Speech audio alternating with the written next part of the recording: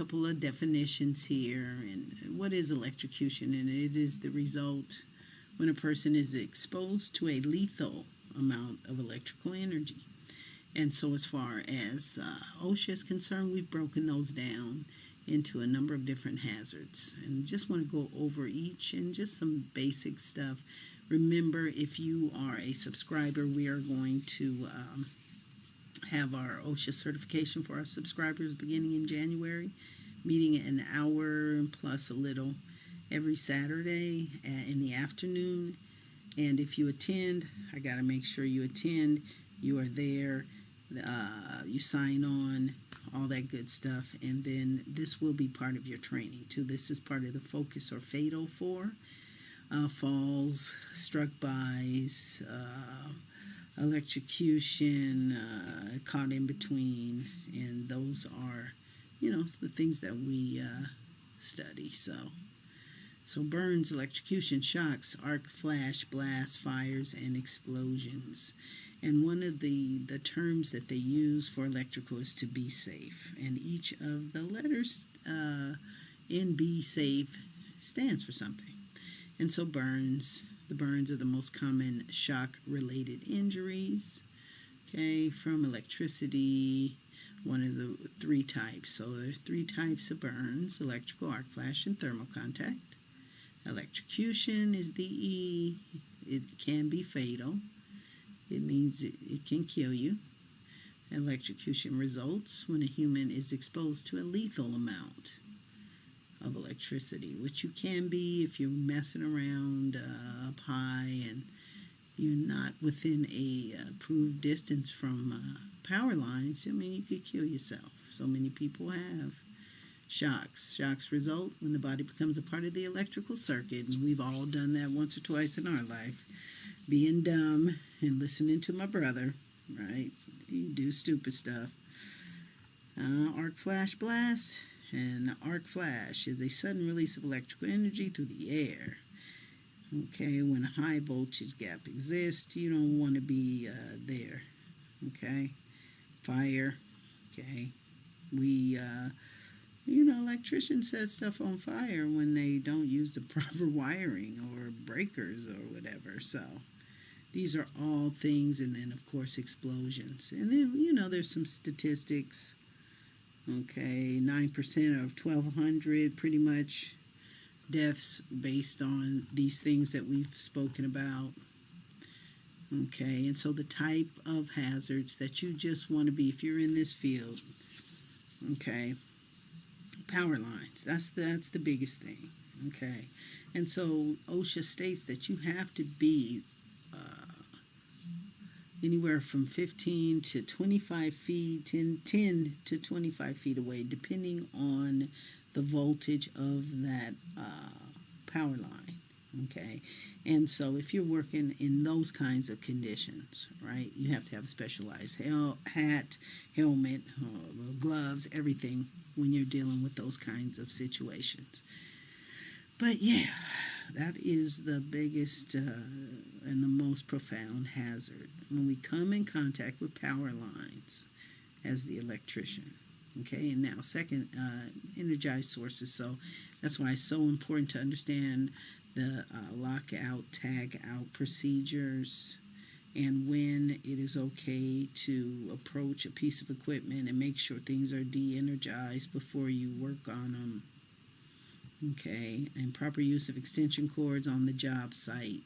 These are the three most considered hazards for the electrician. But again, please subscribe so you can be a part of our full OSHA training. Okay, our full training. And these are just some basic things. If you're in the field, hey, these are some things you need to be watching out for. Distances you need to make sure you are mindful of. And let's just watch this cute little OSHA video.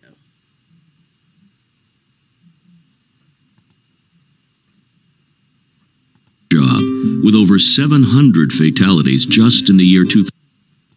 In the U.S., Hundreds of construction workers die every year while on the job, with over 700 fatalities just in the year 2011. The third leading cause of these deaths is electrocution. Electrocutions cause 1 of every 10 construction worker deaths, with nearly 70 deaths in 2011. But these deaths can be prevented.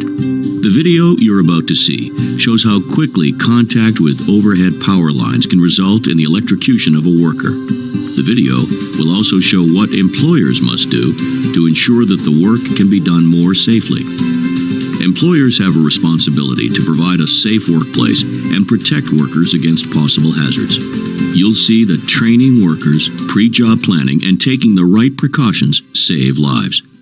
Please be advised, the scenes you're about to see deal with deaths at construction sites and may be disturbing to some people. All scenes are based on actual events.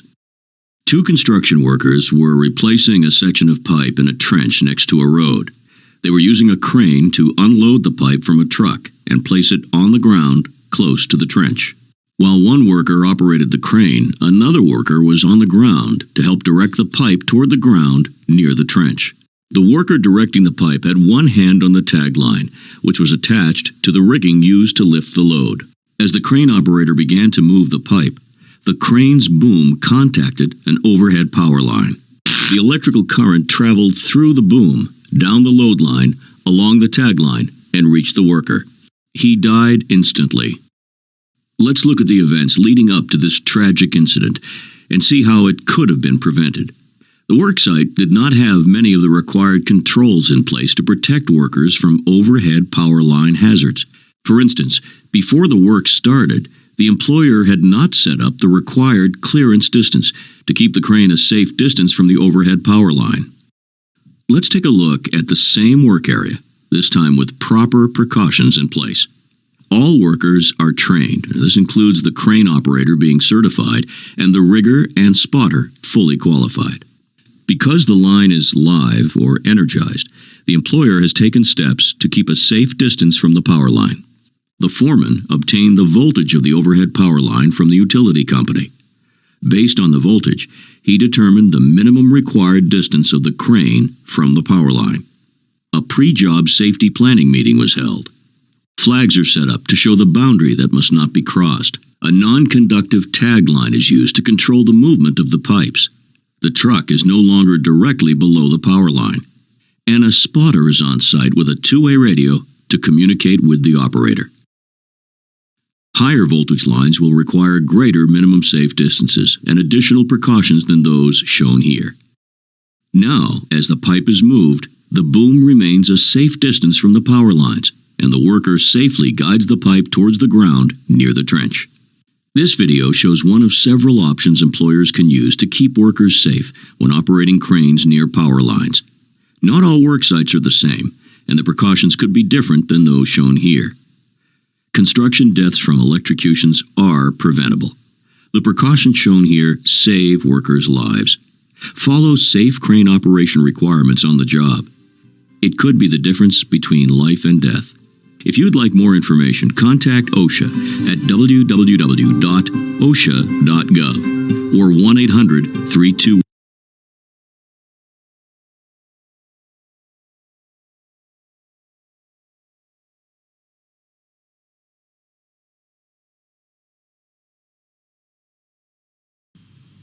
Make sure you sign up, make sure you subscribe, sign up with us so you can attend our certified training.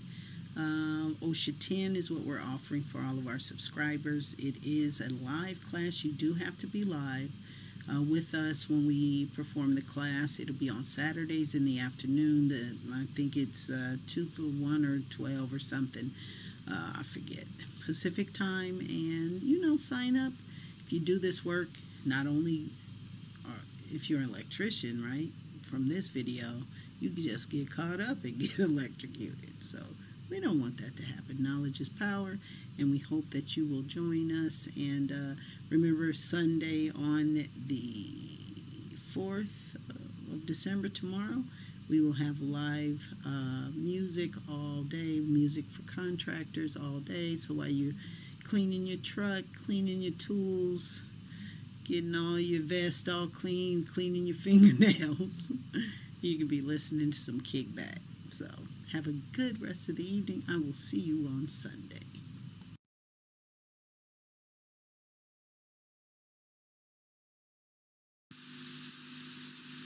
Yeah.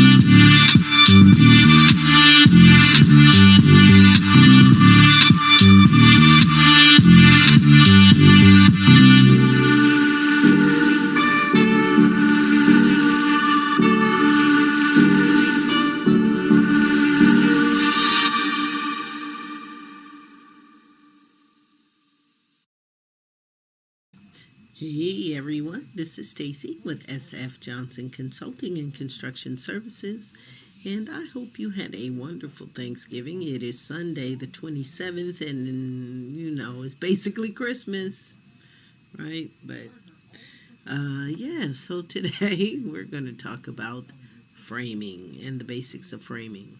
And we are also, I don't know if you've had an opportunity to listen to previous video where I will be offering you our certification for all of our subscribers. We have the Basics of Plan Reading certification, which is actually 10 videos you have to watch, plus all of the views videos in order to take the test, which we'll send you, are actually quizzes, which we'll send you, and then the final. And if you pass, we will mail you or email you our certification saying you qualify now, based on, you being able to pass the test. And my tests are not easy. And so what we're going to be offering now, and look for it in the lineup, is the basics of what we're doing now, where, say for instance, you want the basics of structural estimating. There are certain portions that are in a structural set, and so we will be going over all of those points in detail with an accompanying quiz. And you take the quiz, you pass. There'll be about 4 or so per subject matter, but you do have to be a subscriber, and you do have to sign up at our website, sfjohnsonconsulting.com. But those are coming in. Just look for those soon. So now we're just going to do a quick overview of the basics of framing. And we're talking about the architectural set framing, not structural framing. And what we're looking at here is an existing facility that had a renovation to some, existing stuff. So when we have the existing building, but we're also going to build some new partitions within it, which is what this is. We pan in and we see the call out. So basically this is the existing. And when we have existing, you need to take good attention to the demolition plan, if there is one, because in the demo plan, it'll tell you to do da-da-da and then prep for new paint. If it says that in the demo plan, then you can exclude it and then add it in the architectural set framing plan, because basically you'll have to prep walls and finish the drywall. Okay, so it really depends on how you want to break it down. With this one that we did, we put the prep of all new walls, because it was prep new walls, prep floors, prep for everything we demoed. So we put that all in the demo estimate. So it's really up to you how you want to do it. Okay, so what we have outlined here is all the existing walls, and then we have another existing walls and existing, and see they kind of show you what's existing, which is in gray. So these are all walls that are there. We knocked out a few, and then they're building. I don't know if this was existing, but if it is, it's gray, so we're just going to add it too, because these are walls that we need to prep if they're existing. And then all this would be new, but not the exterior wall, right? This exterior wall. So basically, they just build new partitions, where we'll go to A over A 401 to look at all the new walls. And so when we talk about framing, we need to know what kind of new walls we're framing, right? They'll name them, they'll tell us P5, P4, P4A, P3, P3A, P2, P2A, all the way down. So we see the A portion is a 6, and we're all doing metal, right? Because if they were wood, it'd be 2 by 2 times 4, 2 times 6. Excuse me, that's my Thanksgiving cold my grandkids gave me. And so let's see. Here's all our new walls, okay? So you just need to keep in mind the height. Okay, so when you're doing your framing, you need to look at a section view to try to determine the height of your walls. You use your plan. We use this to determine the length, but we don't know the height of the wall. And so we have to be able to look at a section view somewhere to tell us the height of the wall, because we need that when we're talking about framing. But a lot of the typical height of a wall, excuse me, would be 10 feet. But where else you get the height of the wall is the reflective ceiling plan. It should. Yeah. It gives you, well, it doesn't give you the height of the wall, it gives you the height of the ceiling. Okay, so let me take that off. So, in your reflective ceiling plan, which is something also the framer needs to look at, because you may have some soffits or some, let's take all that off. You may have some soffits or some ceiling drywall you need to install. Okay, and so this is what this is. Okay, so I'm jumping ahead. So the floor plan is going to give it the existing walls. You can go through openings or don't go through openings and go through your door and window schedule and determine this area so you can deduct it from your framing. Or just go through all of them, all of the openings, which we didn't do here, and consider it waste. It's really up to you. Okay, so here we got all of our existing walls. Then we had a few new P4, P2A, P5. Okay, so that's P5 and it's 10 foot high, so that was easy. And P4 on this. P4. Did it light up? Oh, over here. P4 in our equipment platform. P2A. Okay, so we had a few new walls on this, but our main one is our main walls are at the call out. Okay, so we'll go to the call out, and here are all of our P1, and we go through all the openings. Unless they're larger or wider than 16 feet, we just go through them.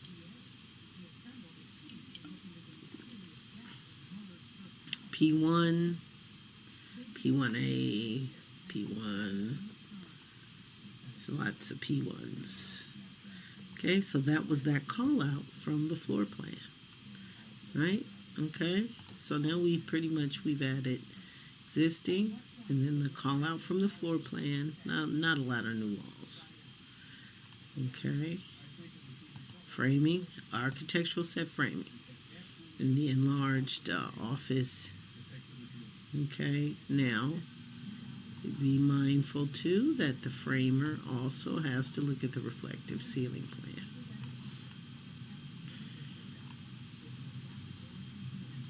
Oh, let's take a look at the section views too, because you want to kind of determine the height of your walls. So it's like, if I didn't know, okay, I know I have at least a 10-foot height on the basic wall. And this is at our exterior. Okay. So let's go back to framer needs to make sure they go to the reflective ceiling plan and see if we have any ceiling framing that needs or ceiling drywall, which is the case. And these two have section views, right? Because these are soffits, which are walls that come down from the ceiling. So what do we need? We need to know how far down and how they're built, right? So we have 4/A1111 to give us that section view, and I believe that's here. And here we go, 3 and 4. Okay, so we have the flat area that we see on the plan, and then we know that we have an additional little wall segment extending up 6 inches above the ceiling for that. And then this other one is, here's our flat area shown on the plan, and then we have basically 2, and it's like, well, where does that continue up to? we're going to assume it's going to go to the roof joist or braced, to the roof joist. So, we have to see, okay, roof joist is where this about 10 feet. So roof joist probably 16 feet. So this is probably going to be 6 feet high. Okay, so that's why you need those section views. Okay, in order to determine. Okay, so that's our second component that on the framer's agenda. And then the framer needs to look at all of the door frames. Okay, so typically the framer is going to install all of the hollow metal. Here are the frames. We have some existing, and we have some hollow metal. Typical size on commercial is 3x7, but 6x7, then that's a double door. And storefronts are usually, you'll see manufacturer, whatever, storefronts, or in our case, it's overhead doors that are, and they come with their own frames and all that stuff, so you don't really have to be concerned, but you may want to either exclude it or give them a cost to install it, one of the two. The frame, but the installer of the overhead door manufacturer most likely does all of that. Okay, so framing, A-plan framing, the floor plans, all the new walls, ceiling, reflective ceiling plan, all of the new ceiling and soffits, all of the new door frames. We don't really worry about window frames because those usually come with the windows. But as the framer, we're going to make sure the opening is there. That's the rough carpentry kind of thing, not so much us that we worry about in terms of framing. Okay, and that's pretty much it, okay, for the framer. So now we're going to look at the estimate. And let's go back and look at the partitions. I'm going too far.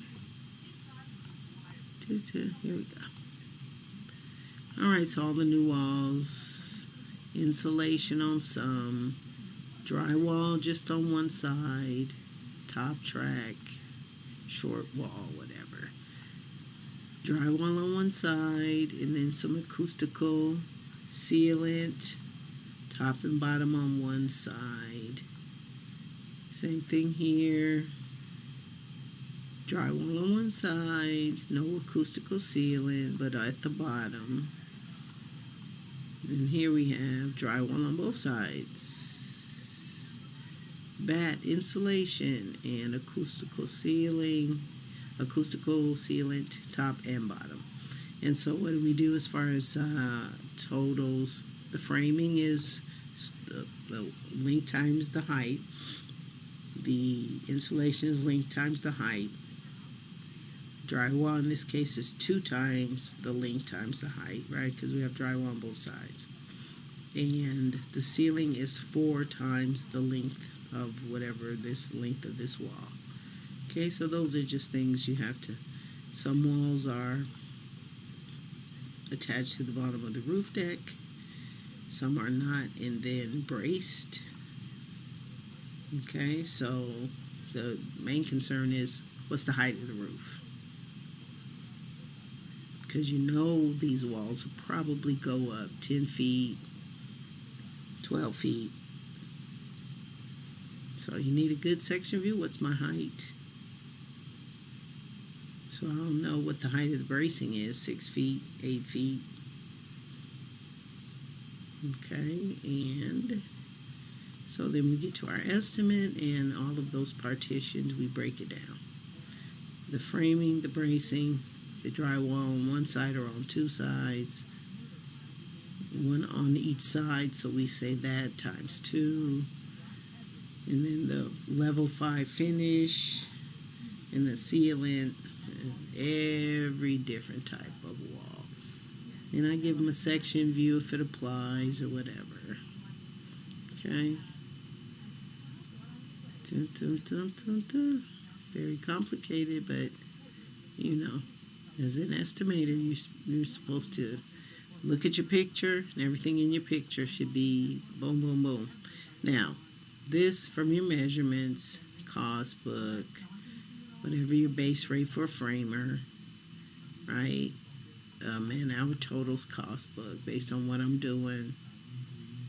Okay, and all the way down. Okay, so any questions on this framing? And remember, sign up for that so you can get your certification through me. And you already know you're going to be the best at everything you do. You don't name a company after yourself and end up lousy. Okay, don't ever do that. So if you have any questions at all, please email me at education@sfjohnsonconsulting.com. Please sign up. Please give me your thoughts. Please like. Please tell your friends. And I will see you at the next video. Thanks a lot. Hello everyone, this is Stacy with SF Johnson Consulting and Construction Services, and today I just want to give some detail on an HVAC project and how we should be doing the very detailed takeoff in order to, and I see a mistake right there, in order to make sure you have everything included in it. And so let's start from the beginning. And so with HVAC we have either rectangular ductwork, or we have spiral ductwork, which is represented like this. So the first thing we're always going to do is just write out, measure the lengths of each of the different kind. And so in this project we had an 8-inch, we had 6-inch, and a 4-inch. And so we just made those measurements based on that. And then I always start in one area and just work my way all the way around until I get to the end. And then it's easy to tell if you've missed something. So the next step would be, after I do the spiral lengths, I'll do the rectangular lengths, or whichever one you want to do first, but just to knock that out.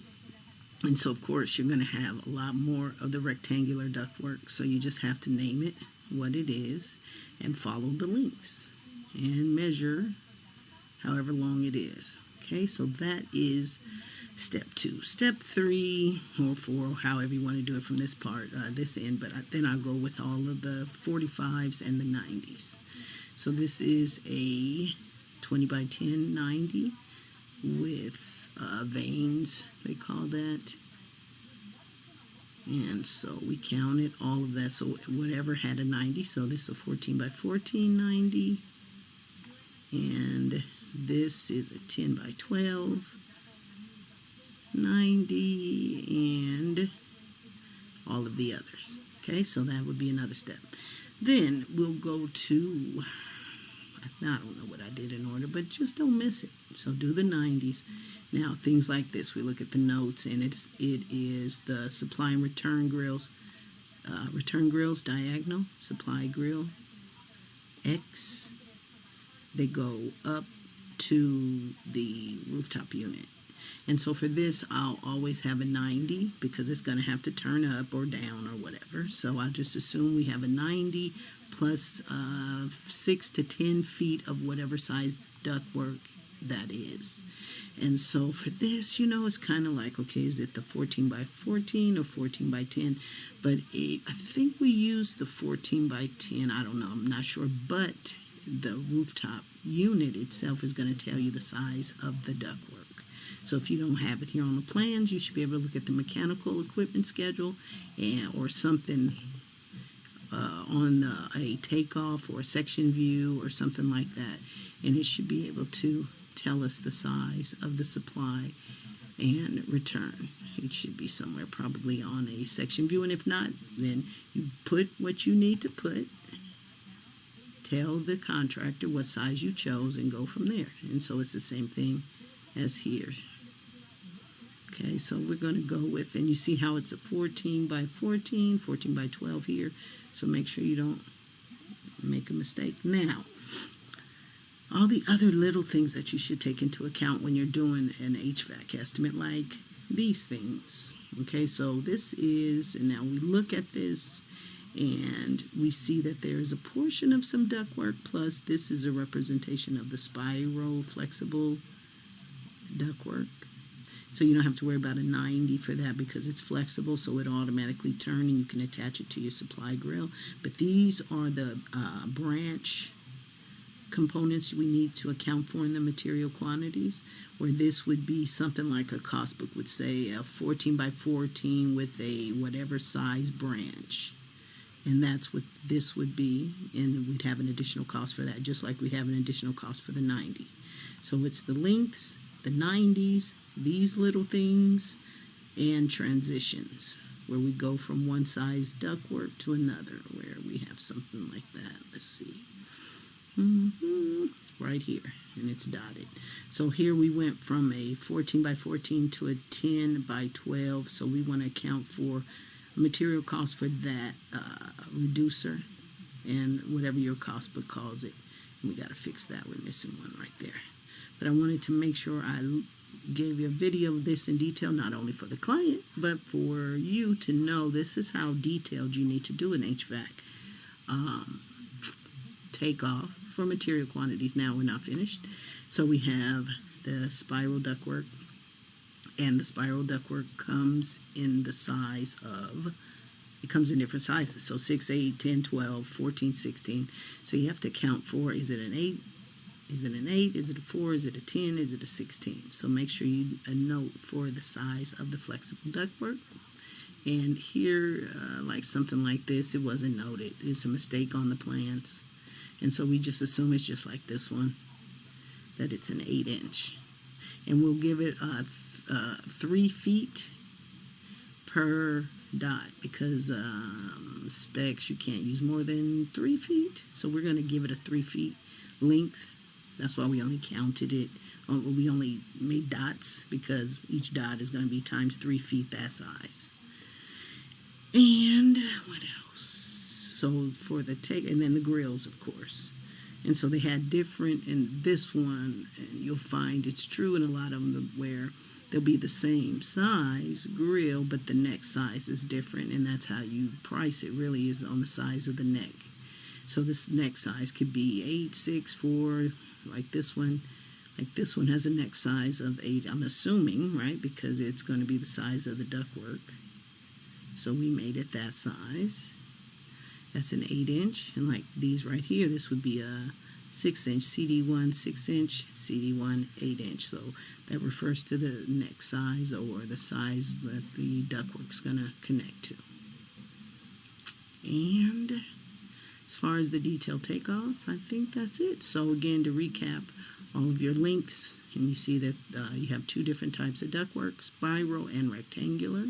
So all the lengths, all the 90s, all the branches, all of the spiral ductwork, all the transitions. Where is that?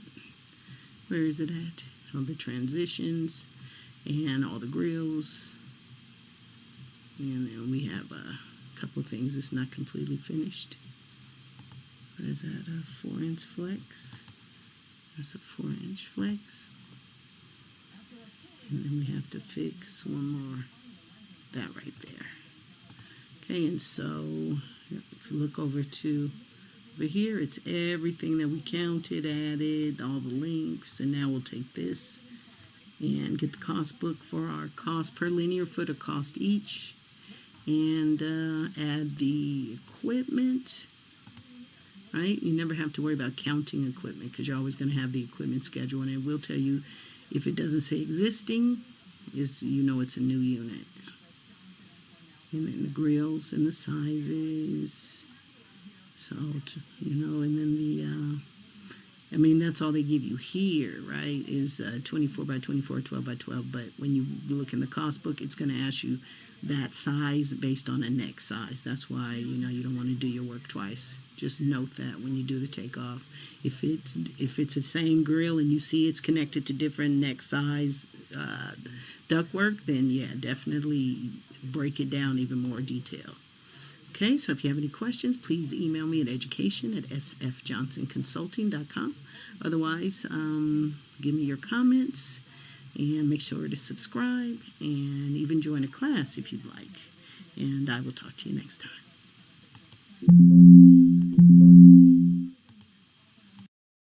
Hey everyone, this is Stacy with SF Johnson Consulting and Construction Services, and in this video we're going to discuss the basics of plumbing estimating and what we need to consider and what we need to look at if we're going to be an estimator that handles specifically plumbing, and what comes first, second, and third.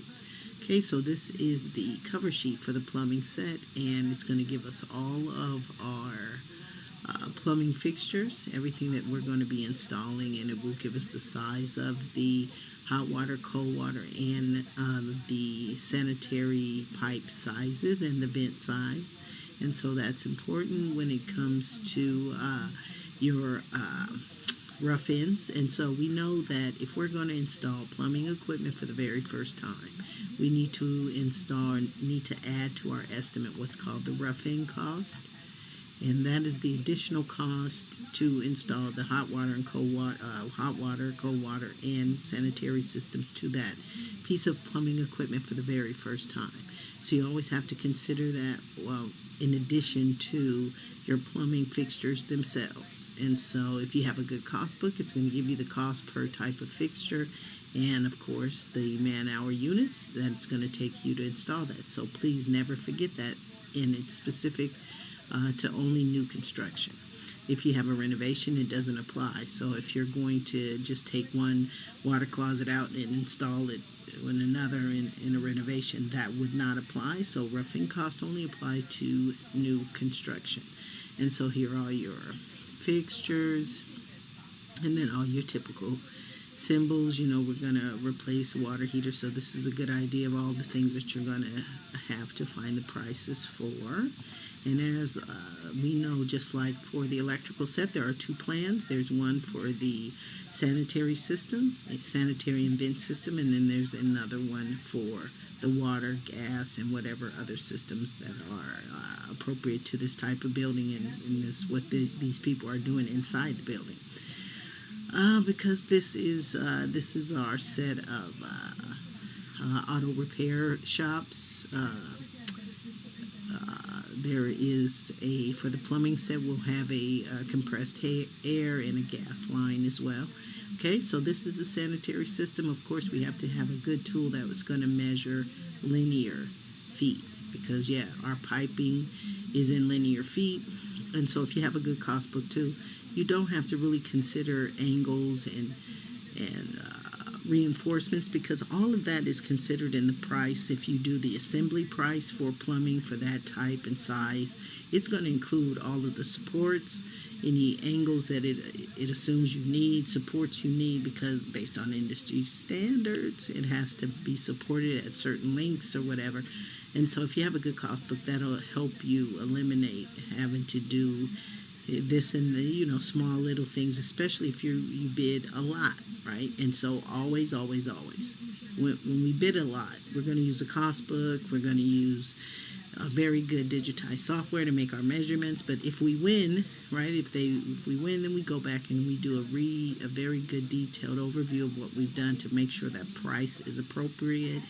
If it's more than 30 days, you have to look at the material cost again to make sure it's the same and that kind of stuff. So okay, so the plumbing plan, we take all of our linear measurements, and don't worry about the fixtures, because we're going to use this riser diagram to count all of our fixtures.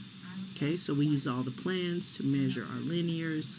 So that's sanitary and vent, and then the other plan is for all of the cold water, hot water, piping. Okay, running to the same fixtures, of course. And so we just have to have a good tool to measure linear.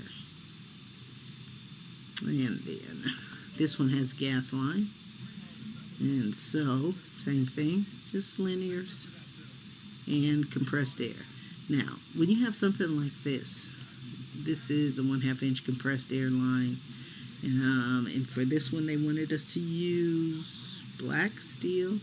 So and then a control, but this indicates we don't know where the end of the line's going to be. And so in that case, you have to give them something. And so what I did is just give them to the end of the building. It's got to be somewhere within the building. At least you give a good allowance, and then you let them know that as well. Okay? And so, now the riser diagrams.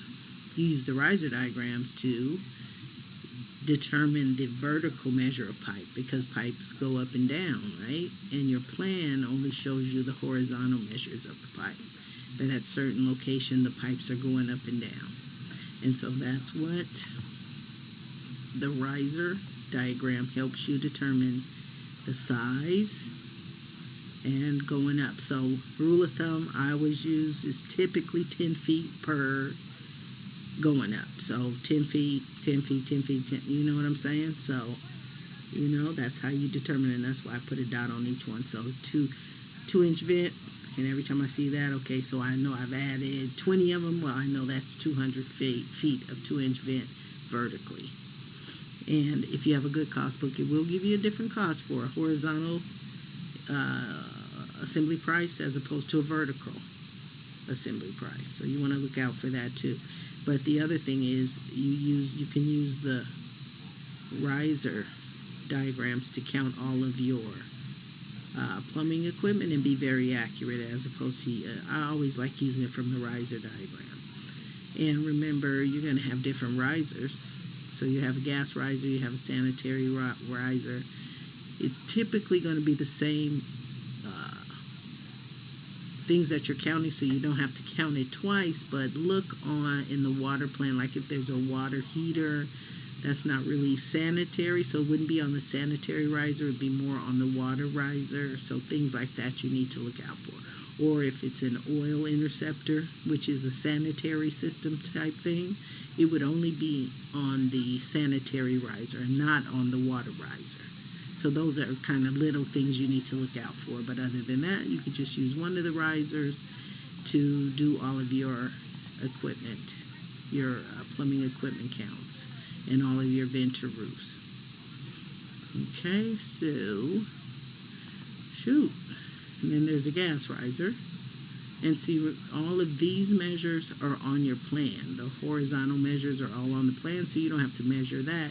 Riser diagrams are just to show you where the vertical measure up and down is. So when you put your estimate together, this is basically what we do. And of course, we love detail. So all of the horizontal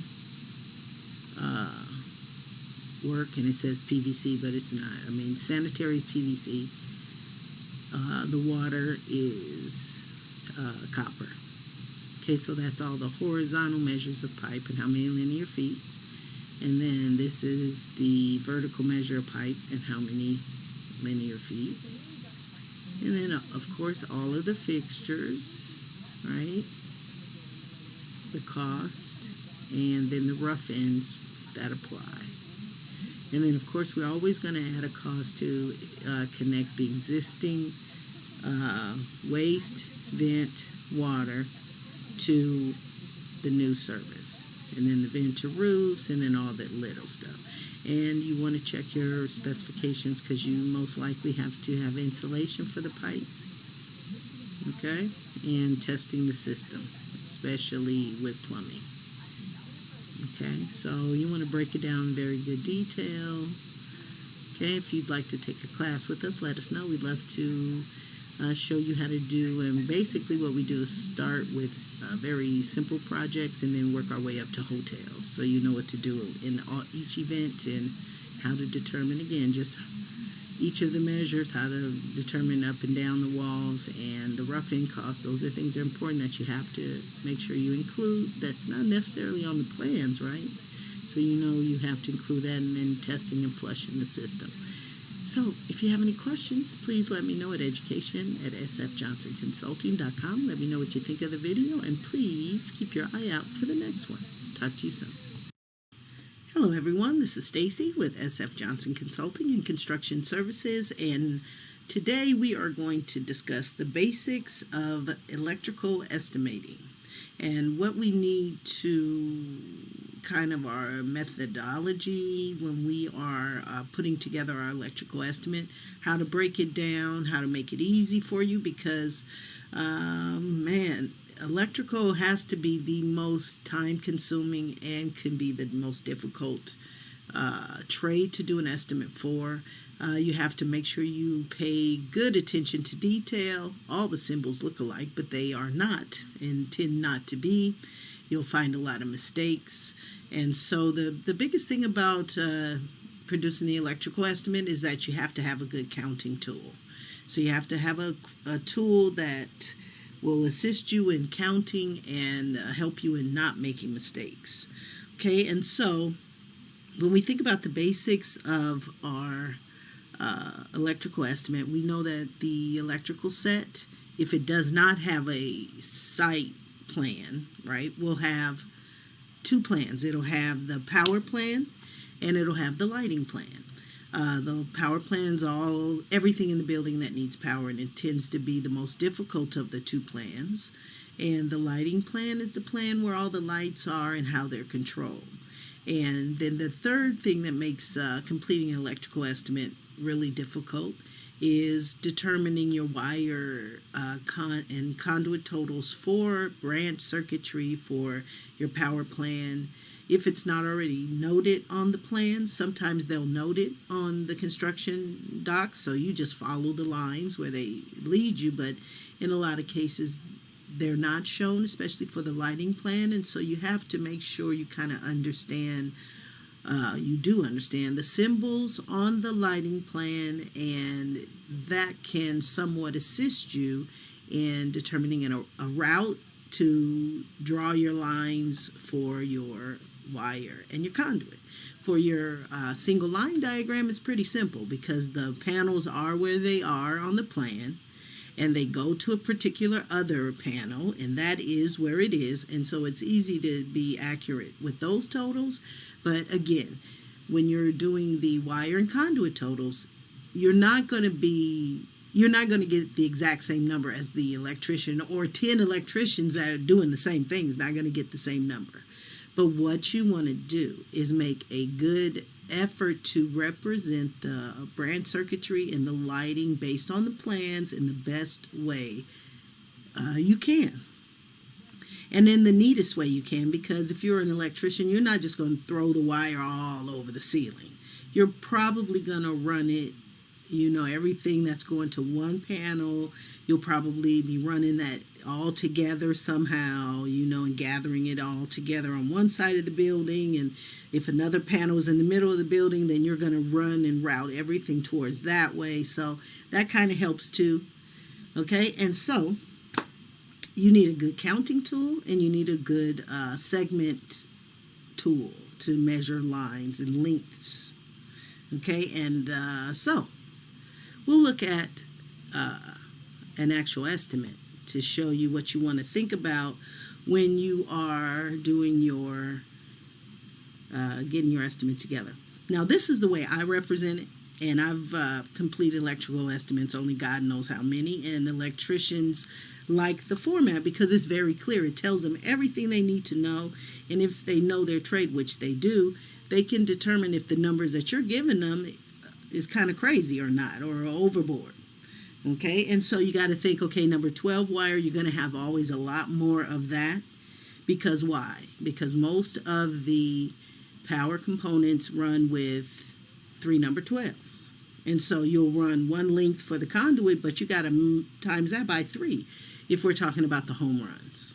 Okay, and so, so the way we break it down, we have a section for our wire and our conduit. So all of the wire, even including for the single line, and then MC cable. Most of the branch circuitry can be run with MC cable, where all of the home runs, of course, have to be number 12. Or if it's a particular type of mechanical equipment, it's going to tell you need 3 number 10s and a number 6, or vice versa, or whatever. And you'll know from that. Okay, and so we break that down, all the wire, all of the conduit totals by length, and of course we use a cost book to give us the material cost for the wire and the conduit. Now, rest assured that if you use a cost book that's very accurate like we do, we use Craftsman. Well, our material cost for the wire and the conduit is going to be 5% within local pricing. So not 5% within what your supplier is going to charge you. Okay, so that's a thing to think about too. So if you want to make sure you put the cost of what your supplier is going to charge you, you're always going to tweak these numbers, because the supplier's not going to give you his cost, right? They're probably going to mark it up 2 or 3 times the cost per linear foot. And so you have to keep that in mind.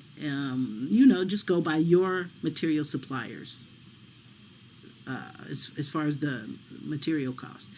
But again, if you have a good cost book, you're always going to use the man-hour totals from the cost book, because that will make you way more competitive and in line with industry standard, because these numbers come from the industry standard, meaning it equates to, if you go to the mechanic, right, you need an alternator or mold. I don't think you need alternators unless you got a bucket, which is okay because buckets are nice.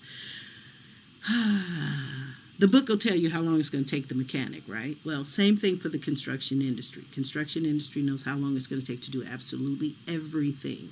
And so that's per unit. So it takes 0.017 of a man-hour to install 1 linear foot. So it does the math, and it's 15.73 linear foot. You want to always do something like this. You want to always get it from a cost book. You're always going to win, especially if you bid a lot.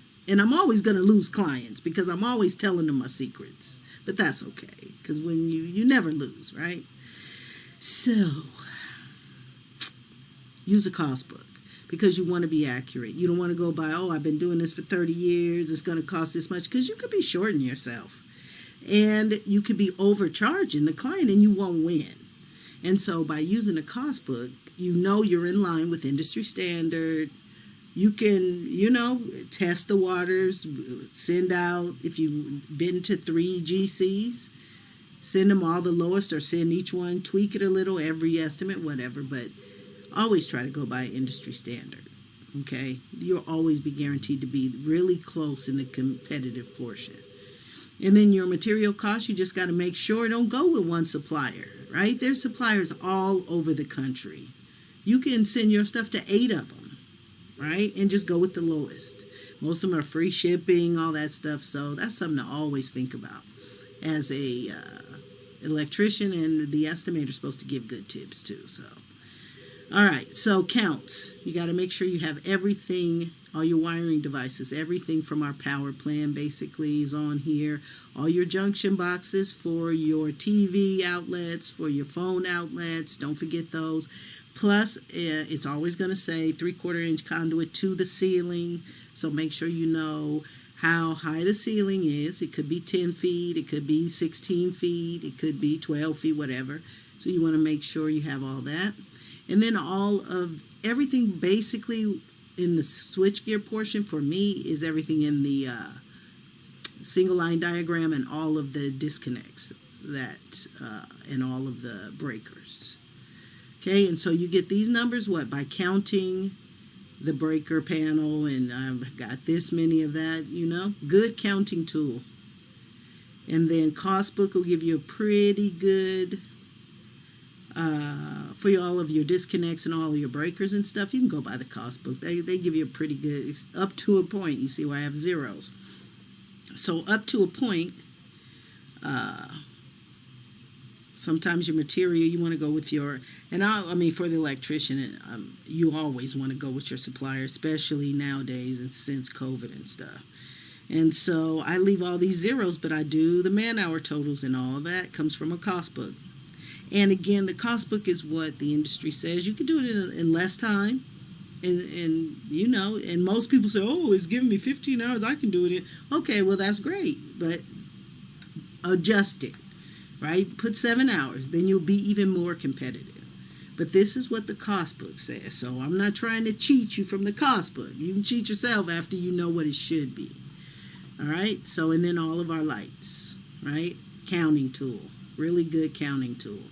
And again, you're going to get your lighting package depending on the type of, if it's like an Applebee's or Cheesecake Factory, they have a supplier. You call them, they'll give you the material cost for all the lighting package, and you just fill in the blank afterwards.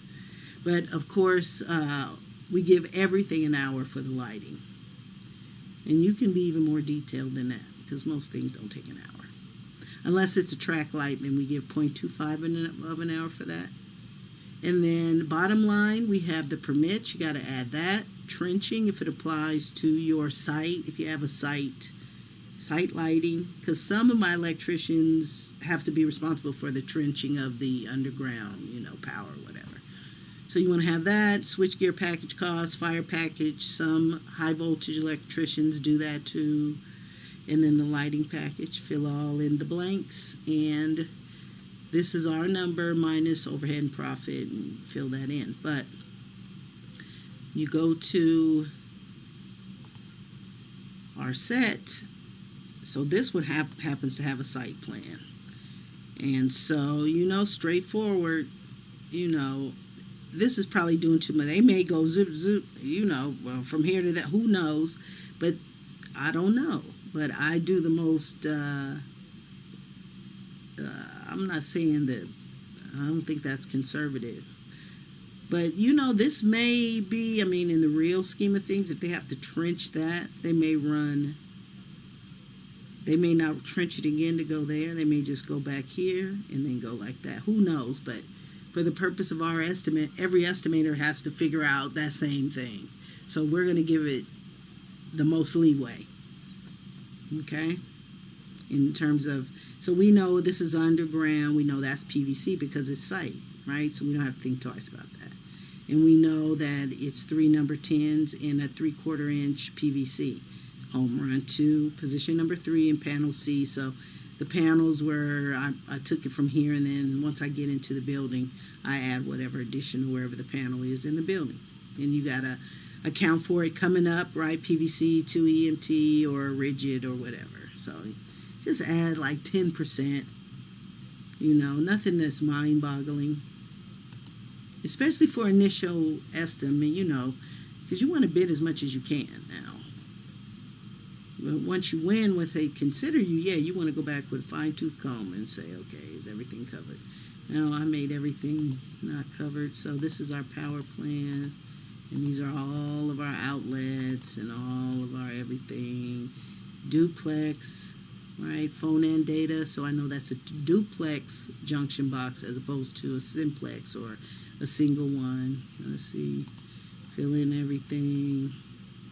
This had a lot of bubbles. Okay, so good counting tools is critical. Now, when it comes to your branch circuit, right, you got to look at where everything is connected. These are both going to position 27, panel E, so I can say these are connected here, and they're probably home run to that position, right, because they're quads, so yeah. Okay, same thing here. I can run it here, branch circuit, and then I'm going to run an imaginary home run to wherever E is as far as running the wire. Okay, let me see where I have my power wire. Do I have it? I might have done it on a different page. Okay, no, there it is. See? So things I know that are going together to the same position on the panel. Okay, I'm going to run those all together, and then I'm going to home run that from that end somewhere to wherever here's relocated C, and where's E? So normally they'll put everything like close. Yeah, here's E, panel A, E, and B, and C, and then the disconnects. Okay, so all we can do is make the lines from where the plans say the stuff is. Okay, and we're giving it a good representation. We got some underground, so that's going to be PVC, and then we have to transition it up through the new partition. This is a floor box. It shows it on the table, but chances are it's in the floor, or the contacts are anyway. Okay, and so you have to do all of that. Okay, and all your lights, and the same thing with the lights. You know that they're going to E6, every other one E6. All of these are going to E6, so you want to maybe put a little more diagonal, add 10 or 20%, because you got to, I mean, you know, you want to give a good representation if it's not already given, because we know these two are going to the same place and then going to that, and they're all going to be connected, you know. So you want to do your best to give it a good representation of how the electrician may run the wire. And then I think we added like 10 or 15, 25%.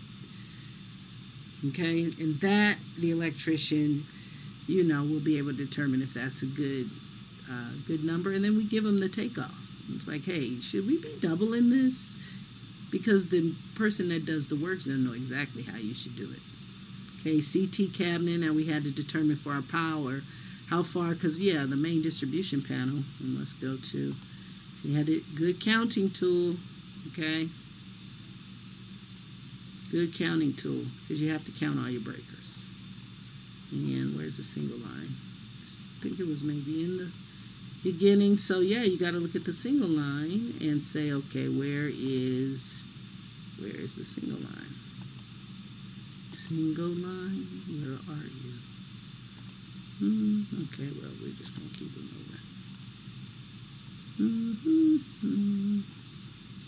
I don't know. Where is it? Did I check there already? Of course, no, I did not. Okay, so mechanical equipment, you want to make sure you know any of the home runs, basically, that are not all just number 12, and you want to pull that out, make sure you know where that is and run it to the proper, you know. So you'll have all of the wire configurations, the number 8s, number 10s. So everything's not always 3 number 12s, depending on the piece of equipment. So that's why they give you that. You got to make sure you pull that out. Go back to the power plan, figure out where that piece of equipment is, and do your linear measure to the panel that it should be, and then say, okay, it's 3 times that distance, and then 1 times that distance for the number 10, and then a 1-inch conduit. Okay, so then for the single line, right, for all of the feeders, you have to physically go to the power plant. We saw that the main distribution panel was on the outside of the building. Well, in relation to panel A, you got to find it. So we look here and we say the main distribution panel is connected to A, to B, to C, and to D. And then it looks like B and E are connected. And I got to figure out all of the physical distances for all of the power feeders to know the exact lengths, right? So I say, okay, where is the main distribution panel? We just saw it right here. So from there to all of the panels, pretty much. So we had to let's see. There we go. Oh, there already. Main distribution panel. Let me take it out. There we go. Main distribution to A and B is that one. Main distribution to D. Take it out. Is that one. Main distribution to C. Take it out and put it back. Is that one. So now I know those actual lengths. Plus add like 10 feet. Okay, so the basics of electrical estimating is having a real good counting tool and practicing on your conduit links. Now, you may look up and get some plans that already have all the lines drawn and you just follow those, but when you don't, just know when it's the power plan, this is telling you that these 2 outlets are going to the same position in the panel, so the power feeder I can use for that can run together. Same with this, same with that. And these can run together. E25, oh, we did. And then at some point, we're going to imaginary run it to the appropriate panel for the home run, which we did. And we did that already. Okay, so that's the only tricky part. Good counting tool. Count all your devices, run all your wire, and pay good attention to your single line, because those are, this is where the money is at. So you have to know, make sure you really measure very well those lengths, because those higher wires are very expensive as opposed to number 12. So you want to be very accurate in your measurements. Okay, and then you have a beautiful estimate all broken down in the way you want, but the way we know our electricians like is all the wire and conduit, all the wire and devices, then everything in the single line and the disconnects. Then we go to the lighting plan and then any additional items. Okay, so we would love to teach your class one-on-one. We teach for only $100 a month. We will design a plan for you where we'll meet once or twice a week. You'll have tests and you'll get certified.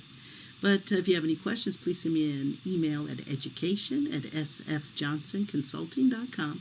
Let me know what you think, and please look out for the next presentation. Have a good one. Hey everyone, this is Stacy again, and I want to now go over the very last of the structural sets for our 3 projects, and this is the middle one, and this is the second one, the second largest. And so they pretty much have, in this case, we have some columns now that we have to install, vertical members, and we have pad footings that the columns sit on. And pretty much what they are 2.5 by 2.5 by 1 foot and 4 inches deep. This is the reinforcement, and so any good cost book is going to give you the cost per pad for that size or approximately that size, and then you'll adjust the cost book price based on what it says and what it gives you and what your specifications ask for. And so you may have to run, the specs may say 4 number 4s. Okay, well, you might take the cost book price and then add an additional run of a number 4. So just know any cost book you use, and I was asked which one we use Craftsman cost book. There are a ton of them out there, and they all do the same thing. So the main thing is to use the one that you're most comfortable with, and know that it's not the Bible, but it gives you a good reference for which to build your material list and to get a pretty decent cost. And what I like it for the best is for our man-hour totals, because we go by what the construction industry says, and what it says is what we do.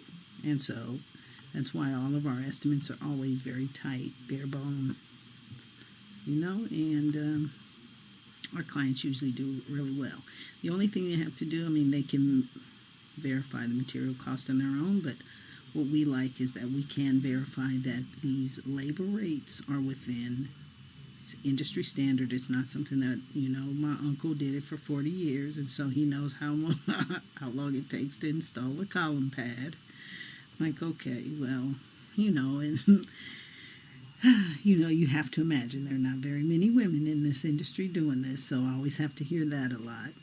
But, hey, I just go by the books, and we do very well. I would recommend going by the books, okay? And so that's the final estimate for this middle one. We ended up at, well, that right there. For the paint booth, the paint booth, I believe, is like an 8-inch concrete with the reinforcement. So it's pretty thick up there. So that was the structural for that one. Okay, let's go back to, so here are all the structural components. And remember, here's another W-beam, W8 by 18, or by 11 3/8. And then the bottom plate, bottom plates, what we need for here. That is just the third dimension of the lintel. And then how do we measure? Based on how many pounds, right? So we know how many linear feet we have, and then times it by 18, that's how many pounds, and then that's how you price it, is by the pound. And bearing plates, and so let's look at the foundation, this first thing. And so we had, remember this is a renovation, so we had to cut the slab and then build that out. And then our new paint booth is also, that's the 8 thick concrete, and then the 5-inch thickness, and then all of the column pads. And C1 are the columns, and then the column pads, and all the section views that go with them, and all that good stuff. And so what we do, we mark it out, get how many, the area for the new concrete, the area for the new paint booth, and then how many linear feet. It's just like all the other ones. This one is from the first project. Instead of doing 2 now, we're only doing 1 for this one. And we have some trench drains. So let's look at really quickly A over S201. That's the trench drain section view. 201. The other 201. Alright, so A. So what do we have to do here? Start from, well, the length of it, expansion joints. Gotta add that. The trench drain itself, which is in the plumbing set, we'd add that in the plumbing plan. And then basically the rebar. Okay, so same way you put it at the 16s, right? How many linear feet? I think it's 22 linear feet. So you can say this plus that, plus whatever. Add all that together. So that's what you're going to place every 16 inches, right? So that's, we do that. And then the column reinforcements, how they sit in the column pads. Okay. And then we had to, in a portion of this foundation, drill some holes, and all of that through our slab. C, let's go back to the, let's see where that came from. C, yeah, right here. Okay, so yeah, we had to drill holes every however many feet in both directions. So let's go back to that C over 201. That's 201C. Yeah. So drill 2-inch in diameter holes at the 4 feet each way. So each way, same. So with this it was kind of crazy. So, you know, just go through every 4 feet each way. We just visually went through it. And then how long is that? It's about 1 inch. We can scale it out, and then we know how many linear feet of hole we have to drill, because, and I think it came up to like 2 feet altogether for, you know, in total. Because you got to know how many. Then we had to do the compaction, and then the slab number 4s. And here's one we're talking about where it tells you how long it is. So it's a number 4 rebar, but it's going to be 2 feet 4 inches every 24 inches. So again, you know how many linear feet of that you have. Change it into inches, divide by 24, and whatever that number is their number of placements, and then so that's your multiplier, and then you say that number times 2 feet 4 inches is how many linear feet of number 4 rebar you need. Okay, because a good estimator, you got to be able to do your material quantities, and that's all this is. Material quantity is easier to put together than the cost estimate. You got to do all the extra stuff with the cost estimate. Material quantities, you can just boop, boop, boop, knock it out. Okay, so same here. We had a new awning, and so just look very closely. A good set of plans, and then your imagination, right? 1/2 by the square plate, so we need 2 square plates, right? And then for these we figure 4 different locations. Go back and check that. It's like we do so many of the same one. I'm like, oh, did I do that one right? I was like, I'm thinking about the other one. So yeah, material quantity. So 4 locations, because you're going to have this on both sides of the awning. And each of the locations going to have 4 screws, so you're going to have 16 of those. And I think this is an existing wall. Yeah, it's existing, so you gotta include the cost to drill those holes for that to fit in. Okay, so all those kinds of things. All right, and I think that's going to be it. Oh, this is our, let's go back to, because it was very interesting. That's our foundation, but here is our roof framing. We didn't go over that. So what's happening with our renovation for the roof is these are exterior elevation views looking this way. Where basically these are all the lintels, which is, again, the metal header. Instead of wood headers, the lintels are metal. Some bracing had to be taken out. Like the other video, we had to do what it said there, took care of that. But this is overhead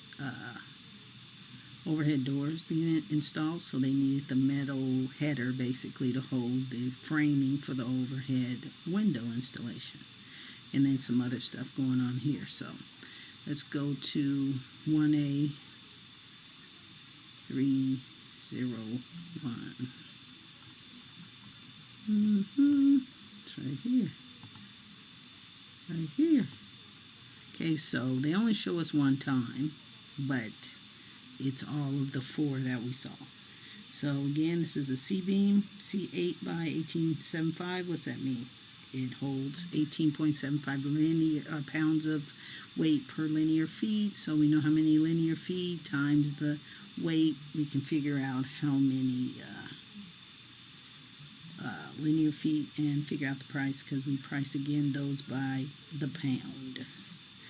All right, so that is the middle project that came up to at $115,000 for the structural components, structural set.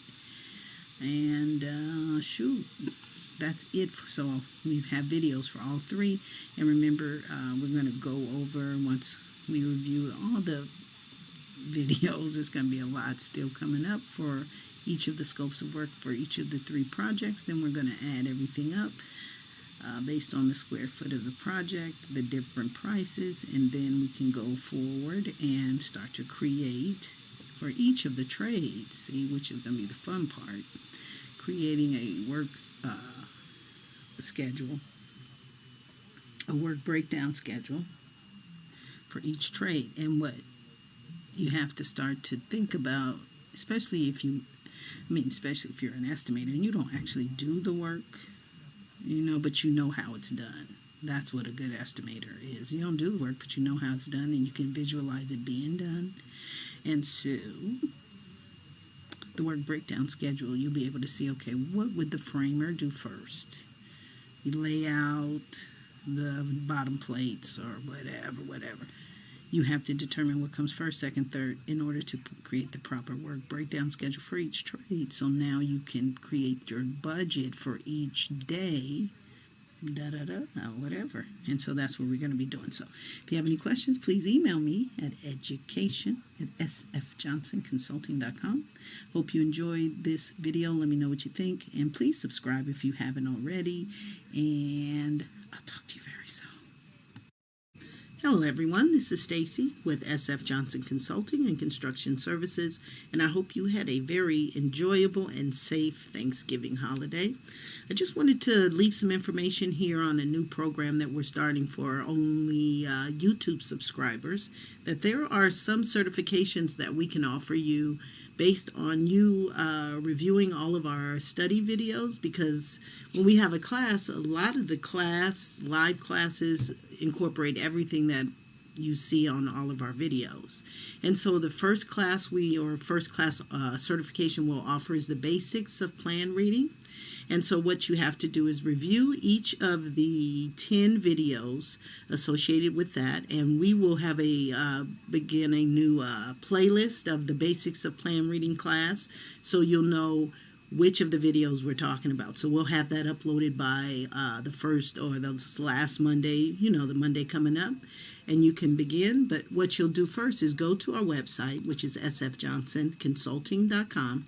Scroll down and you'll see the YouTube logo, and YouTube students sign in here, and what you'll do is you'll give us, well, basically it gives you the instruction on how you perform your duties in order to get the certification. But here's the form that you complete to let us know that you're interested. And on our channel, on our YouTube page, we will have a playlist of, and it'll be called Plan Reading Basic Certification. And all of the videos related to any of these classes will be highlighted as YouTube certification. And so after you review each of the 10, now for the basics of plan reading, we have 10 videos that you have to complete. And each of the videos has a quiz that goes with it. And when you successfully pass the quiz, you go on to passing the final. And when you successfully pass the final, we will send you, mail you, or email you, whatever you prefer, our company certification saying that you've, made all the necessary requirements and you do understand this information. And if you do need additional time once you sign up, and this is for subscribers only, we will give you an hour of office hours where you can ask questions. You just sign up for that as well, and there'll be a form for you to sign up for that. Or you can use this form.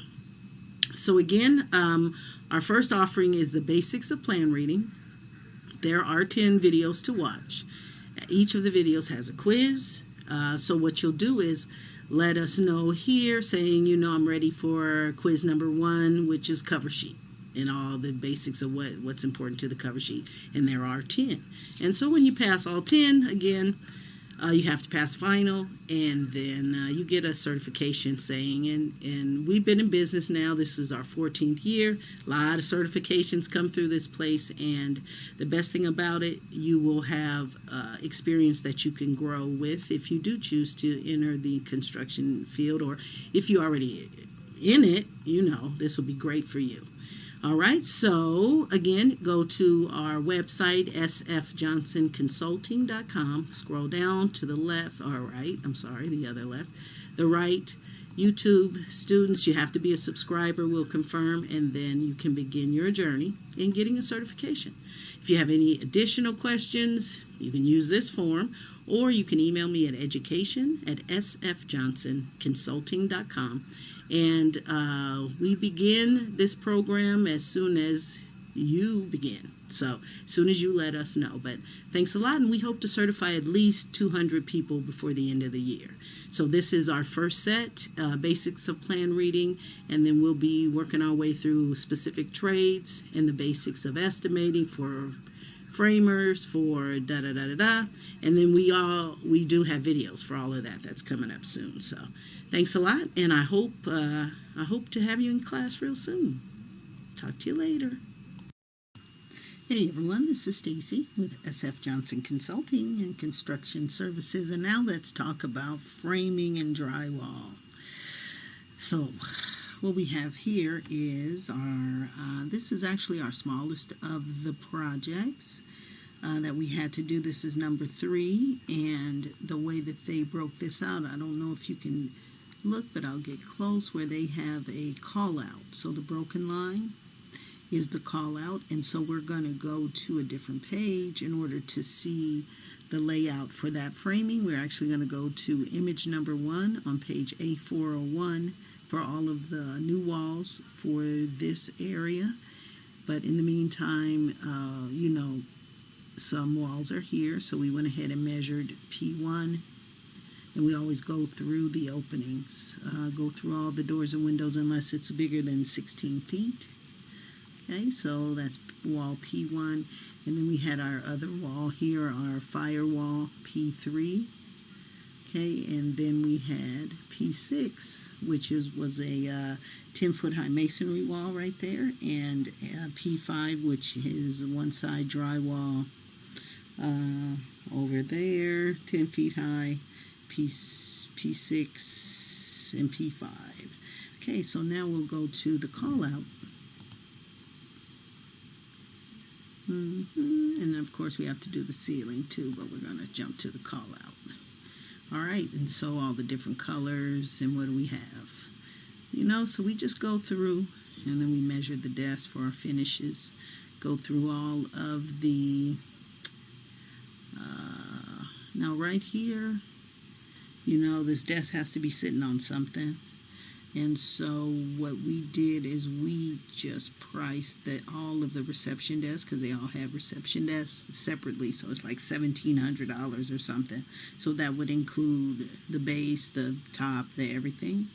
Okay, so we didn't include in some of them, like here, P4, in the very first project we did, it told us that these walls were 3.5 feet high.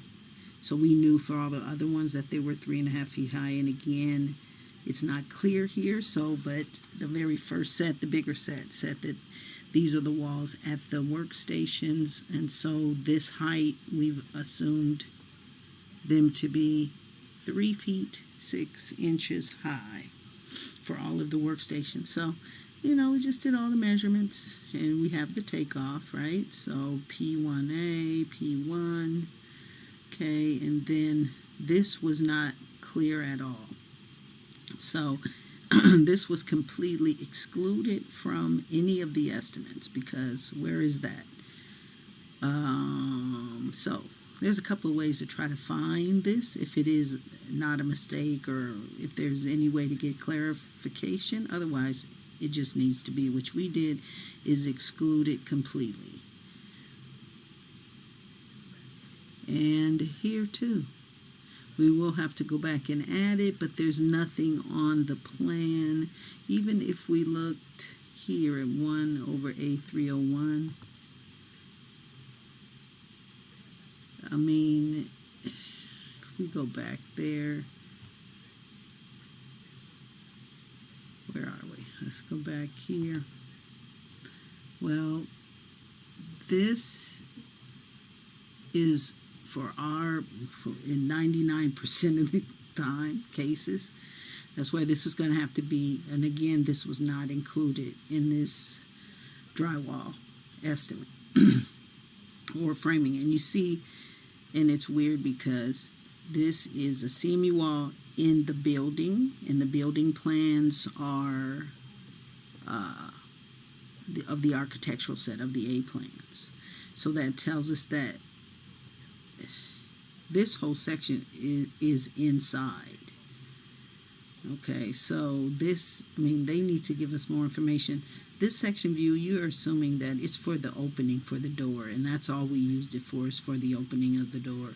Even if you go to the exterior elevations to try to get clarification on fill in the openings, at least because again, this is a call out. Let's go back to the floor plan.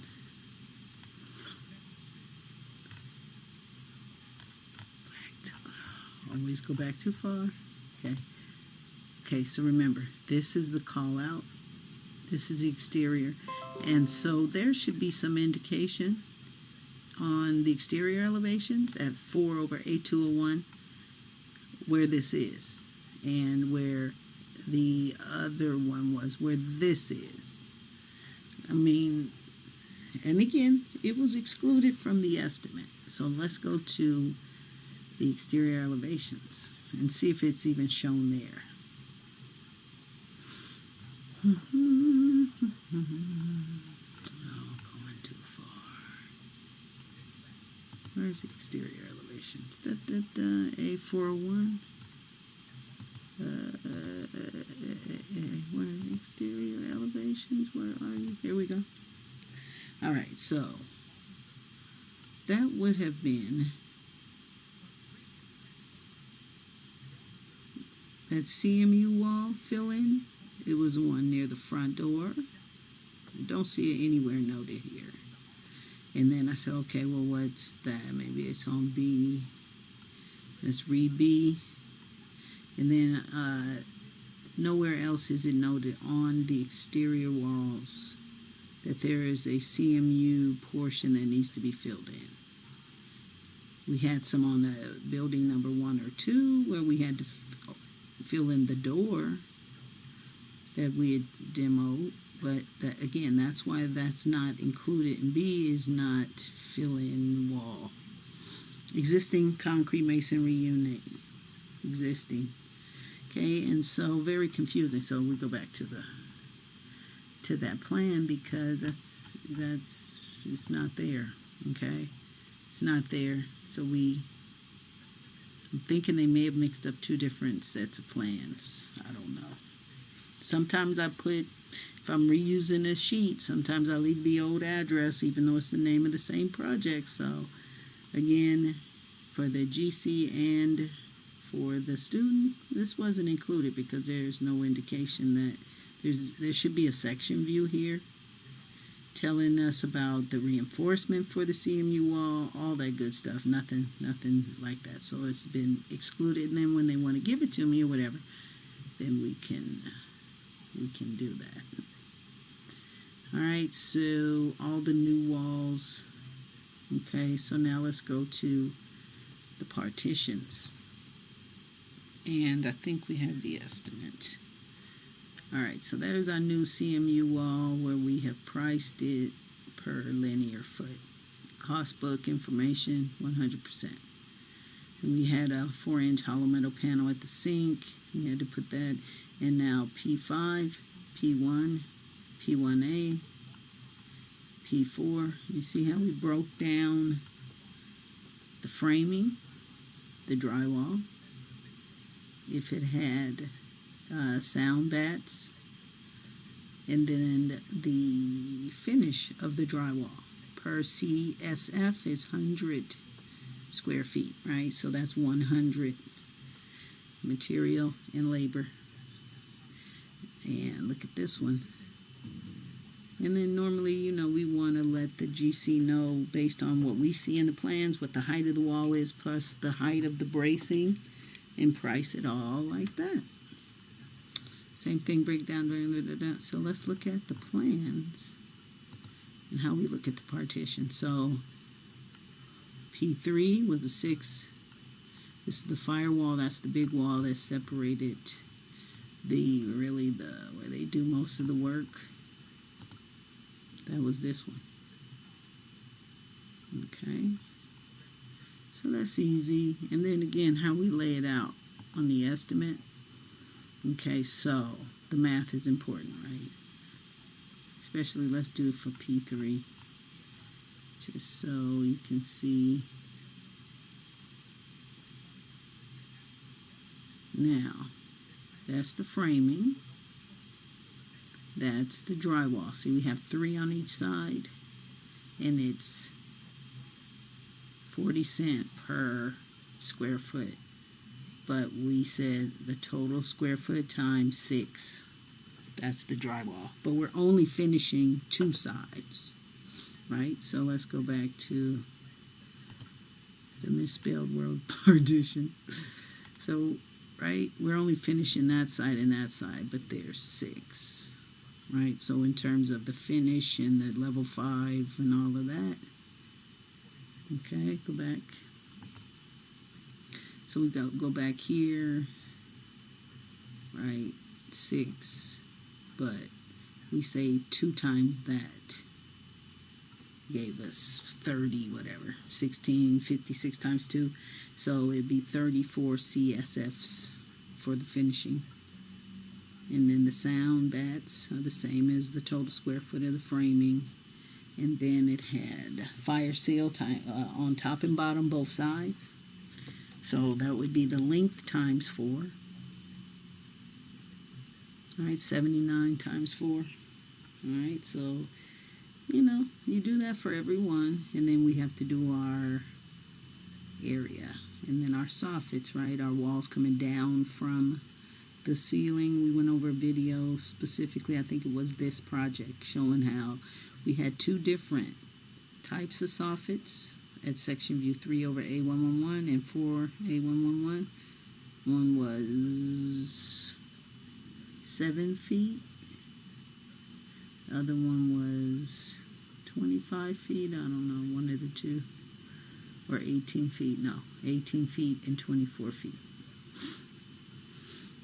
And so we went to that, and we go to the... Right, so the soffits are here. 4, A1, 11, A11, so that was that length. And then this one was this length, so we broke up the soffits for, we calculate the area, and then we also calculate the section view material quantities for the drywall and the framing. So we have to look at 1 over A301, no, that was for the front door. That didn't give us info about this. Now we have to look at 4 over A111, which is here. And now we see that the soffit, that's the area part, but then we have to count for this up and then this area as well. Okay, and so that would be what? I mean, just give it 2 feet, you'd be good. Okay, for that times the length, so that's how many square feet. And then the 3 one is this one, so you have to count for. So if this is 6 inches, we already did this on the other video, so I'm not going to go over it again. The video last night, I think it's entitled Special Ceiling Drywall or something. But yeah, so you got to include that. And then what's also included in your framing, nope, structural framing. We'll come back with another video for that one. You also include all of your door frames that are new. And here I just did, if I had to paint or stain a door or whatever. But then all of your, so your door and frame schedule is going to give you your door information, the type of door, the height and the width of the door, and then also your frame information, and maybe your hardware too or whatever. But a lot of this is existing for the smaller projects, so I knew I needed, and use a commercial. You're always going to see HMs or aluminum, hollow metal. We had a few wood doors for, I think, one of the other ones, like two wood frames. But typically in commercial, it's a hollow metal frame. And just count them up in the typical size of 3 by 7. And then if it's 6 by 7, it's probably a double door. We have one of those, I think, yeah. Hollow metal. Okay, so that's the framer scope of work too. And so, let's look at the estimate again. So we have the soffits, and then, 1 over A301. Okay, so keep in mind upper wall, lower wall. But again, the whole point of being able to be a great estimator is to be extremely, and make sure you're accounting for everything. So 1 over A301, let's go to that real quick. 1. So this is the wall that didn't tell us anything about the extra CMU, but upper portion, lower. And so what we have to do, so we have the section view, I think it was like 24 linear feet of all of this. So what does that mean? You have 24 linear feet times whatever. So 24 linear feet of that, 24 linear feet of that, 24 linear feet of this, 24 linear feet of that, 24 linear feet times the height for that framing, insulation, that's what everything is on that. And then the lower, and as we can tell, this is outside because that's an awning. This is inside. And see, inside at the lower, you have drywall you got to consider on the inside, plus all of that. And so, go back to the estimate. Upper and then lower had more stuff because it had a drywall plus the framing. Okay, and so yeah, you gotta count for all of that. And then our windows, and what we did, this one, they should all be, that's each, but that should be a linear foot. Because cost book for commercial glass, it's that much per linear foot. So we have 5 and then 8 linear feet of window, and then all of our doors, all of our frames, and then drywall framing before. Pretty much the cost, give or take what the GC wants to mark up the material or whatever. Okay, so that's it for this is project number 3. So this is the smallest of the drywall framing components, the smallest of the projects. And if you have any questions, email me at education@sfjohnsonconsulting.com. Otherwise, we have so many more to come. And I will talk to you soon. Hey everyone, this is Stacy with SF Johnson Consulting and Construction Services, and I want to invite you to join us either with our service that we have at $199 a month, or take this class. It is $179 per session, and there are 16 sessions. So this is law and business. Well, actually it's 16 hours, it's 8 sessions. Because this is, if you want to take your contractor's license to get your license in law and business, which is a license you can get, we assist our clients, and this is one that I'm very excited about because I'm going to law school, and law is awesome. And so we teach this class. This is a 16-hour class. We meet 8 times 8 weeks for 2 hours per week, and this is what you would study. We would go over business organization, so for you as a business, and also for how projects are organized in a business way. So what's involved in, I go over even more stuff, which is the delivery systems for construction projects, as well as what is involved in project management. Okay, so we go over that, and we cover business finance, so cash management principles, how to do a construction budget, and budgeting principles and planning. We go over the taxes, how to apply those, and financial reporting. So make sure you know how to report every quarter and every year. Next, we cover the employment requirements. So employment regulations, evaluations of employees, because in some states that's very important, and in particular here in California, and record keeping, very important, and also how to complete payroll and what you need for that, and what's the best way to go about that, and what you need to do by law, that kind of stuff. And remember, this is law and business, so these are all the legal aspects related to business. Okay, so next would be this is all issues specific to contractors too.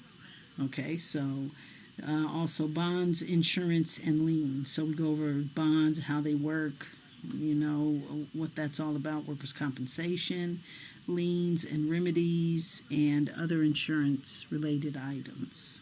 Okay, 5 is the contract requirements and evaluation. So bidding, how to review requests for information, knowing all about addendums, what the legal requirements are for paying addendums, that kind of stuff.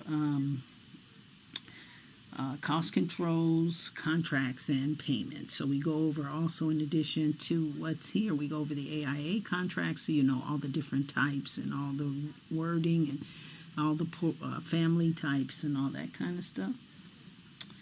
And 6. So there's 8 parts for law and business. So 6, licensing requirements. So your business license, your contractor's license, and activity regulations. And 7 is safety. Of course, we know what that is. Training and reporting for safety, the general safety, hazardous materials, that kind of stuff. That's part of the safety training for law and business. And last but not least is public works. So understanding everything about prevailing wage, bonding requirements, and insurance requirements in the setting of working for the state or for public entities. So if you're interested, that class is every Tuesday beginning the 8th of November, and 10 a.m. to noon every Tuesday for the next 8 weeks.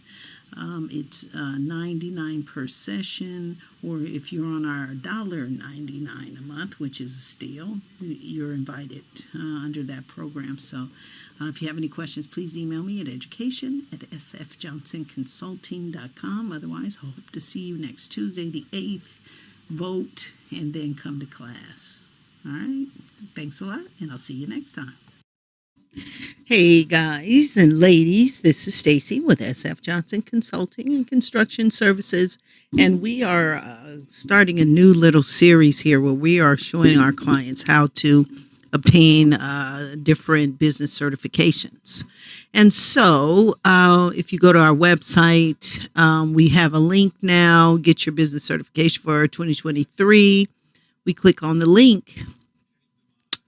And there are a series of different certifications that you can obtain for your business. Minority owned, disabled, a lot of different, and a lot of the certifications are related to being a woman owned, minority owned, a disabled person. Your business is in a particular area, and all of the certifications pretty much are tailored towards disadvantaged groups, which are women and minorities. In this case, depending on where your business is, it's just a whole list of different certifications. So we are going to go over how you and what you have to do to obtain the certification. And the first one we're going to start with that seems to be the easiest is the Department of Transportation. And if you have a certification with them, it assists you in a lot of ways. So let's go to first the site, the national site, the U.S. Department of Transportation, Disadvantaged Business Enterprise. And you know what? I hadn't even played this for myself. So I'm going to play this really quickly and see what it's all about and why we would want to. And then the first one we're going to review is this one and what we need to do. The U.S. Department of Transportation's Disadvantaged Business Enterprise Program. The Department of Transportation distributes substantial federal funds to finance transportation projects initiated by state and local governments, public transit authorities, and airport entities. The DOT is responsible for ensuring that all business enterprises have a fair opportunity to compete for federally funded transportation contracts. The Disadvantaged Business Enterprise (DBE) program is the DOT's strongest tool for creating a level playing field. The DBE program began in 1980 as a minority and women's business enterprise program. The program was established under the authority of Title VI of the Civil Rights Act of 1964, which prohibits racial, ethnic, and national origin discrimination, and other statutes prohibiting gender discrimination that apply to DOT financial assistance programs. Congress has reauthorized the DBE program several times since its inception. Most recently, Congress established a continued need for the DBE program in the Moving Ahead for Progress in the 21st Century Act. As a condition of receiving federal financial assistance, recipients of funds from the Federal Highway Administration, Federal Aviation Administration, and Federal Transit Administration are required to follow the DBE program regulations located in 49 CFR, Parts 26 and 23. The Departmental Office of Civil Rights coordinates the department's oversight of the program. These three operating administrations, FHWA, FAA, and FTA, are primarily responsible for overseeing the day-to-day administration of the program by recipients, providing training and technical assistance, and enforcing compliance. The DBE program remedies ongoing discrimination and the continuing effects of past discrimination in federally assisted transportation contracting markets nationwide. The day-to-day administration of the DBE program is carried out by recipients of federal funds at the state and local level. This includes approximating how much participation is expected from DBEs by setting an annual overall DBE goal that represents the level of participation anticipated absent the effects of present and past discrimination. Recipients must set an overall goal for DBE participation and monitor results to foster non-discriminatory environments and ensure that DBEs have an equal opportunity to compete fairly. The DBE program isn't a quota or set-aside program. Instead, it's based on narrowly tailored goals and participation by prime contractors, subcontractors, and agency partners. Certification of eligible firms is a key component of the DBE program. But what is a DBE? A disadvantaged business enterprise is a for-profit small business. At least 51% of the business is owned by one or more individuals who are both socially and economically disadvantaged. And the management and daily business operations are controlled by one or more of the socially and economically disadvantaged business owners. Firms meeting the eligibility standards can contact state departments of transportation or state DBE liaison and certification officers for instructions on how to apply for DBE certification. Each state has a unified certification program, UCP, to ensure certification decisions are honored by all recipients in that state. There's also a streamlined interstate certification process for existing DBEs wishing to participate in other states. A firm must be certified to be counted toward a DBE goal. To find out more about the DBE program, how to apply to the program, and other useful contacts, visit the DOT website.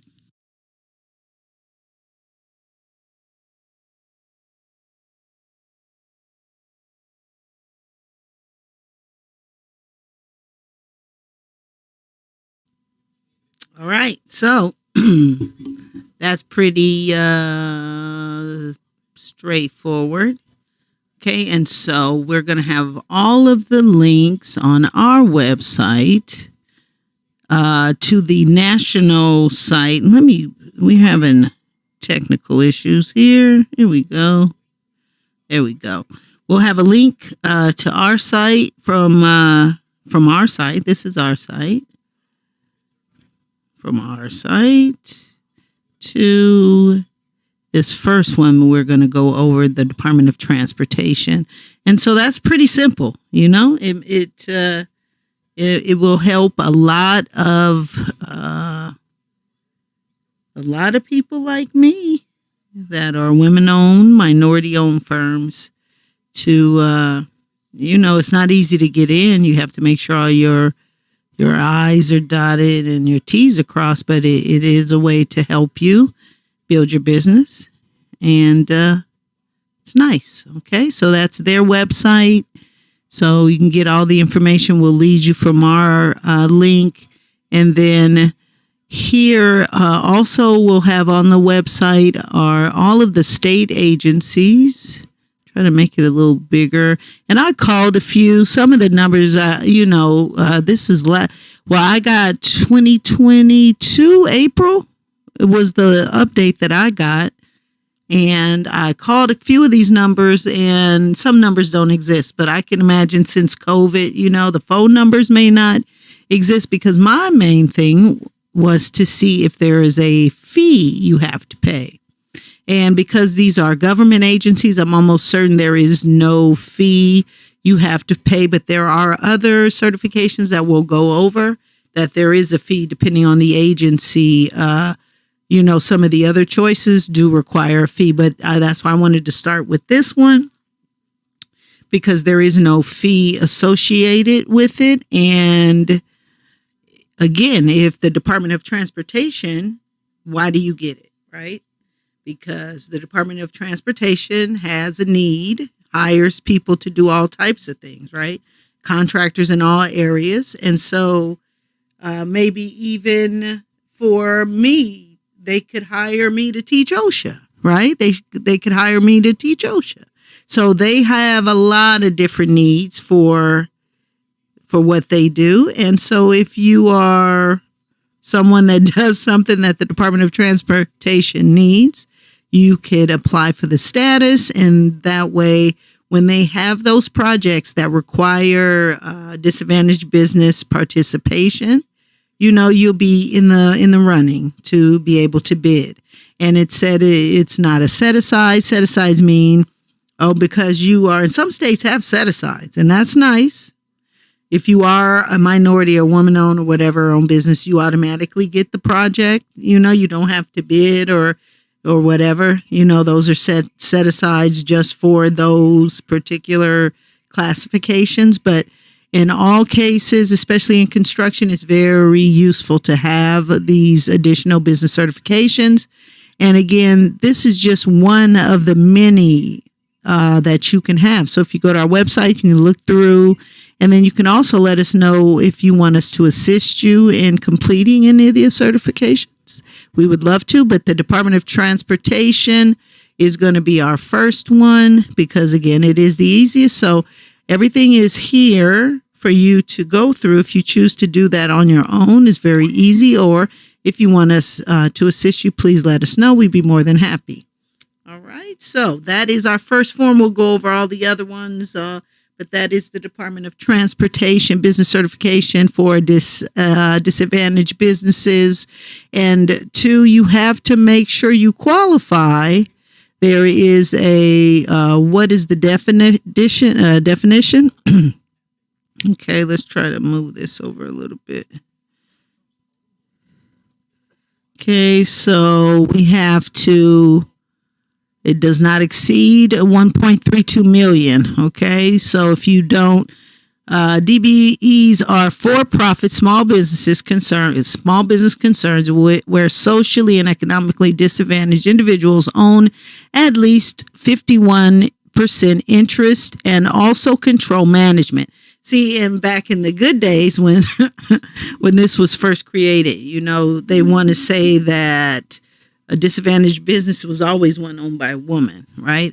But the thing is, the woman has to know, like me, the woman has to actually do the business and have control of management and the daily operations. Okay, and so it's not a good thing to say it's a woman-owned business and the woman is the wife and really has no clue on what goes on the day-to-day, because you'll get caught, and it's not a good thing. All right, so African Americans, Hispanics, Native Americans, Asian Pacific, and subcontinent Asian Americans and women are presumed to be socially and economically disadvantaged. Other individuals can also qualify as socially and economically disadvantaged on a case-by-case basis. So, that's why I love America, and that's why we can't mess it up. Okay? Requirements for DBE participation. To participate in the program, a small business owned and controlled by a socially and economically disadvantaged individual must receive the certification. So in order to, of course, get into the programs or, get into the projects, you have to have the certification. Yeah, I'm a African American. I make less than 1.232 million a year. Yeah, but no, you have to go through the paperwork. Okay. So I would say it's a good thing. And again, if you need our assistance, we'd be more than happy to help you. So any questions, email us at education@sfjohnsonconsulting.com. Otherwise, I will see you at the next certification. Hello, this is Stacey Johnson, owner and operator of SF Johnson Consulting and Construction Services. And in this video discussion, we will be going over the RFIs, or the request for information, the best practices for contractors, and what you should be looking for and how to organize them and navigate through them. So what is a request for information? Well, by definition, the request for information, this refers to a solicitation of details or additional information about an aspect of the project. Usually it's sent by one party when they need critical information to proceed or to make a decision. And the goals of the request for information, actually, what are the common reasons why we send the request for information? Sometimes when we're missing or have incomplete information, of course, and just from personal experience, most of the times the plans are not to detail, or they have many, many mistakes. And anytime that you recognize that there is a mistake, definitely send through a request for information. So if there's any missing information, or any of the information appears incorrect, I would request, additional information. Common reasons also, the plans or the details may be changed because of a design flaw. And again, this one that you probably would find yourself.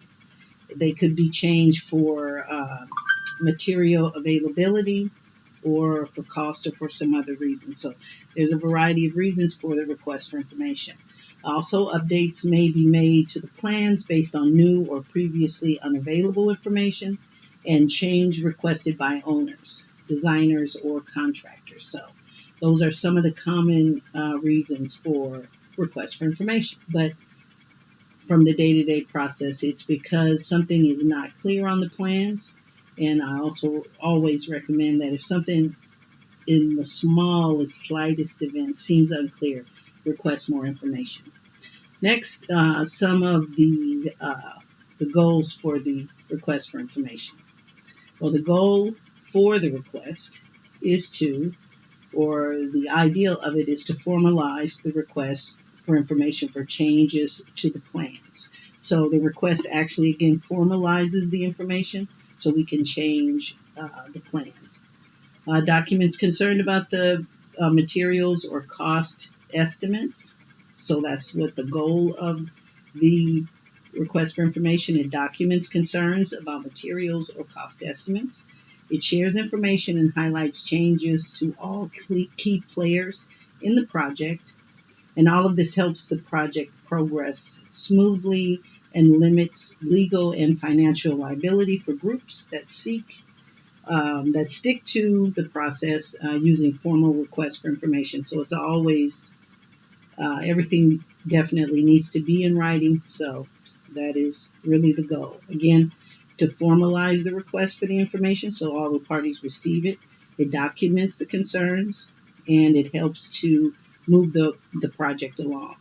And if there are any changes as a result of the request for information, that has to be documented as well. So let's go over some general best practices for the request for information. So anytime you're seeking information, always ask for one thing at a time. So don't make it a multiple request unless they say it's okay to, then that's fine. Use a specialized form or standardized form, and note the time frame in the contract, and that's important. Every contract should have a time frame as to when or how long it will take to get the answers back for the request for information, so make sure you review the contract. Store all requests for information in a centralized database so you'll have them available. Keep a record of delivery of all requests for information. And note the construction schedule or budget may be changed based on the response from the request for information. So again, note that the construction schedule or budget may be changed as a response to the request for information. And create a permanent request for information audit trail so you'll know the days you receive them, the day that you receive back the information, and it keeps everything clear. Read all contract documents because the contract will give you all the guidelines for the handling of all requests for information. And in some cases, you have to consider the cost for the RFIs to all parties involved. Each may cost up to $1,000 to administer. So they try to keep those questions or those requests to a minimum. But if it's needed for clarification, you do need to request. Next, how to write a request for information. The best practices for that. And without the guidelines for creating and submitting a new request for information, contractors may be confused on exactly how to create an effective one. So use clean and simple formatting, follow a consistent format, and naming convention, the way you're going to name things. Make sure all abbreviations are used by the same parties, meaning the same thing.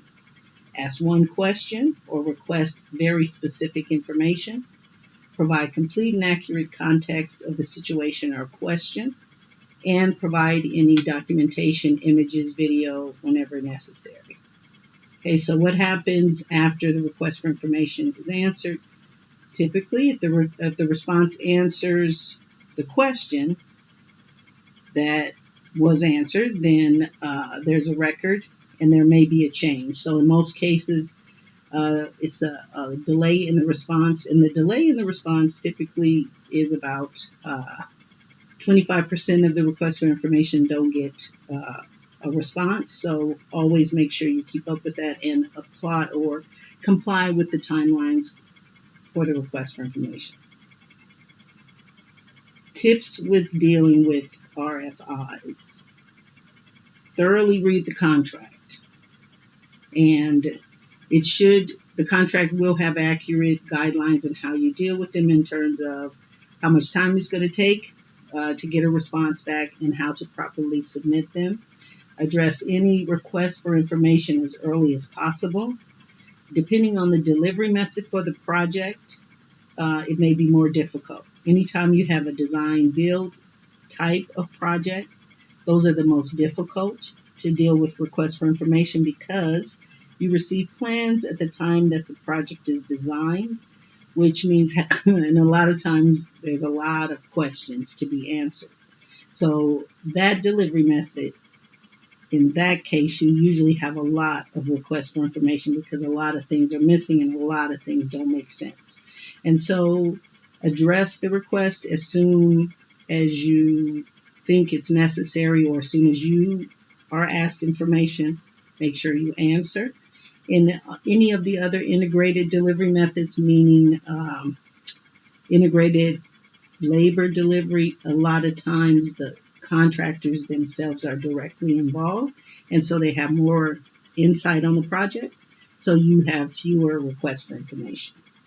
And then last but not least, use some kind of document tracking so you can know when you received it. It's all documented. Everybody has a copy of when everybody received everything and when everything was sent. And last but not least, there's a sample request for information in this presentation, and all of the video discussions go hand in hand with all of the live classes. So this is an addition to the live class for you to review.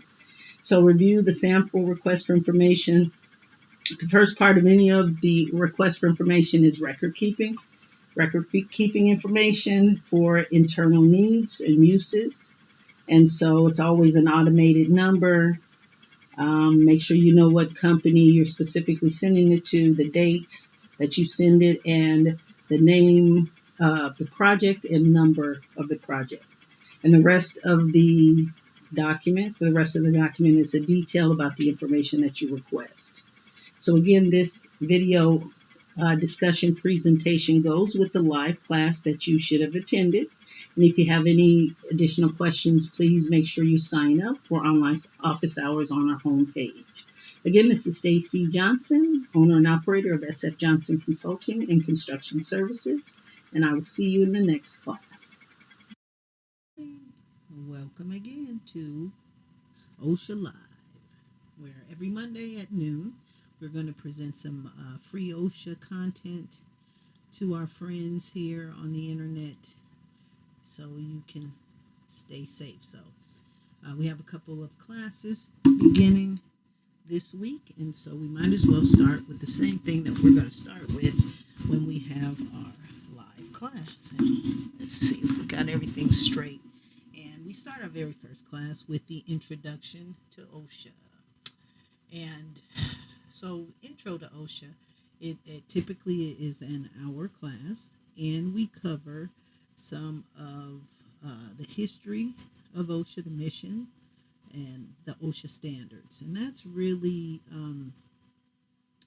like the most important, reason why we have OSHA is like, why even have OSHA? And basically in the 70s, when Nixon was president, there were more people dying at work than during the Vietnam War. And so Nixon and our government came up with, through the Department of Labor, came up with OSHA, the Occupational Safety and Hazard Health Administration.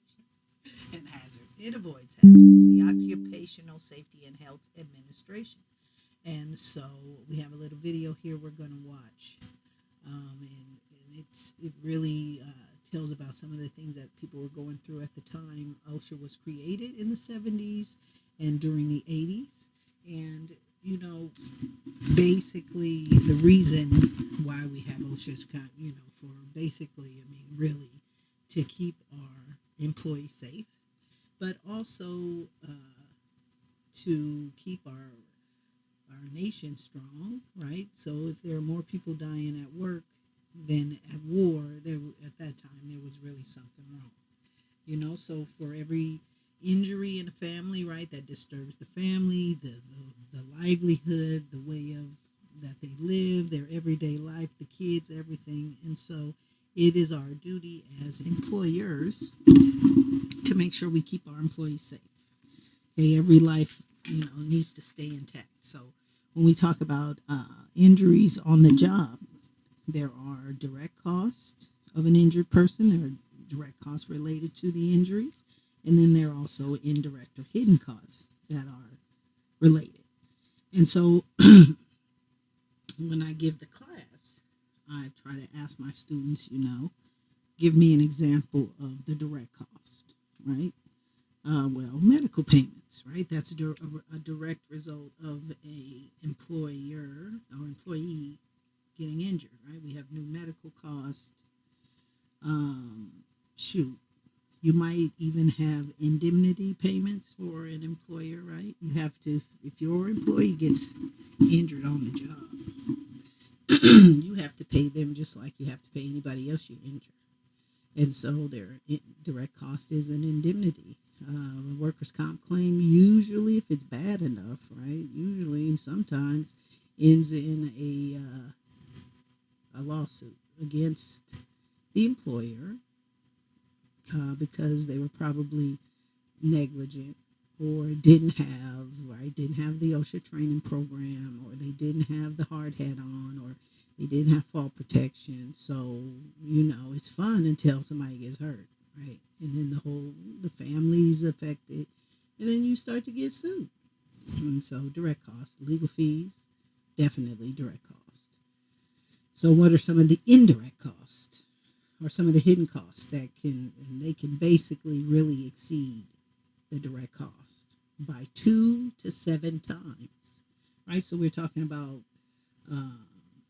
stuff like the company profit, right? There's a reduction because the workforce is reduced or affected in some way. Okay, now the cost related to indemnity sometimes aren't even covered by insurance, depending on it. If it was based on negligence is never covered under, or penalties basically aren't really covered or have never covered under insurance. And so that's an indirect cost that the employee would have to pay depending on the incident. You know, the cost to punish you, that's not covered under insurance. So that's an indirect cost. Now you have to pay overtime, right? Because people are injured. And so now you have to have extra people work extra time, indirect cost, which really could be a direct cost too.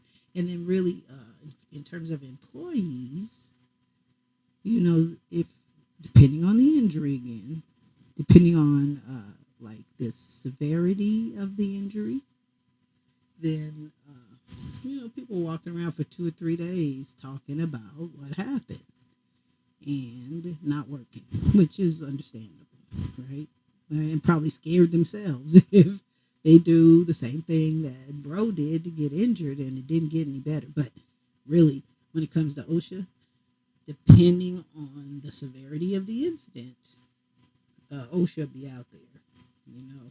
So that's another thing. OSHA will come by and pay you a nice little visit. So, the cost to resume regular activities, that's an indirect cost. And then there are other factors, right? Family stress, mental, emotional strain, the cost, the loss of the ability to make a living. So it's always best to put people first. And OSHA was created to put employees first. So that's pretty much the history. We're going to watch this little video. Let's watch the video. Let's see if it plays as easy as I hope it will. And we'll see. We came out on strike because of the inhumane working conditions, but people was being misused so badly. We're fired up! Can't take it no more! We're fired up! Can't take it no more! We're fired up! Can't take it no more! We're fired up! Can't take it no more! We're fired up! Occupational safety and health is a major social concern of the 1980s. These people are part of that movement. They are asserting their right, now written into law, to a healthy and safe workplace. This right has had a ragged history. It's not always been recognized. Work has killed millions. They've died from explosions, falls, electrocution, dangerous machinery, from breathing in poisons in the air. Millions more have been mutilated or permanently disabled at work. This year, it's estimated that up to 100,000 people will die from job-related injury or disease. Over 5 million will be injured at work.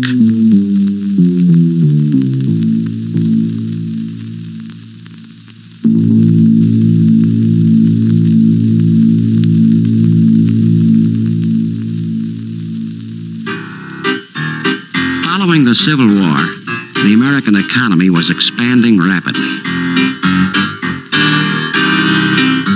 In the closing decades of the 19th century, production rates were climbing and millions more workers were needed.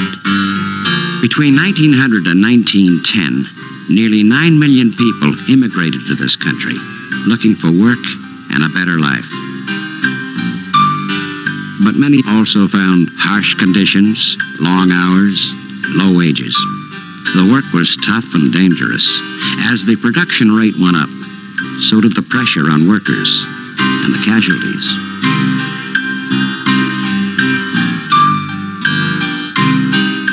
Railway workers had one of the most dangerous jobs. Nearly 15,000 were killed between 1902 and 1908. Mining accidents were frequent. 4,700 died building the Panama Canal. In a single Pennsylvania county, 526 workers were killed in 1 year. There were few government rules covering safety and health, and workers had few rights. There was no legal protection for unions. When workers did organize against these harsh conditions, their strikes were usually broken by the company, sometimes with the aid of hired police or government troops. Outraged journalists and social reformers began to support workers' efforts to organize. Photographer Lewis Hine exposed the horrors of child labor. Novelist Upton Sinclair, in his classic work, The Jungle, described the brutal lives of Chicago's stockyard workers. He said, "I wish to frighten the country by a picture of what its industrial masters are doing to their victims." Exposés like these finally led the government to create the first agencies to protect workers. Woodrow Wilson won labor support by agreeing to improve safety in the workplace. In 1913, the Department of Labor was established. Pressure for change was often finally effective only after a major tragedy. After 361 men died in the Monongah mine disaster of 1907, the Bureau of Mines was set up to supervise mine safety. Gradually, industry began to regulate itself in what is known as the voluntary safety movement. The National Safety Council, founded in 1913, set voluntary guidelines for safety engineering and better working practices. Companies put guards around dangerous machinery, set up first aid stations, and began safety classes. But safety education stressed that most accidents were the worker's own fault. This film, made by the National Association of Manufacturers in 1911, was one of many that singled out workers' carelessness as a cause of disaster.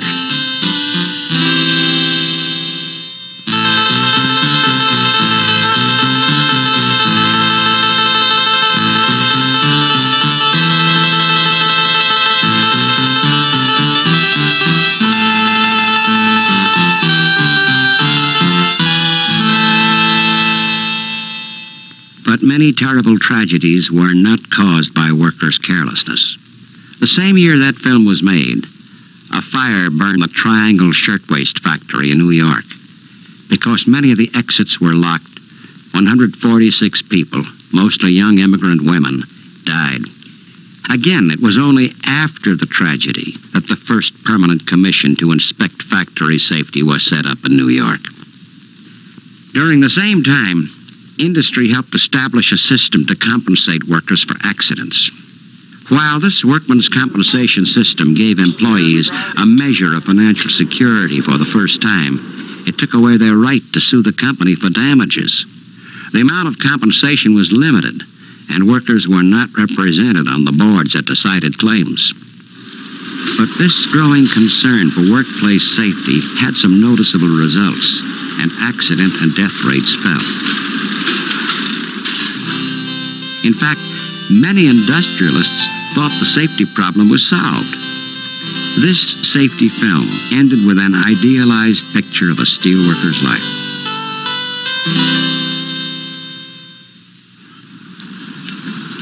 The Safety and Health Committee can be one of the most important committees in the plant.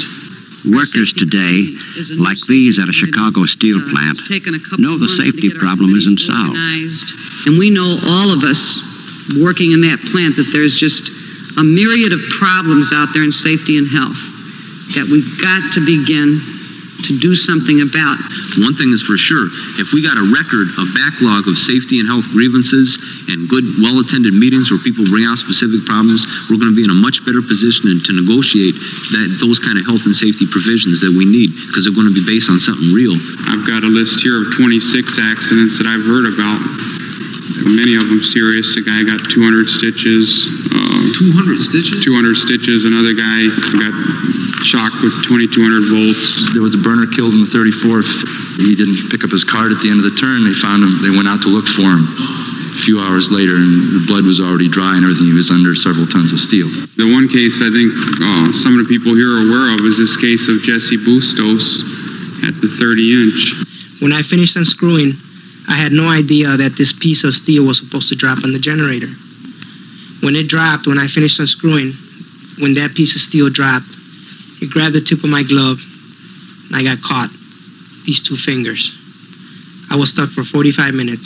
They couldn't do nothing until the doctor got there. He got there, I think, in about 20 minutes. I got the morphine shot. It took him more or less 45 minutes to get me free. The foreman there should have told us what the job was exactly gonna do, what it was supposed to do, and they should have never let me do that job by myself. I was an apprentice. They didn't tell me what was supposed to happen. They didn't give me no safety tip. That is their job. Management must provide safety training before the man is put to work on that job. You have a union, something that we didn't have at the beginning. You have your union, strengthen it and fight.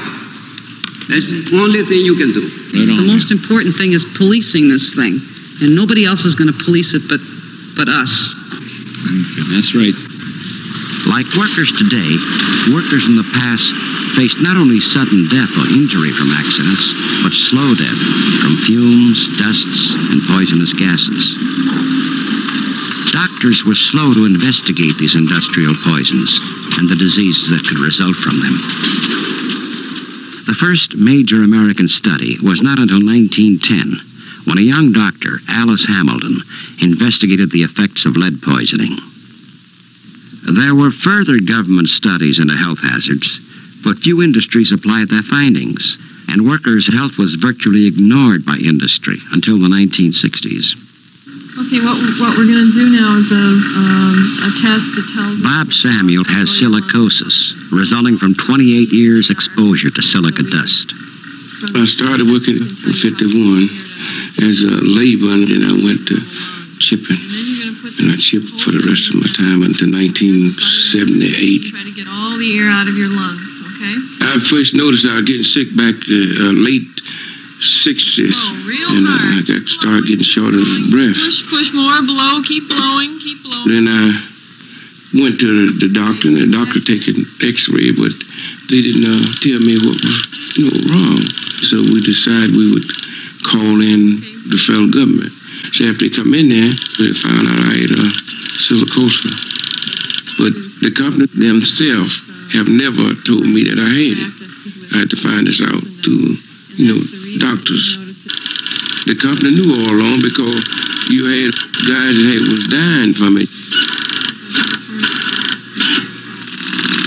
In the 1930s, hundreds of men were hired to dig the Gauley Bridge Tunnel in West Virginia. They, too, were ignorant of the risks they ran. Desperate for jobs during the Depression, they worked with virtually no protection in a tunnel thick with silica dust. 476 men died here from silicosis. My name is Walter Kincaid. I worked in the tunnel 4 or 5 weeks. Every day I hear of someone dying with silicosis. I worked until I got sick, and the doctor told me that it was silicosis. And he also told me that anyone that worked as much as 24 hours would not be living 15 years. I think something should be done for our wives and family after we are gone. Once again, after the deaths, there was a public outcry. I personally believe that 2,000 men are doomed to die as a result of ruthless destruction of life by American industry. The next year, 1936, the Walsh-Healy Act was passed. Although it only applied to contractors doing business with federal agencies, it was the first time the government directly imposed health and safety standards. One of the areas the rules covered was the use of respirators.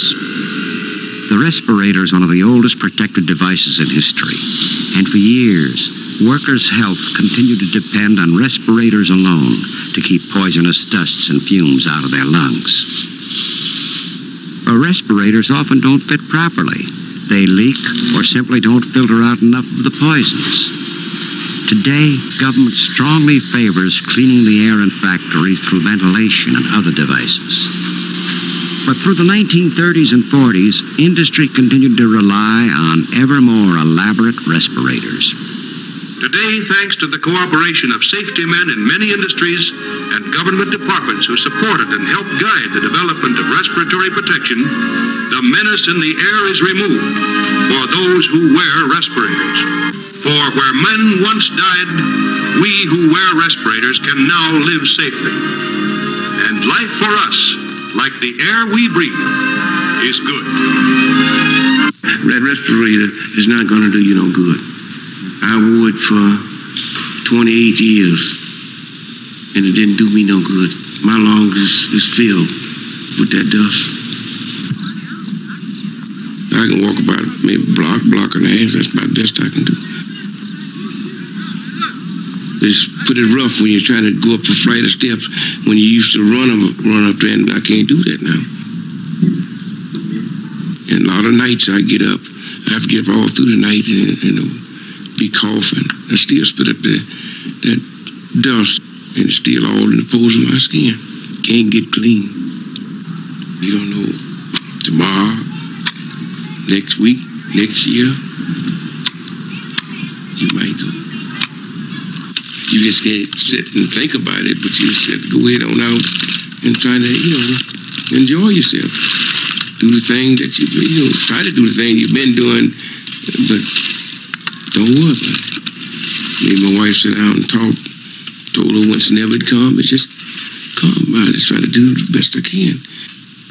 A lot of lonely nights, you can't sleep. You know you just dying day by day.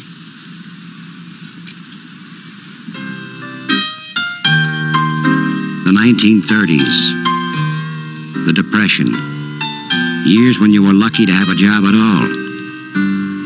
But Franklin Delano Roosevelt began New Deal legislation to help people during the Depression. He introduced jobs for the unemployed, Social Security, a minimum wage, and the 40-hour work week. Although most of these laws did not directly affect safety and health, they permanently raised the level of government concern about working conditions. The National Labor Relations Act made it a legal right to unionize. And in the 1930s, industrial unions organized and sought the right to represent all workers in an industry.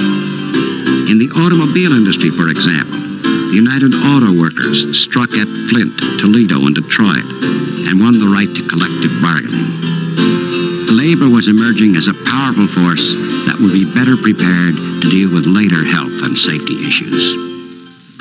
Then came the war. Health and safety on the job suddenly became an important issue, largely because preventing accidents meant saving work days for the war effort. Save a day to keep them rolling. Save a day to keep them flying. Save a day that Americans of tomorrow may live in a land of peace, in a land where freedom reigns. Safety supervision was stepped up in federal war plants, and the need to keep workers healthy led to some advances in industrial engineering and medicine. The Public Health Service laid down its first standards, setting maximum levels for dangerous air pollutants at work. But these first standards were often far too lenient to clean the air effectively, and they could only be enforced in plants with federal contracts. For the rest of industry, they were only voluntary guidelines, so many workers' health still depended on the goodwill of the company.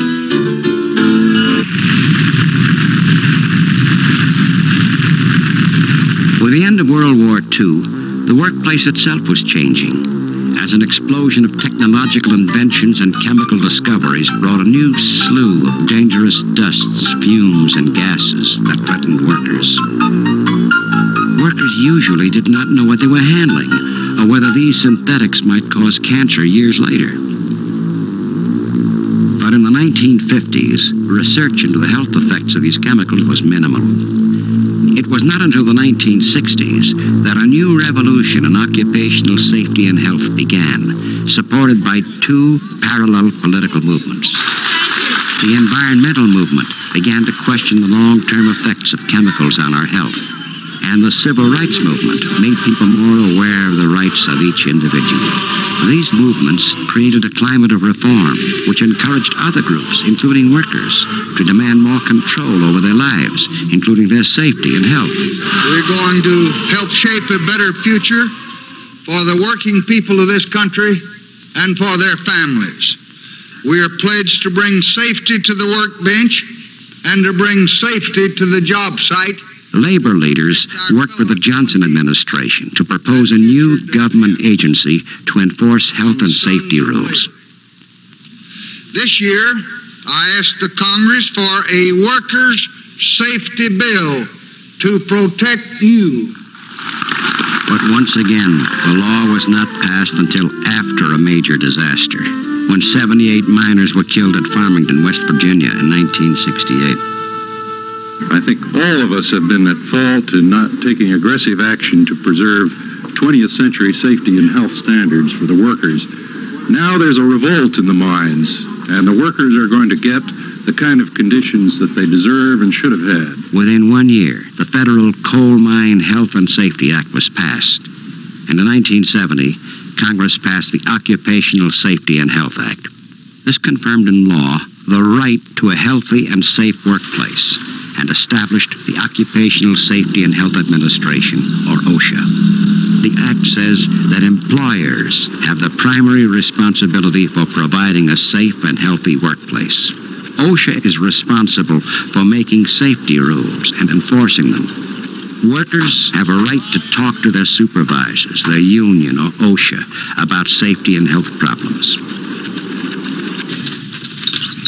Jim Belrose suffers from failing eyesight and severe skin discoloration.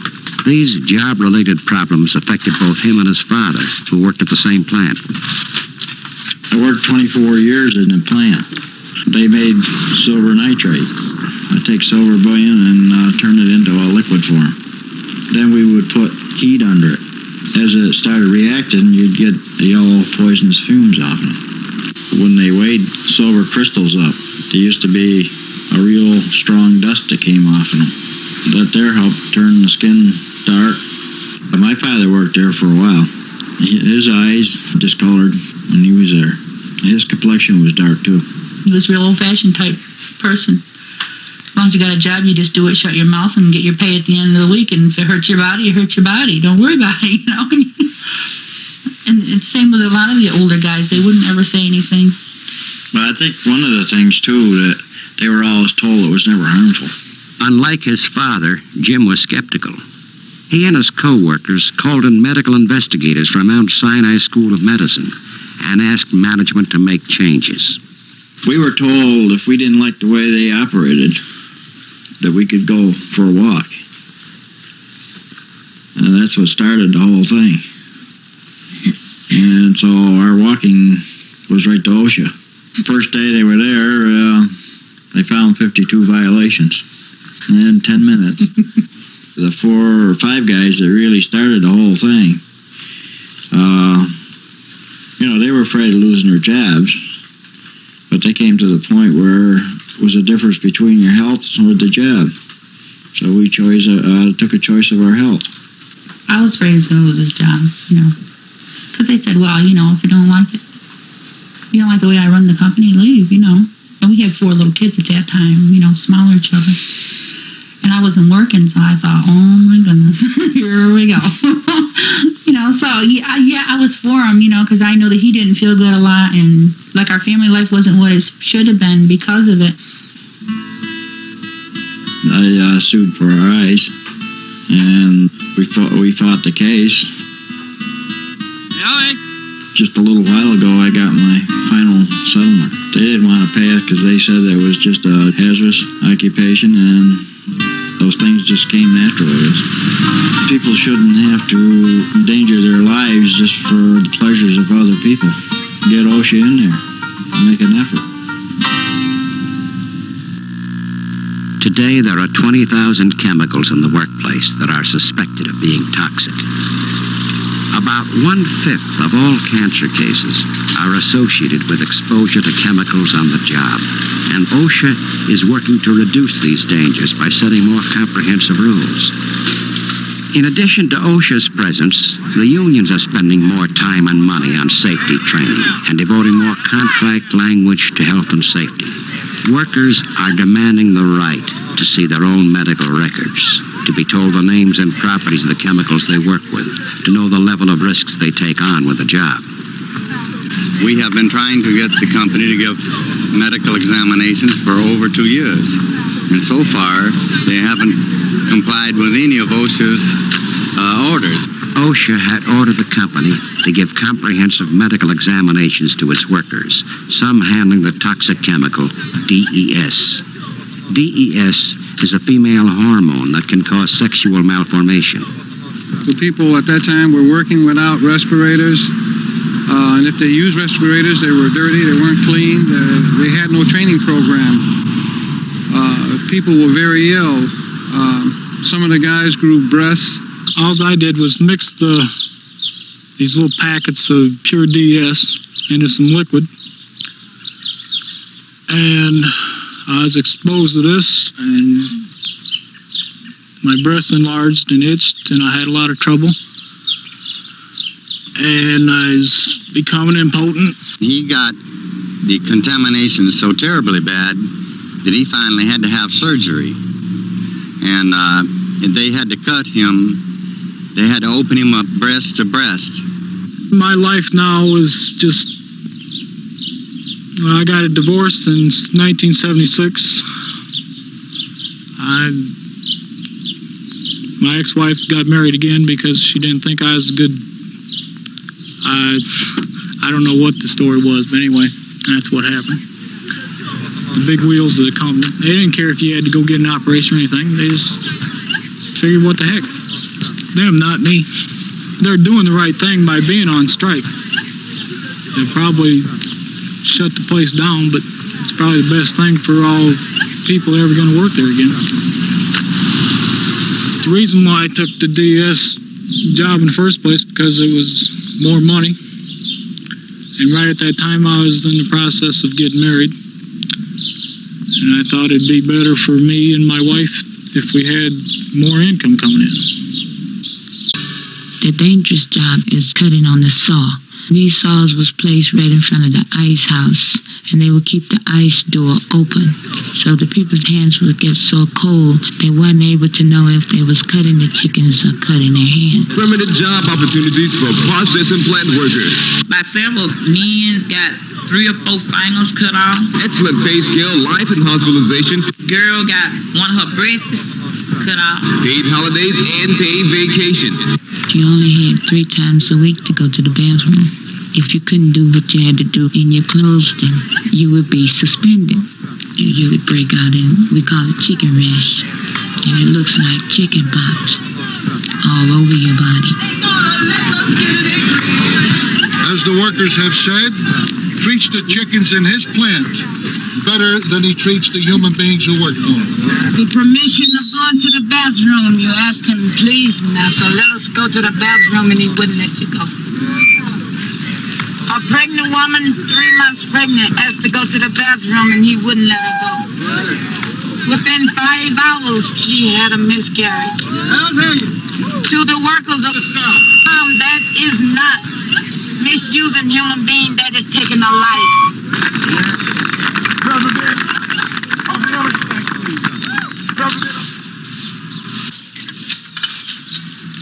We are very sure that this is the right thing that we are doing, striking and making it better for our children, because we have already won. We've never been so free in our lives.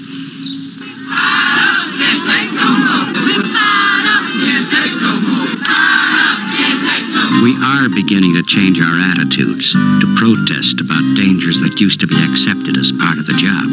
We are moving from haphazardly protecting workers or compensating them after the fact to trying to prevent hazards from happening at all.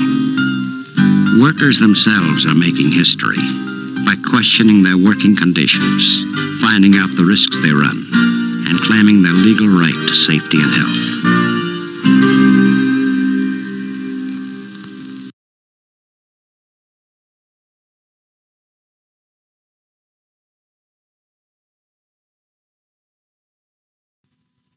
Okay, that was crazy, but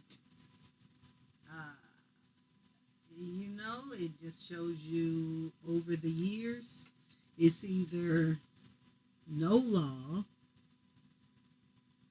there's a law, but they won't enforce it. I mean, so 1970, we ended up with OSHA. I'm almost certain companies in the South today probably don't follow any of the standards. I'm almost certain of that. And so,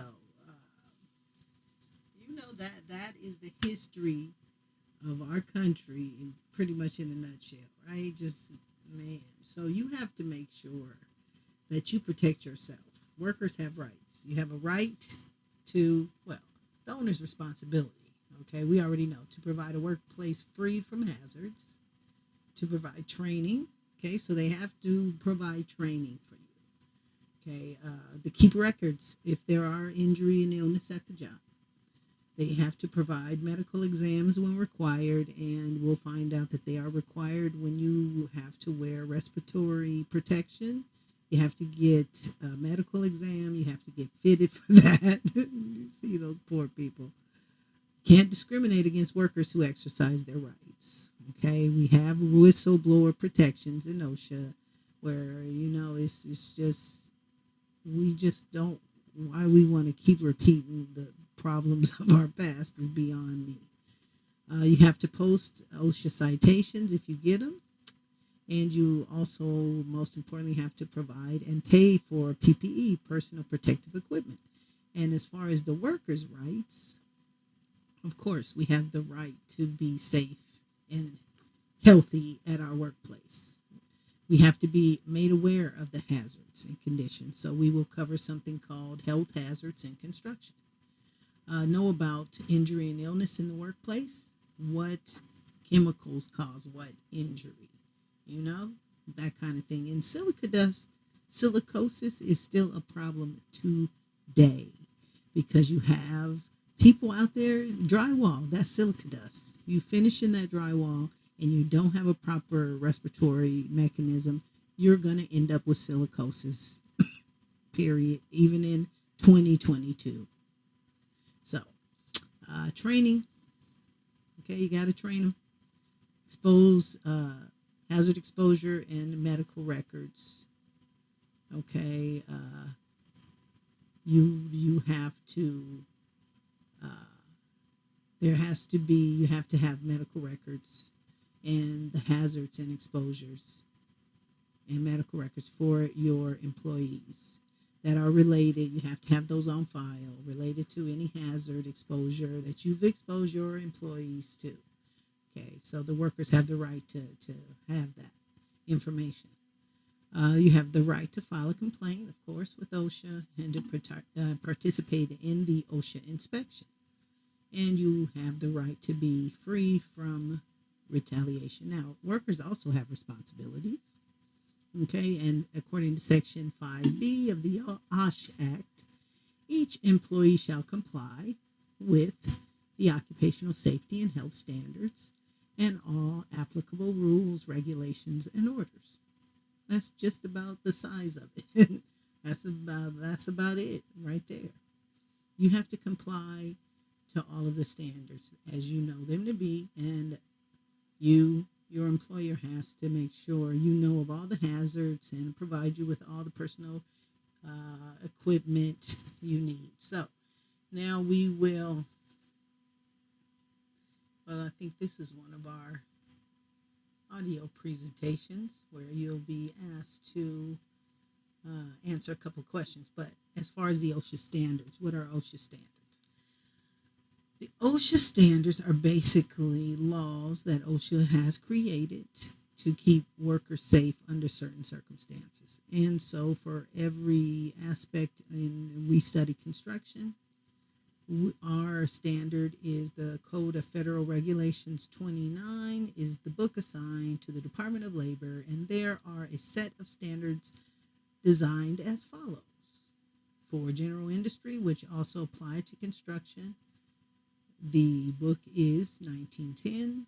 For the construction industry, the book is 1926. And for maritime, it is 1915.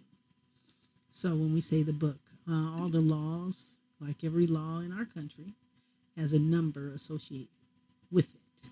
And so for the laws associated with the construction industry for OSHA, they are 29 CFR, and then there'll be either 1910, those that apply to both general and construction industry, dot something, or 1926 dot something. Okay, so I have some handouts that we will give to our students. Feel free, if you have access, to go ahead and print those yourself. And next, we're going to talk about the inspection process. Only way that OSHA can enforce the standards is through inspection. And there are certain levels of inspection that take place depending on the level of hazard, or in certain years, OSHA chooses certain industries to target, basically. So let's look at the OSHA inspection process real quick. OSHA's mission is to ensure the health and safety of America's workers. Enforcement plays an important role in the agency's efforts to reduce workplace injuries, illnesses, and fatalities. This video describes the general OSHA inspection process and the reasons for an inspection. OSHA conducts inspections based on imminent danger situations, worker fatalities, hospitalizations, amputations, or losses of an eye, worker complaints, referrals, targeted inspections aimed at specific high-hazard industries or individual workplaces, and follow-up inspections. Compliance safety and health officers, or compliance officers, are experienced, well-trained industrial hygienists and safety professionals. Once the compliance officer arrives on site and enters the facility, the inspection begins with the presentation of credentials. There are 3 basic parts to any OSHA inspection: the opening conference, the walk-around, and the closing conference. At the opening conference, the compliance officer will explain why OSHA is inspecting the workplace and describe the scope of the inspection, walk-around procedures, worker representation, and the need for worker interviews. The employer is asked to select a representative to accompany the compliance officer throughout the inspection. During the walk-around, the compliance officer will consult privately with individual workers. Common questions may include: how long have you worked for the company? Have you or anyone else been injured or had close calls on the job? Does the employer provide personal protective equipment? How often does the employer provide training, and what is the training composed of? Is there anything you would change to make working conditions safer?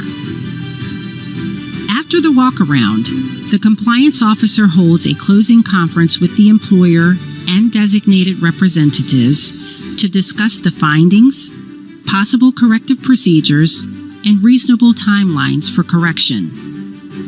The compliance officer also discusses potential courses of action an employer may take following an inspection, as well as available consultation services. Following the OSHA inspection, the compliance officer will put together a report based on what was discussed or apparent violations. The information is sent to the area director, who determines whether or not a citation is issued. If a citation is issued, the employer has 15 days to take action, such as requesting an informal conference with the area director to discuss any issues and address the penalties, or contesting the citation. A safe workplace benefits everyone. OSHA uses both enforcement and compliance assistance to achieve this shared goal. Ensuring compliance with OSHA standards is an integral part of the agency's mission to keep workers safe and healthy. That's why OSHA is working to give employers the knowledge and tools they need to comply with their obligations and provide safety information to workers. OSHA's on-site consultation program offers no-cost and confidential assistance to small and medium-sized businesses. The program helps businesses identify workplace hazards, provides advice for compliance with OSHA standards, and assists in establishing and improving safety and health programs. OSHA Training Institute education centers also offer training courses designed for workers, employers, and managers on safety and health hazard recognition and abatement at convenient locations nationwide. For more information about OSHA inspections and compliance assistance resources, please visit OSHA.gov or call 800-321-OSHA. All right, so inspections. Okay, so it says that there are about 2,400 inspectors for over 7 million workers. And so they target the most dangerous workplaces first. So definitely if someone calls in, you know, that kind of thing. And you never want to fight an OSHA inspector, guys. Okay? You just don't. Because, you know, if they're there for a reason. Okay? And you need to make sure you keep your workers safe. So why was OSHA created? The intro to OSHA? Well, OSHA was created after 70 years of workers dying, us trying and then not doing it, government officials not caring enough, like most things, right? Which is ridiculous, to keep all Americans healthy and safe when they're at work. So by 1970, they got their act together with President Nixon. And they created the OSHA Act through the Department of Labor. They have things called OSHA standards, which are the laws in which we're going to go through in very good detail. We know that the owner has responsibilities and the workers have rights. Here is a link to OSHA Gov. It is a government agency. So, and as you can see, when OSHA was first created, they made it a law. It was, first only for federal employees, right? Just like everything's good for the feds. And then we get it.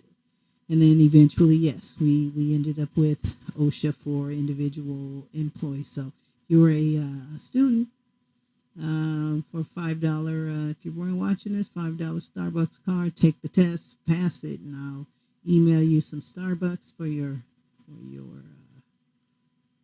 time. And so what will we study after we know why OSHA was created? Well, we're going to go back to, I hope I can. No, I can't. Oh, you know what? Oh, that's right.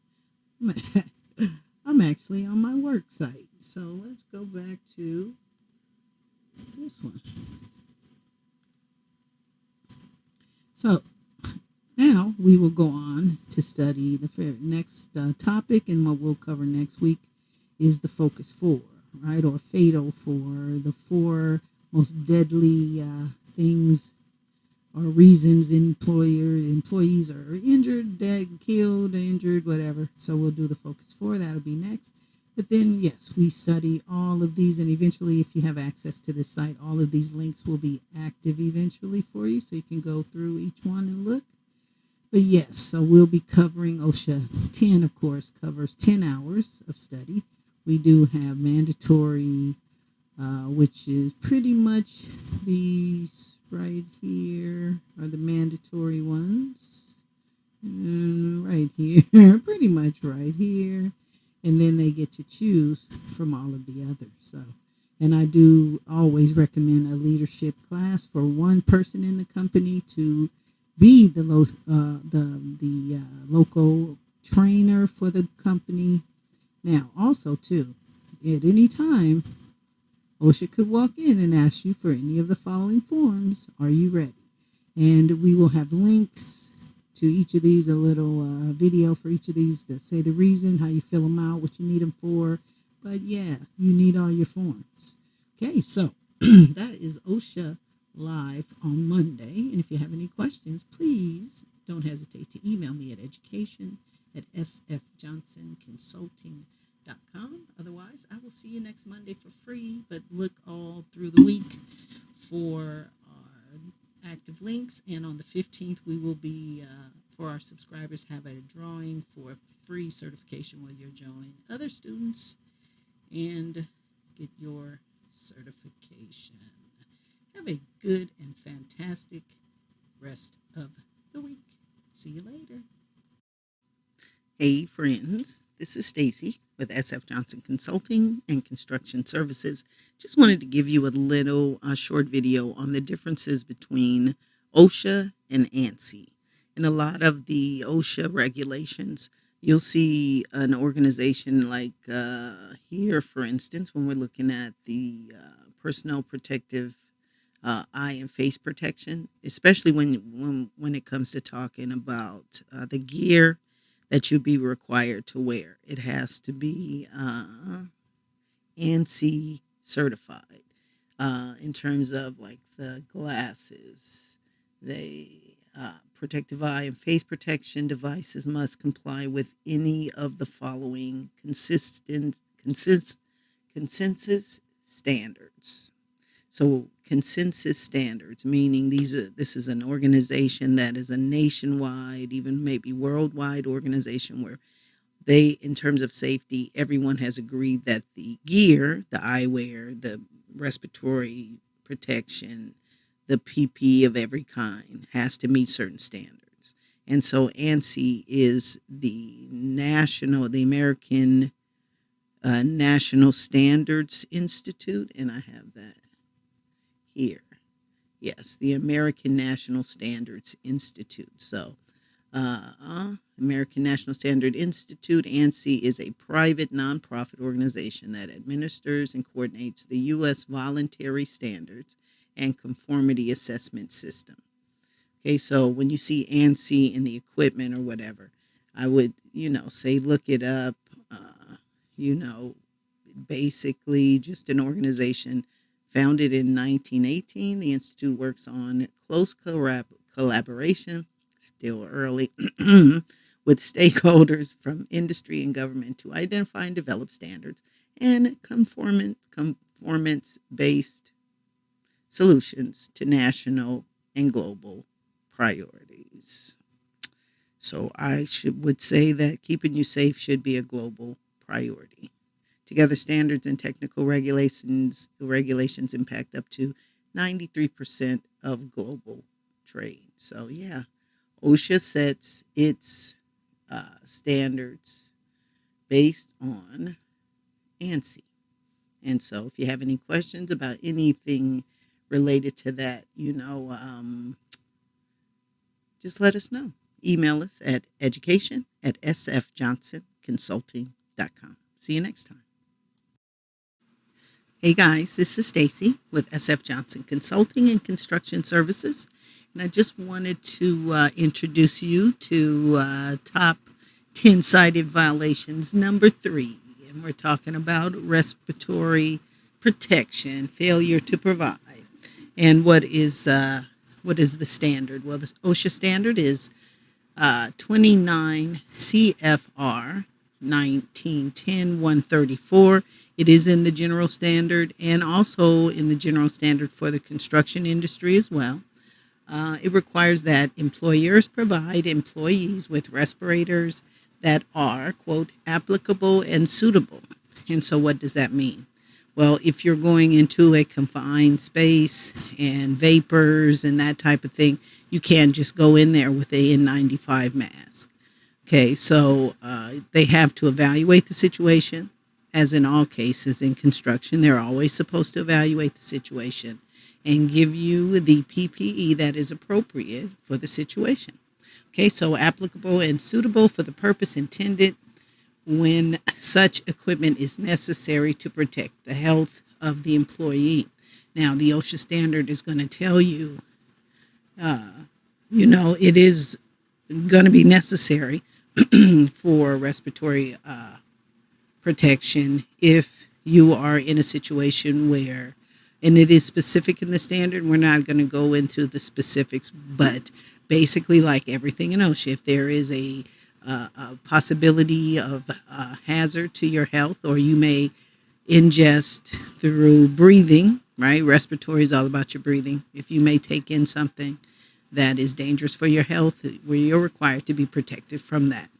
Okay, so there is a hierarchy of controls, and if it is determined that the type of work you do requires a respirator, then they must have a respiratory protection program, and the program requires an administrator that's qualified and knows how to train and knows when the respirators are defective, knows the different types of respirators that are needed within the different situations. And also the program requires that, of course, all the PPE to the employee is to be provided at the expense of the employer. Okay. And so let's go over, they talk about if you can't perform engineering controls and administrative controls. So I just want to go over what that is and then go over, and this one's going to be a little longer, where we're going to go over a short video that goes over this, because this is really, really important in terms of your health. Every year when it's time to saw, cut, concrete, that's the one thing you always see, right? You'll always see that silica dust in the air. So that's pretty much what we're talking about right here when we're talking about respiratory programs and protection, because that silica dust goes right into your lungs, and over time it affects your breathing. So let's talk about engineering controls in terms of respiratory protection. Well, what is an engineering control? Well, basically, it's a change in the design. So I've performed, let's say, for welders in the sparks, right? I will perform an engineering control where this is the control part, where we'll only have them welding in a specific area at a specific time. And there'll be an enclosure, right, where the sparks can't go beyond the enclosure. Okay, so that's an engineering control, as opposed to an administrative control where they will, it's more about admin. What's admin? That's more changing the times, including relief workers, exercising breaks, and rotation of workers. So we're going to move people out of the way when we have to perform this work. So that's more of an administrative control as opposed to an engineering control. Okay. And so what we want to do now is show a short video from OSHA in terms of the different types of respirators. That's what's important. You know, I mean, most of the time, I don't even see the gentlemen, because it's usually gentlemen that either doing the drywall, right, with the silica dust, or cutting the concrete. It's all still that same silica dust. Never see them with the appropriate PPE. In some cases, with the drywall, they're covered in drywall.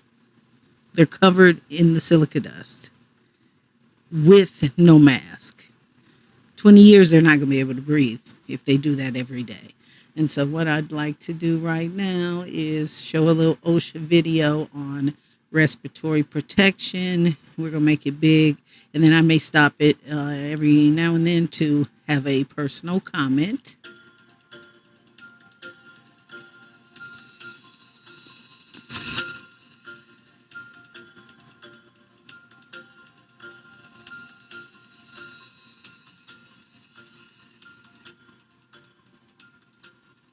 This video provides a brief overview and general information on respiratory hazards in construction and respiratory protection program requirements.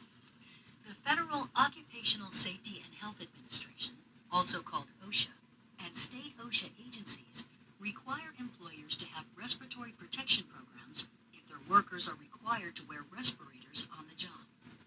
This video does not cover all of the things that your employer must do under federal OSHA or state OSHA respiratory protection standards. This video can be a part of the OSHA required respiratory protection training, which includes many topics, like how to put on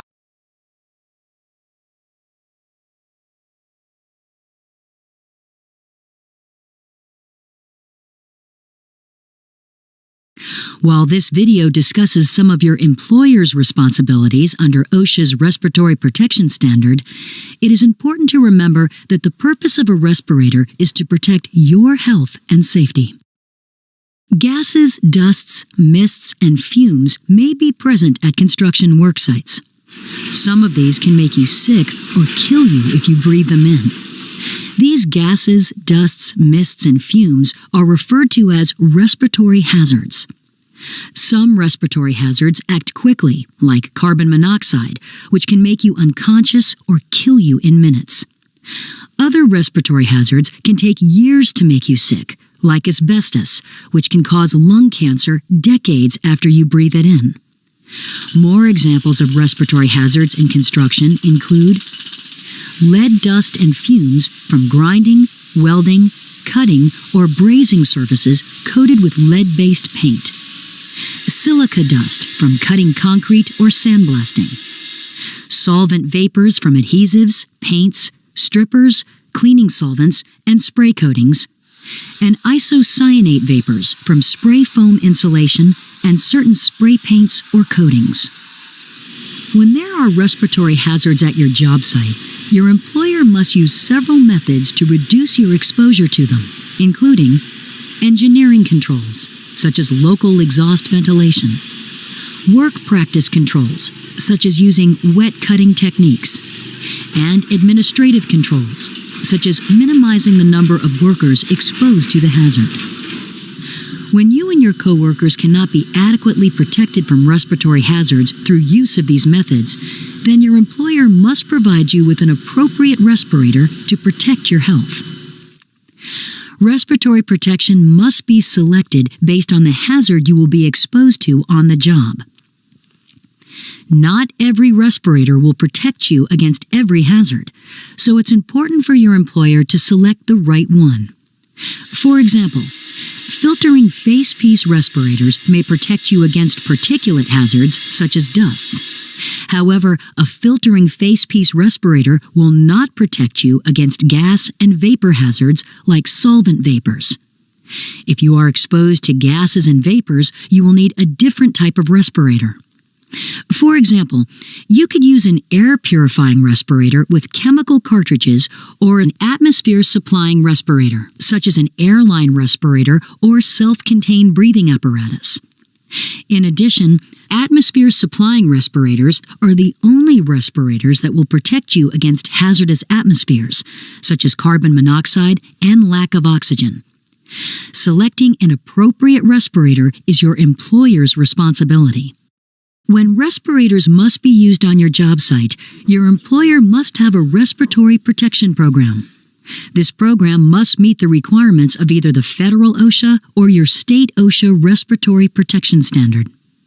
The standard requires your employer to do the following: develop and implement a written respiratory protection program. Evaluate the respiratory hazards in the workplace. Select and provide appropriate respirators. Provide worker medical evaluations and respirator fit testing. Provide for the maintenance, storage, and cleaning of respirators. Provide worker training about respiratory.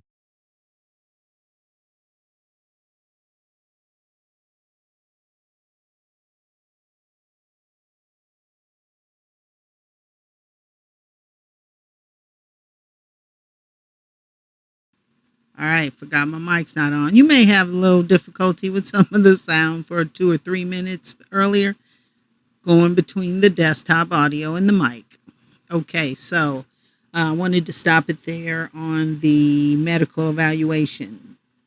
So this is why this is the third highest violation, because really you can go to any job site where they're cutting concrete and chances are they're not using the water source to reduce the amount of silica dust, or they're just not wearing anything on their face, or they have scarves or something else on their nose. Okay, so that's probably, it's really easy to find, because you have to have something in a proper way for all of the dust and the particles. But you see there are so many different kinds and types of respirators, and yes, they most do require, especially the ones that require you the scuba gear and all that stuff, the ones where you wear the air on your back, that's actually like you're going underwater. Well, those are used in the most extreme cases where the air is just so contaminated that you can't take it in as a human, and you don't have to be underwater. Okay, so it's important that medical evaluations are performed. So you see why there's a lot of violations, because, if you have to use this gear, it's a lot of expense to train you, to get you fitted. You have to actually be fitted for the proper gear. Every face is different, right? Everything is different. And so that's why you don't put your life and your family's livelihood in jeopardy because somebody doesn't want to give you the proper PPE for the job. So we'll keep it moving. Hazards and proper respirator use. Evaluate workers' use of respirators and correct any problems. And provide you with access to specific records and documents, such as a written copy of your employer's respiratory protection program.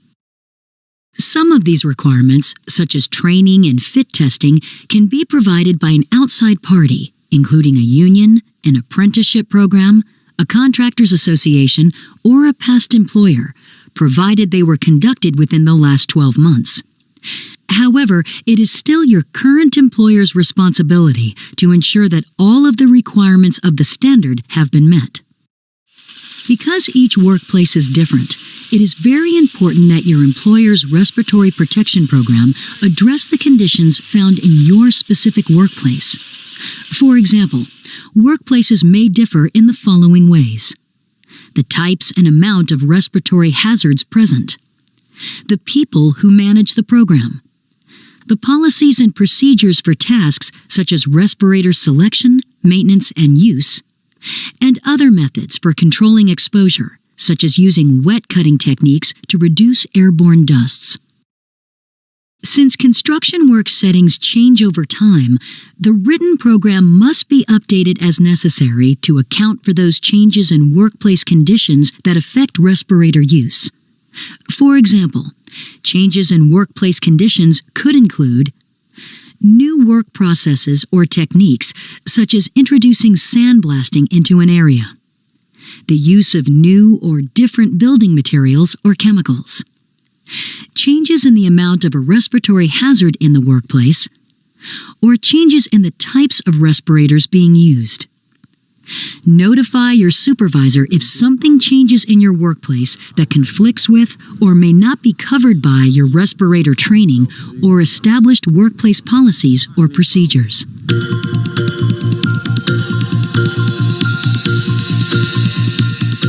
Your employer's respiratory protection program must be managed by a qualified, trained program administrator.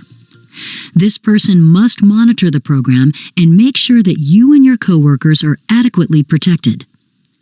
The program administrator will know a lot about your workplace respiratory protection program and should be able to answer any questions you may have about respirator use.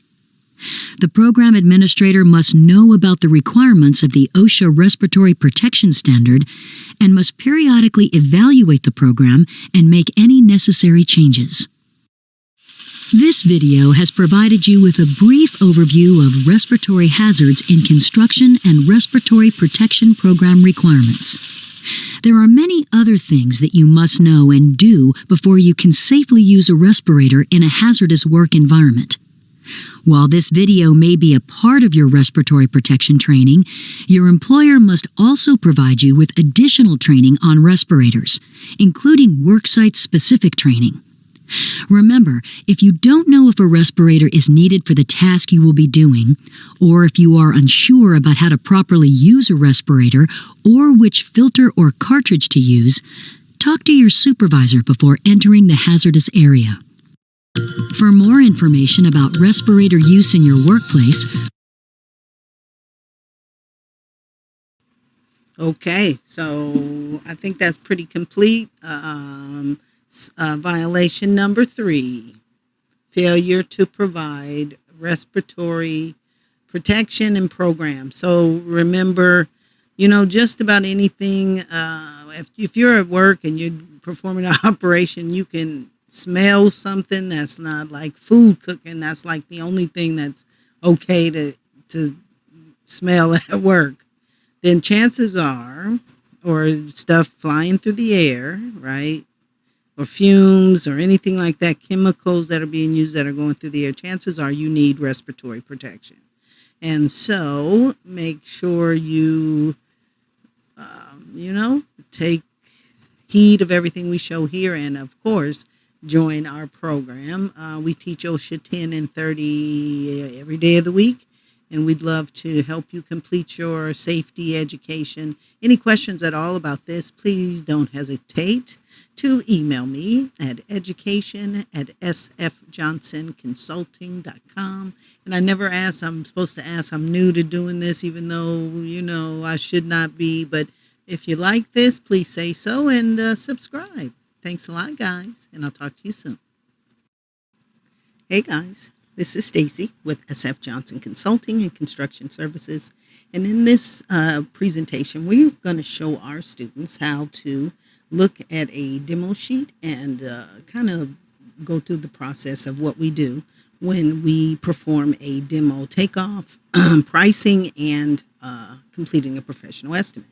So our takeoff class that we have, we present each of the scopes of work. So whether you're having to do your demo estimate or a flooring estimate or a framing and drywall estimate, we will show you how to measure your takeoffs, or your takeoffs, remember, is a professional construction, if there is such a thing, term for measurements. So we show you how to take your measurements. And then, of course, the measurements, from there, we price the measurements. And remember, everything in construction is like everything in the medical industry. There is a code associated with it. And with that code, there is an amount of time that the construction industry states that it takes to perform that scope of work.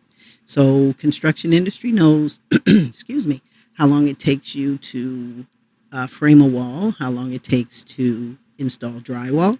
And so you take our measurements. That's part one. Part two is to go through our cost book, and we show you what amount of time goes with pretty much everything that you could possibly do. And the third step is to go over our professional Excel spreadsheet that's designed for each of the scopes of work. So in this class, we're going to go over demo. And so we're going to, this is a 4-H center that's going to be modified. So the first thing that when you are, of course, you're going to read your specifications, right? Specifications going to give you everything about the project, all the details you need to know. Remember, the specifications is also the industry standard that we use in North America to help us communicate in terms of the means and methods and material we use in construction. And so you're given a set of specifications along with the construction documents, and the good estimator or the good project manager will read the specifications first and take notes related to each of the scopes of work, and then line that up with what we read and what we see and what we measure on in the construction documents. And so for demo, we know that it is demo because anything that is to be demoed or demolitioned or taken out is always shown with a broken line. And so this tells me, okay, I'm probably taking out walls as well as the partitions, or really I need more detail because these may be partitions. These may be, partitions with tile on them, or, the typical bathroom partition, which is, just attached to the wall, like when you go to McDonald's and go to the bathroom, those kind. So the first thing we do is measure or count. In our case, we're going to be, it looks like demoing a lot of doors and some showers. That looks like that's a shower. And so again, we're going to make all the measurements, do all the counts.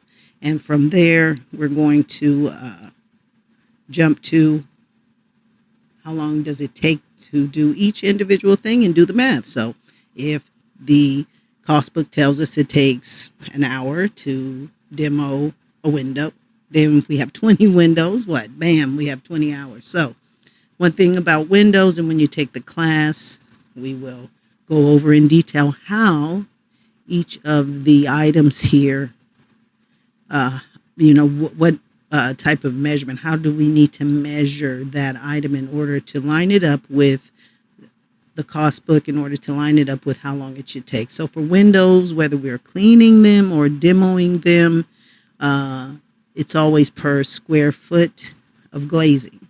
And so, you have to have some kind of elevation view so you can determine the height of the window, so you can determine how many square feet. So that's just one thing. But when it comes to the doors, we just count how many doors because it takes a certain amount of time per door. And if it's a partition like the kind in a bathroom at McDonald's, that takes a particular time as opposed to demoing a interior partition. How long it takes to demo an interior partition depends on the thickness of it. Is it 6-inch, 3 5/8? Is it concrete? Is it a concrete wall? Also with concrete, when we demo concrete, we're not only having to determine how many square feet of concrete we have to demo. If we have to demo, say for instance, this is probably this right here. Say for instance, they want us to probably take out the concrete in the building. Well, the first thing we have to do is cut it out, and then we dig it out. So we always have to have a takeoff number for our saw cut, because we typically cut it and then we demo the concrete. Those are two different scopes of work, two different man-hour totals, two different takeoff totals. So that's important. Okay, and so always make sure you know what your scale is, because the scale is used to make sure you're accurate with your measurements. And so this is a really good demo plan. We're demoing a lot of doors and walls, partitions, toilets, showers, and so we do all those counts and measurements, and then we come up with numbers. And from those numbers, we're going to go to our cost book and see how long the construction industry states it takes to do each operation. So that's a little small overview of a demo takeoff when we're preparing a demolition estimate. Each linear feet, and we need some kind of elevation view, especially if we're demoing walls, right? We need to know the height of the wall, not only the thickness of the wall, but the height of the wall. Same thing when we're building them, have to know all of that. So we'd love to have you in one of our classes, and any questions at all related to construction, you can always ask me. And our website is S as in Sam, F as in Frank, johnsonconsulting.com, and have a great week. Hey guys, this is Stacy with SF Johnson Consulting and Construction Services. Just wanted to review something very quickly on, a few people have asked me, what exactly is OSHA 10? What's in the class? What's required? And how do we now with COVID take the class? Well, last question first. With the COVID, we can now take all of the classes or teach all of the classes online. As long as we have 3 students at one time, then we are able to do that. We just need to let OSHA know ahead of time. And now, what is OSHA 10? Well, the 10 and the 30 refer to how many hours of instruction, and it doesn't include breaks, and it doesn't include testing and things of that nature. So it's always usually a little more than 10. It's all of the industry standards, which are the laws, of course, established by the Occupational Safety and Health Administration, a department, part of the Department of Labor, right? OSHA was established in 1970 to keep employees safe at work, right? So that's what this is all about. So OSHA 10, it's 10 hours required. So let's go over just some stuff here. And let's see. All right, so what is OSHA 10? How does Fed OSHA differ from Cal OSHA? We'll talk about that. What classes are encompassed or a part of the program? What classes are mandatory? And what are the elective classes? Well, Fed OSHA is the set of standards that's good for all 50 states. And Cal OSHA, some states like New York, California, there are quite a few others that have additional standards that they try to make a little more strict than the Fed standard. And so in most cases, the Fed standard is appropriate unless your company wants you or the government asks you to do the, in our case, Cal OSHA, in addition, or to have that. Okay, and so that's how that differs. Now, what is a part of the program? And we'll just go over that.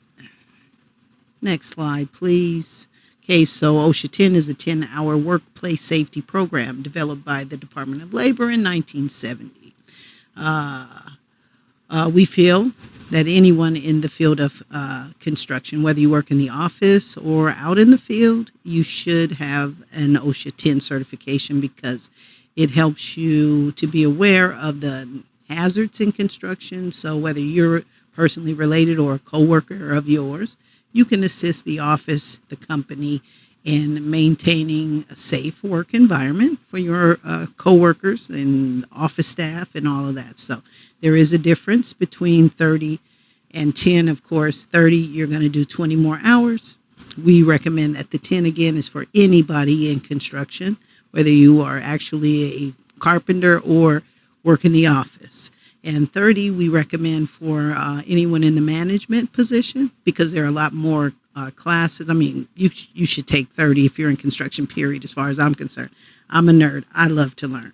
So, but 30 is really company-wise if they want to, in terms of cost effectiveness, right?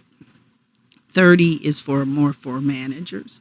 And the only difference is in that you have a lot more classes, of course, more detailed classes. So we'll go over that. Where are we? Here we go. All right. Now, OSHA has designed the plan with a set of mandatory classes, and another set called electives. So the mandatory classes, of course, are mandatory. Whether you have OSHA 10 or OSHA 30, you have to take those sets of classes. And then the electives, you can choose from a variety of classes based on the work that they do. So if you are a company that works with cranes, well, you'll take that as opposed to one that doesn't and has no need to have safety standards related to cranes. But if you are a general contractor, of course, you need to have the OSHA 30 on top of it and make sure you have all of that. So that's pretty much it. And so mandatory classes introduce OSHA and focus on actual injuries experienced by the workers and how to protect them from those. So basically, mandatory classes focus on what is OSHA, why was it established, and then workplace injuries covers that, and owners or employees' responsibilities, employers' responsibilities, and then it focuses heavily on the focus for or fatal for hazards, health hazards, and PPE. Everyone's heard of PPE because of COVID. It's your private personal protective equipment, so headgear, feet gear, respiratory, that kind of stuff. Okay, and these are the mandatory hours that must be no less than 6. And so all of that you got to cover in 6. But each of these individually, like the focus 4, you have to do an hour of this, hour of that. You have to have at least 30 minutes of intro to OSHA. So there are set standards where we have to make sure you are in class, face-to-face, even online. You have to your face has to show on your computer, and we have to make sure that you are aware and that you're paying attention. And so there are a lot of activities. And then the good thing about the breakout rooms, that's always a lot of fun. So we do that. That's how we help the students become interactive and kind of take a real active part in the class. And so that's what we do. So that's a little bit about, now let's see. I think on the next slide we have there we go. So the elective courses. Okay, so 6 hours of mandatory, and then the remainder can be these. And so 30 minutes in length, cranes, derricks, hoists, elevators, and conveyors. These are your electives that you can choose from. Okay, so excavations, material handling, storage, use, and disposal, scaffolds, stairways and ladders, tools, hand and power. So those are your electives that you can choose from for the remaining time. So if you have any additional questions or would love to join OSHA Live, which is our ongoing OSHA class that we have for our students, where we teach all this stuff on an ongoing basis. And so with OSHA, if you have up until 6 months to take your classes to get your certification. And so our OSHA Live class is a live class where you join with us and we go over everything that's required for either OSHA 10 or OSHA 30. It's a monthly plan and it's not expensive at all considering what we do and what we help you learn and retain and achieve. So any questions, please email me directly at info@sfjohnsonconsulting.com. Otherwise, I will see you on the next video, and then the one after that, and the one after that, and look for OSHA's 10 most cited violations. I think we have that coming today, and today is Monday, September 12th. So that'll be showing up real soon this evening, probably at the end of the evening Pacific time. So thanks a lot, guys, and I will see you soon. Hello, and thank you for joining me. This is Stacy with SF Johnson Consulting and Construction Services.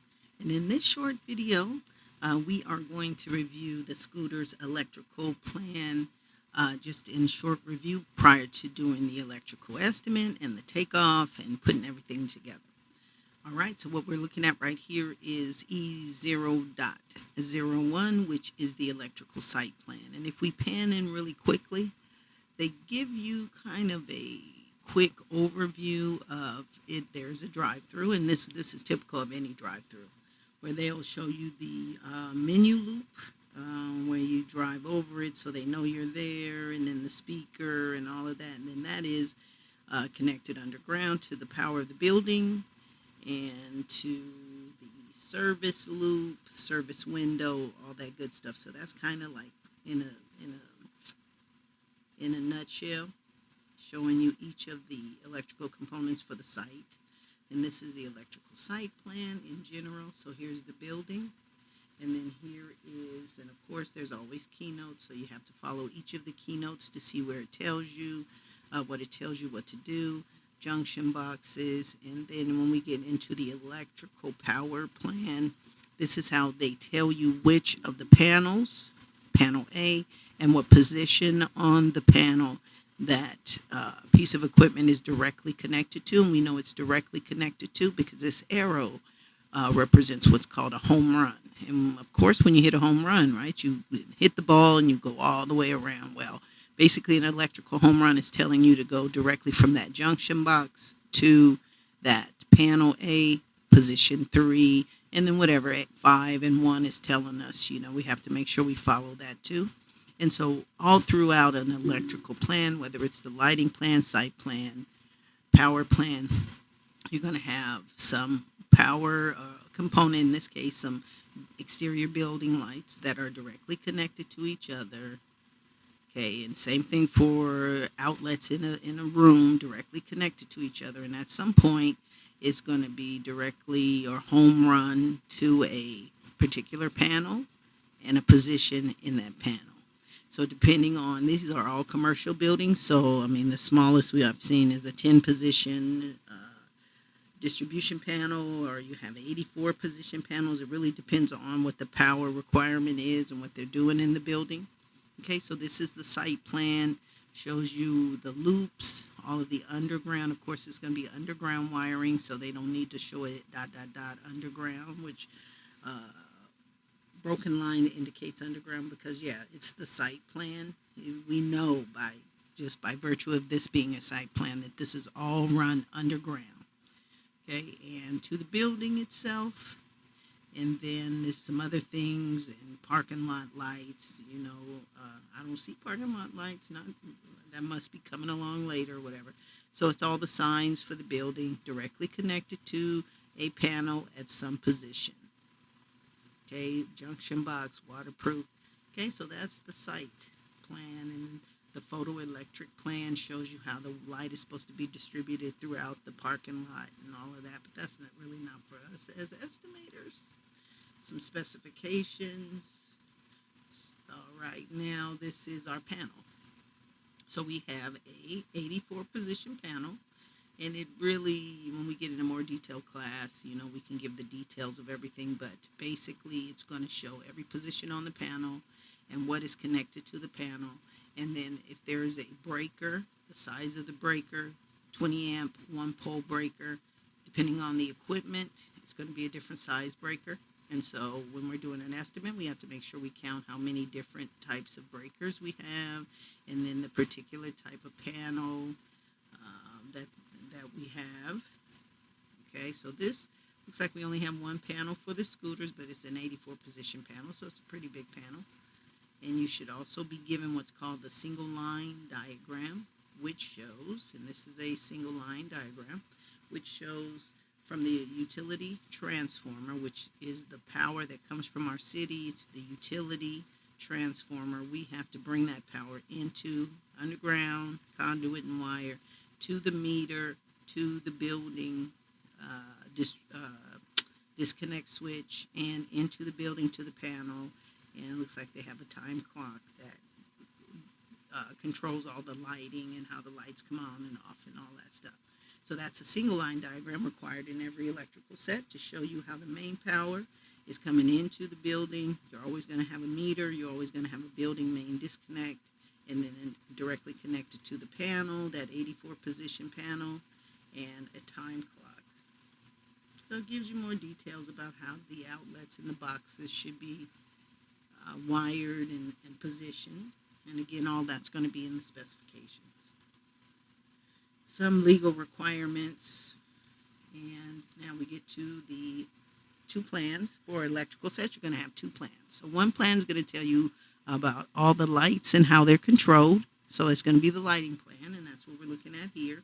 There's a lighting schedule telling you it's calling this one light A. This is what it is. Da da da. So when you have to go and order those, you know what you have to order. So all of these call outs and all of the symbols you'll see on the plan. And it's a small little establishment, so it's really what it has, 2, 4, 6, 8 lights, some junction boxes connecting them, the emergency lights as required, and then the conduit that connects the lights. And then those are the building lights we saw from the site plan. And then the good old home run. Okay, now some plans have it, some plans don't. On your lighting plan, it's only the lights and how they're controlled. So the light fixtures, junction boxes, occupancy switches, that dollar sign is always a sign of a switch. Electrical, you have a ton of symbols. And so as you work on these more and more, you'll get more familiar with all the symbols you have. All right, so what you won't see is the power panel on a lighting plan. And so you have to look at your power panel or your power plan, figure out where your panel is. So when you accurately measure your conduit length from your home runs, you'll know where you're measuring it to. Okay, so this is the lighting plan. It shows all the lights and how they're controlled. If this was like a larger place and we had like some rooms they wanted on while other rooms were off, it'd be a totally different configuration, and we have some videos of that as well. But this is a really small place. All the switch bank. Okay, so lights, that's one of the plans you'll get in the electrical set, and the other one is the power plan. So power plan's only going to show you where the panel is. So now if I go back to that lighting plan and I have to run all my home runs, I know I'm going to run it to right here. See, it's probably right here, but they don't point it out that that's the panel, because on the lighting plan, the job of the lighting plan is to show you just where the lights are and how they're controlled. Okay, dimmer switches, exit lights, but no call out of the power panel. So now I know if I have to connect this junction box to here, I'm going to go right there. I'm going to measure just that length plus some distance down directly to that panel at position 50. All right, so power plan is way more complicated than the lighting plan, because the power plan's job is to show you where all of the outlets are located. Junction box is required to connect other pieces of equipment. Quad outlets, meaning 4, so that's an outlet that has 4. That's an outlet that has 2. Sometimes they have outlets that only have 1, so it'd just be one line sticking up. But in an electrical power plan, the job is to show you every component that needs power, what position on the panel it's connected to, what it is, and also it's going to also show you where the phone, special receptacles and phones and data jacks are for electrical set. The high voltage electrician will always have to provide junction boxes and conduit for all phone, computer, all that stuff based on, the specifications. Okay, so the power plan's way more complicated than the lighting plan, because its job, again, every outlet and what position on the panel it's connected to. Okay, all of the HVAC equipment, where it's connected,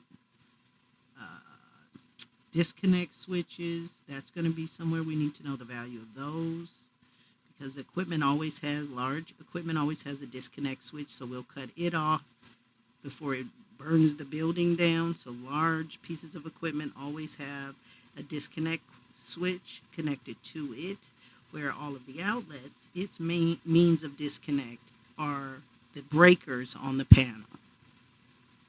Okay, so special receptacles in the CLG in the ceiling for special lights and stuff, whatever.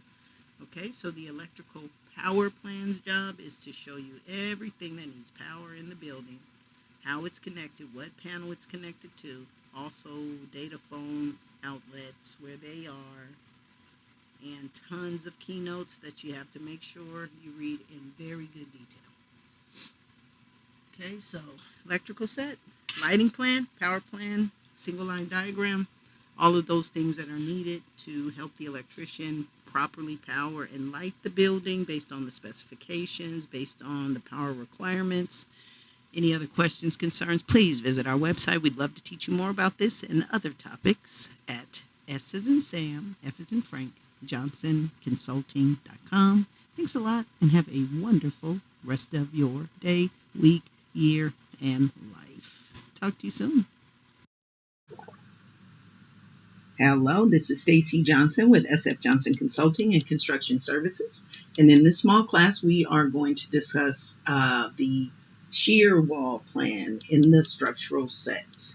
Now, the shear wall plan is basically just additional framing that we put over our load-bearing walls to shore it up and to help prevent the building from falling due to shear winds and earthquakes and things of that nature. So the shear wall plan is pretty simple, where in this on this set they note them as P1 and P2, and they show you exactly where they should go. So it's really simple, where P2 goes here, just this length of the wall, that length of the wall.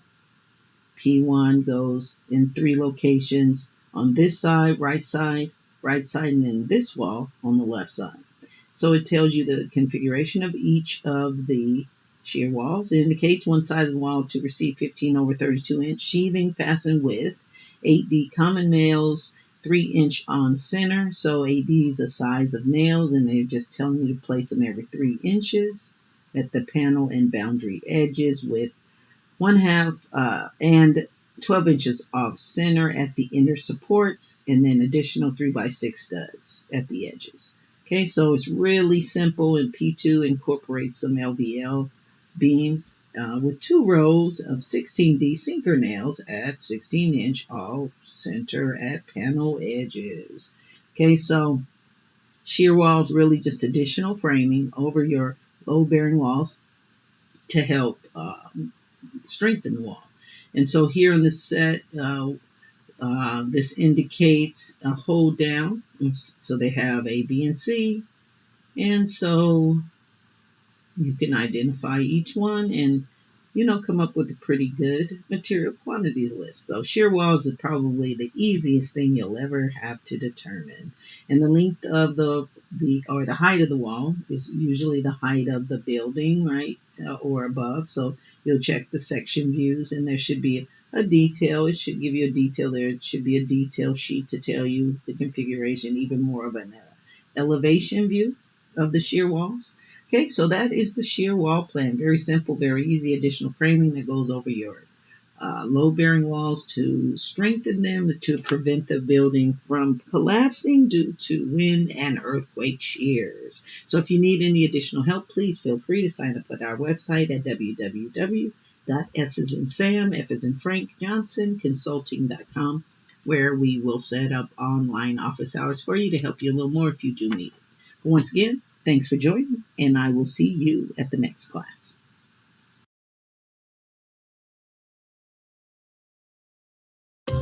Every morning, when your feet hit the floor, tell yourself today is the day. Today is the day I will be at my peak. Today is the day I will set my life up to win. Set my future up for success. Today is the day I plant seeds that will grow into greatness in my future. Today I will give my all, every minute, every moment, with everyone I encounter. To live a great life, you gotta get your mornings right. Don't just wander out of bed and throw yourself aimlessly into the drama of this world. Set your foundation for a strong day, which will lead to better habits and, in time, a better life. Get up with purpose and develop a routine that works for you. Work out. Get your body moving. Create a habit that builds a strong body and a strong mind. Be grateful. Spend at least a few minutes in appreciation for all the things you do have and for all the opportunities that are coming your way today. Thank you. Thank you for this day. Thank you I'm alive. Thank you I'm healthy. Thank you for my family. Thank you for my drive, my passion. Thank you for the opportunities coming my way today. I am ready. Set your goals and intentions for the day. No one will reach their most sought after destination if they don't know where their place is. What are you going to accomplish today? What miracles are you going to create today? Write them down. Believe you can do it and get to work. Start your day with power and intention, and you will live your life with strength and direction. This is my day. I control how I react to everything today. Today I will plant seeds for my future. Today I am alive. Today I am grateful. Today I look for the good. Today I notice opportunities. Today I execute. Visualize what you want from this day. Believe great things are coming. Meditate. Clear your mind of all negativity. This is your day. Set your life up to win. How you start your day often determines how you live your day. How you start your day determines your future. How you start your days consistently determines the quality of your life. You must set up a morning routine that gets you in a strong, positive mind frame, ready for anything this day will throw your way. Ask yourself the most important questions of all. If today were my last day on this earth, how do I want to live it? What example will I set? How will I treat others? Do not let your dreams go up in smoke. You have opportunity this day to make it your greatest day ever, even if nothing comes this day. Your attitude will be better than any other day, and that alone will lead to great things. You just keep doing it every day, growing, evolving, giving your all, and you will achieve great things. I guarantee you. The best day of your life. That day is today. Today is your chance to become who you were designed to become. To do better. To be better. Today will be the greatest day of my life. Today I am on purpose. Show me a successful person that aimlessly gets out of bed, wanders out into the crazy world, and succeeds at a high level. They don't exist. Get yourself together in the morning. Get up early. There's a reason why so many people get up earlier than the rest. No one can bother them. The early hours of the morning are the best time to think without distraction, to create, to set goals, and to clear your mind of any doubt or negativity. Do what works for you. Just build a strong foundation early in the morning. A strong foundation that will lead to a strong life. The first thing I do when I get up each morning is say thank you. Nothing in this world will get you in a stronger, clearer state of mind than starting your day with gratitude. Gratitude is not for every now and then. It's for every single day. Gratitude is not for weirdos, it's for winners. Successful people are grateful people. Stay away from social media and news. There's plenty of time to fry your brain for the rest of the day. The morning is time to clear your mind of crap and power it up with positive, powerful thoughts. If it works for you, get in some affirmations. Develop the mindset and belief of a winner. Stand like you already have it. Believe like you will get it. Know that it will come if you keep working toward it, if you keep finding out how you can get it. Prepare your meals for the day. Your body is your temple. Don't get stuck and have to feed it garbage. Your temple deserves solid foundations. Strong food, strong body. Strong body, strong mind. Strong mind, strong human. Today will be the greatest day of my life. Today I am on purpose. Those who live great lives know the power of the morning, the power of creating strong habits in the morning, a morning routine that will set you up for an unbreakable day.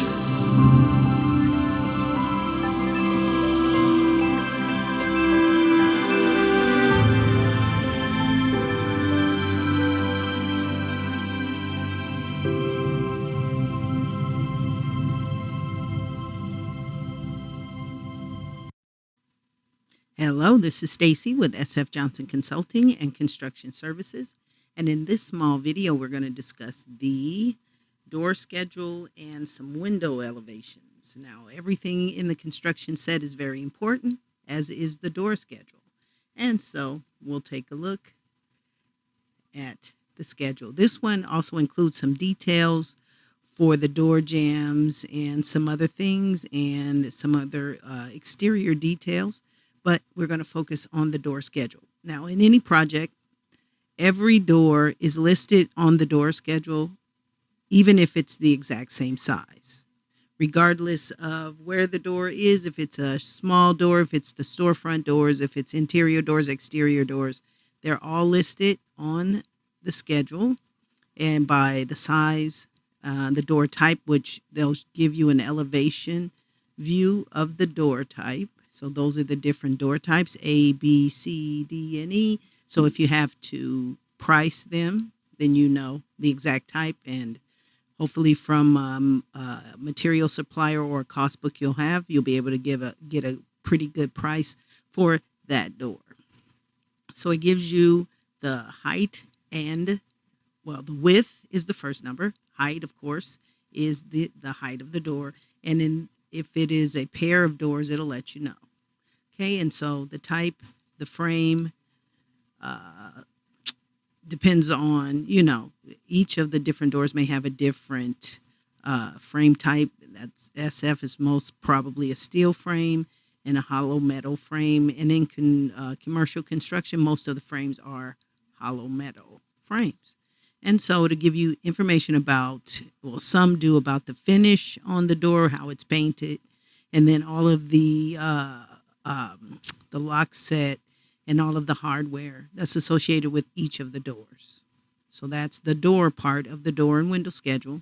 And then, of course, the window schedule is going to give you an elevation of the windows or the view of the windows as if you're standing in front of the window. So you can determine the height and the width of each of the windows as well and how they're looked at. And two, who would need this? Of course, whoever's installing the doors and anyone doing the caulking around the doors would find this useful so they could determine how many linear feet of caulking you need for the doors.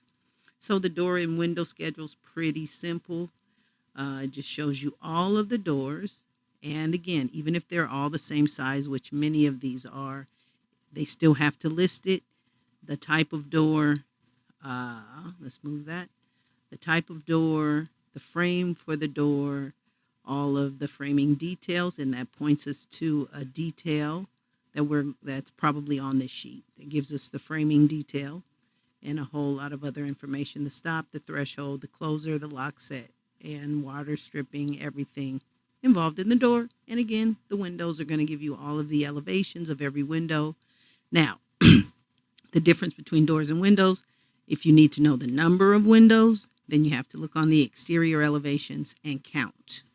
Where if you need to know how many doors, they're all listed here, regardless if they're the same, they're all listed here. So we know that this project only has this many doors. But as far as the windows, again, we'd have to go count via the exterior elevations and count the different types of windows. I think there's probably 2 of these and 2 of those and whatever. But you got to look at the exterior elevations in order to determine the number of windows, where on the door schedule, it gives you the exact, you just count, it's there. For windows, again, you have to look at the exterior elevations, and like for a high rise or for an apartment, chances are they're marked A, B, C, D. So you use a counting tool, count all the A's, all the B's. Then again, you'll know how many windows you have. Okay, so this is Stacy Johnson, SF Johnson Consulting and Construction Services, where we teach classes of every kind. This is part of the basic plan reading class where we're looking at the door schedule and the window elevations. Feel free to contact us at info@sfjohnsonconsulting.com. Questions on this or any other class. Thanks a lot, and we will see you next time. Hello, and thank you for joining me. And this is your teacher, owner, and operator of SF Johnson Consulting and Construction Services. And in this small snippet, we are going to discuss the ceiling plan for our series of our study of the plan reading basics. Okay, so now we're looking at the ceiling plan. So it's from the plan view, the view from above. And the ceiling plan is going to tell us all about our new ceiling construction. And so for commercial, the typical ceilings are going to be acoustical ceiling tile, which is represented by these lines that represent either the 2x2 tile or on this side, the 2x4 tile. And each of the rooms, it's going to have a ceiling tag or room tag, ceiling tag that's going to tell you two things. It's going to tell you the type of ceiling finish, and it's going to tell you the height of the ceiling. Not necessarily the height of the stud, so don't confuse the two. It is the height of the ceiling. And so on the ceiling plan, we're going to see everything that's going to go in the ceiling.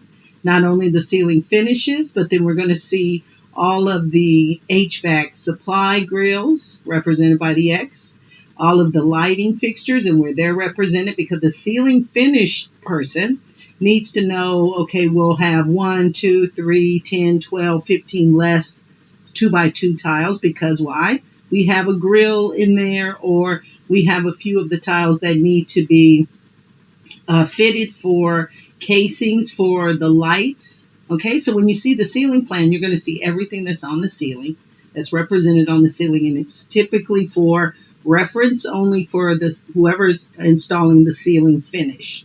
So ceilings, again, for commercial, will have a 2x2 acoustical ceiling tile, 2x4 acoustical ceiling tile, and then we'll usually have some some gypsum or drywall, right? So this is saying that this is a drywall ceiling, and the height of the ceiling is 8 feet above finished floor. Okay, now, always have to take a look, because here on our ceiling plan, we also have a section view marker. And what is that? Well, it's telling the ceiling contractor, whoever's installing the ceiling components, that there is some other view you need to look at, because the construction of the ceiling is a little different.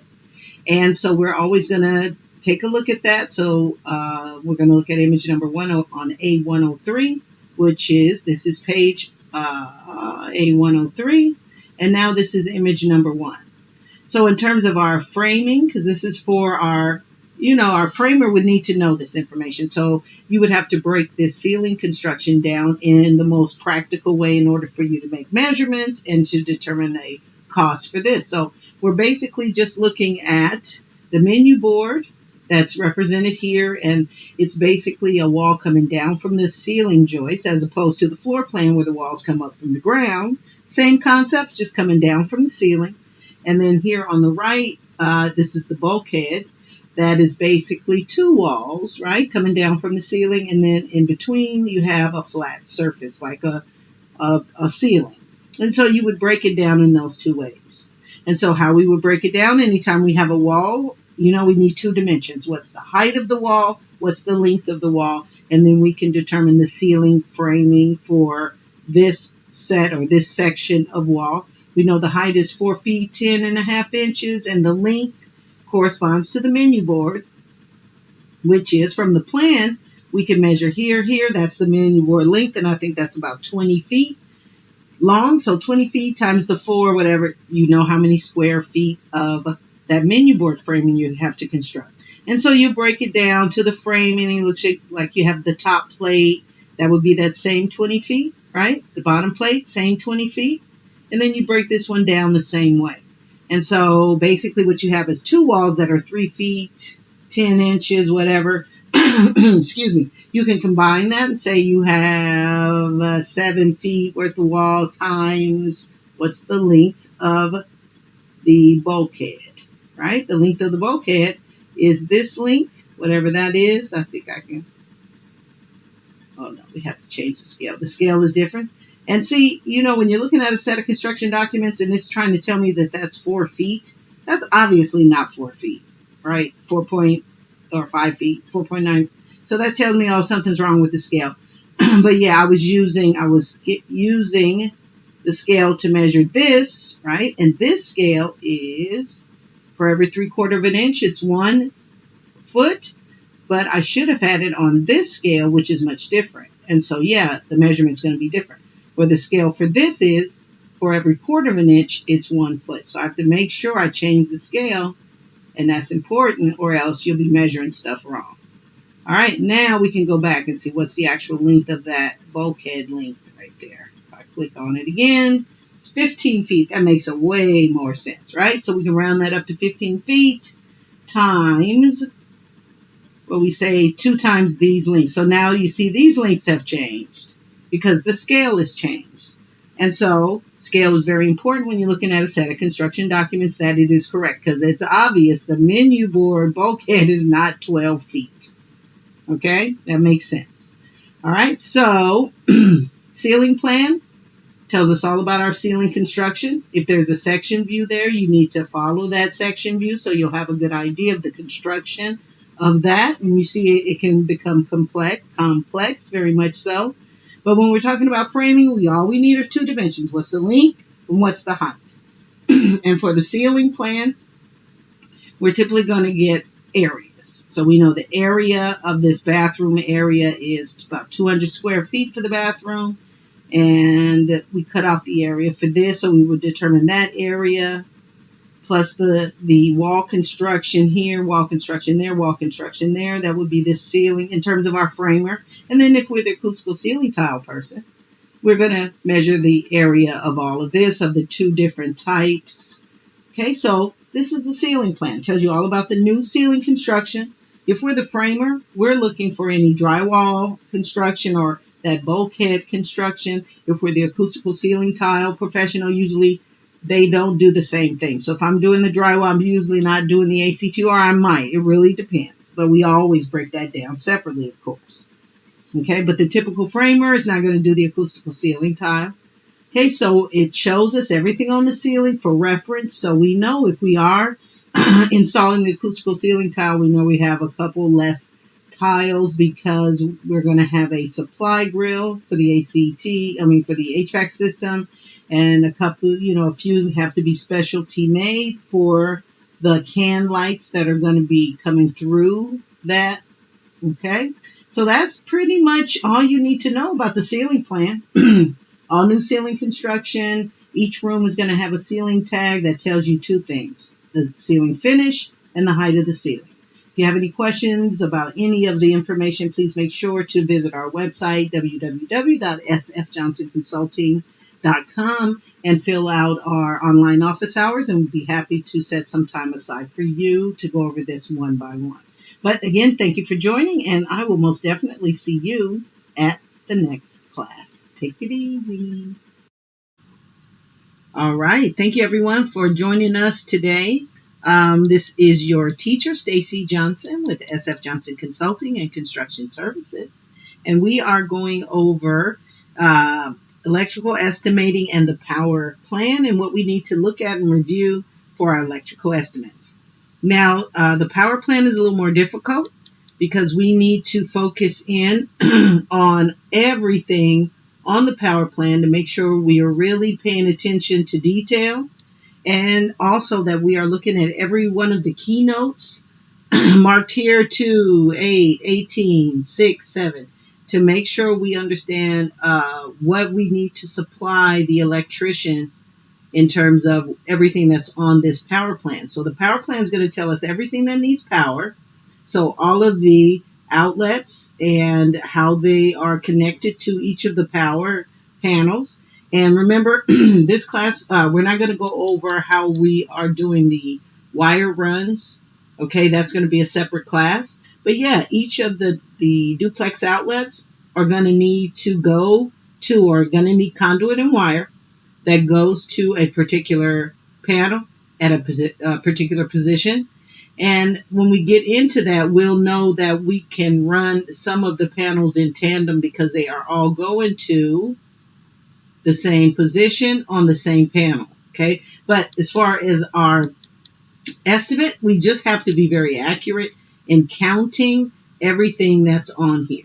So in this instance, these are symbols for black is for a telephone or voice. White can be for data, but here it's saying a telephone outlet.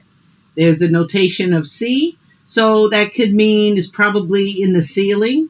Okay, so it's really important to look at all of your symbols. Make sure you understand everything when you're doing your counts. And again, all we have to do is make sure we have an accurate counting tool so we can click on a thing, click on something, and know that we have counted it. Okay, and two, you got to make sure you pay attention to all of the keynotes. Okay, integrated ground in the ceiling. Okay, so with the electrical trade, there's little quirks here and there, but the main thing you have to understand is when you're looking at symbols, say for instance, this one and this one, they look the same, but they're not, right? Because this, both have the prongs, right, coming out the right. This one has prongs coming out the right, but this one has prongs coming out the left, where this one does not. And so the biggest issue, because what you're trying to do is count all of the individual wiring devices. That's what we're looking at, all of the outlets, all of the everything. Switches, if they apply to our power components, like this switch. Okay, so we have switches that are on our lighting plan to turn on our lights, but we have motor controlled switches on our power plan to turn on our mechanical equipment, such as fans, and this is probably a fan in the office. Okay, so it's very important, until you get the hang of it, you need to make sure you print all of your symbols, because you'll have to count a switch, a motor rated switch. That's what that is. And read note 22 to make sure you understand if there's anything that goes with that you need to supply. Our whole point in doing a takeoff, right, is to make sure we count everything accurately that the electrician needs to produce his estimate. Okay, so these are symbols for special receptacles. Okay, and it's telling you the kind, NEMA 1530. Okay, so that's different from the regular duplex receptacles. Okay, so for the electrical plan, and this is a restaurant, different equipment requires, of course, as we did in the basic class, different equipment may require different wire configuration, right? And so it's important for you to find what that is when it comes time to run the wires, okay? Because as we know in commercial, most of the wire configurations are number 12, right? 2 number 12s and 1 number 12 ground. That's what we'll run for the typical outlets. But anytime we see a special outlet or any of the mechanical equipment, or if we look at the breaker, the panels, and we see that any of the breakers require a 3-pole breaker, chances are it's going to be a different wire configuration to run our wire. But again, wire is later. Okay, so for your power plan, for our takeoff, just start counting. It's really important that you have a good counting tool, so when you've counted this one, it's counted, there's a mark on it, you're not going to overcount, when you've counted each one. And it's very important to, where are our keynotes? Okay, so you don't have to read them all crazy, but you do need to make sure you note for anything you need to add to our takeoff, right? Okay, 3-pole 30 amp NEMA disconnect. Okay, so the disconnects are different than the breakers. Okay, so we need to make sure we note that. So anywhere we see the number 3, That's what we have to provide. So it's really important to make sure we look through everything for what we as the electrician have to provide. Okay, NEMA 4X stainless steel enclosure mounted on the face of the hood. Oh, provided by the hood manufacturer. Okay, so what does that mean for us? That in this case, we just need to determine the labor to install that. That's why it's very important that you go through the keynotes and make a list of the things you need to include based on your keynotes, the things you need to include that are not specifically on your plan. Okay, so here for a restaurant or anything is going to tell us all of the equipment, right? But then it's also going to tell us the wire configuration, right? Because most of it is number 12. But then we need to know if we need more. See, here's some number 10s for the microwave. It's going to be hardwired, right? So that's a number 10 wire. And so we'll know when we do our wire runs, wherever D20 is on the plan, D20 notes that it is the microwave. Okay, D20 is right here. Okay, so we have to do the physical run to panel A, position 3941, because we have, we've got, whatever, 4 number 10s or something. Okay, so that's up to the electrician, okay, how you connect it to the panel. All I know is, I know from my panel schedule that I need number 10s for that. So I'm going to do an accurate physical measurement that I need, 4 number 10s for the microwave in a 3/4 inch conduit. Okay, so our goal for our takeoff is count. Okay, count accurately. Make sure you know the differences between integrated ground. I always let my clients know, okay, we have some dupes that are duplex outlets that are normal, whatever. And then we have some that they note as integrated ground. So they'll know, okay, well, I have to, for their expertise, they need to know that, right? I don't need to know it, but my job as the estimator is to, break down this with precision. So they'll know, okay, I need 8 of these, 6 of these, 12 of these, whatever. Okay, and yeah, so that's the power plan. That's part 2 of our takeoff, okay? And again, if you need help, if you're in our estimating class, you get the 5-week, 6-week one-on-one class, but you also get a year of shadowing where I will review your stuff with you to make sure you're doing this stuff correctly for a full year. Because, a year of doing this one-on-one and the way your companies work you, okay, you're doing a lot of big work. Okay, so we're going to make sure you know what you're doing. All right, so thanks a lot. This is part 2. The next part, we're going to go over probably the single line diagram, what to look for. We're going to leave the wire and the conduit stuff for last. And one thing I want to make sure we know, and we'll note that on the data and telecommunications plan, is that we're the high voltage electrician, right? So we only are concerned with high voltage. We're concerned with powering up everything and providing lights. Okay, we're not concerned about data, phone, but as the high voltage electrician, we do have to provide the junction boxes, okay, that the phone, computer, Comcast, all those people, they provide their outlets, but we do have to provide the junction box, okay? So we make sure we have to count that, and usually it's a 3/4 inch conduit connected to the junction box to the right above the ceiling. So that's a little rule of thumb. You always got to make sure you account for that.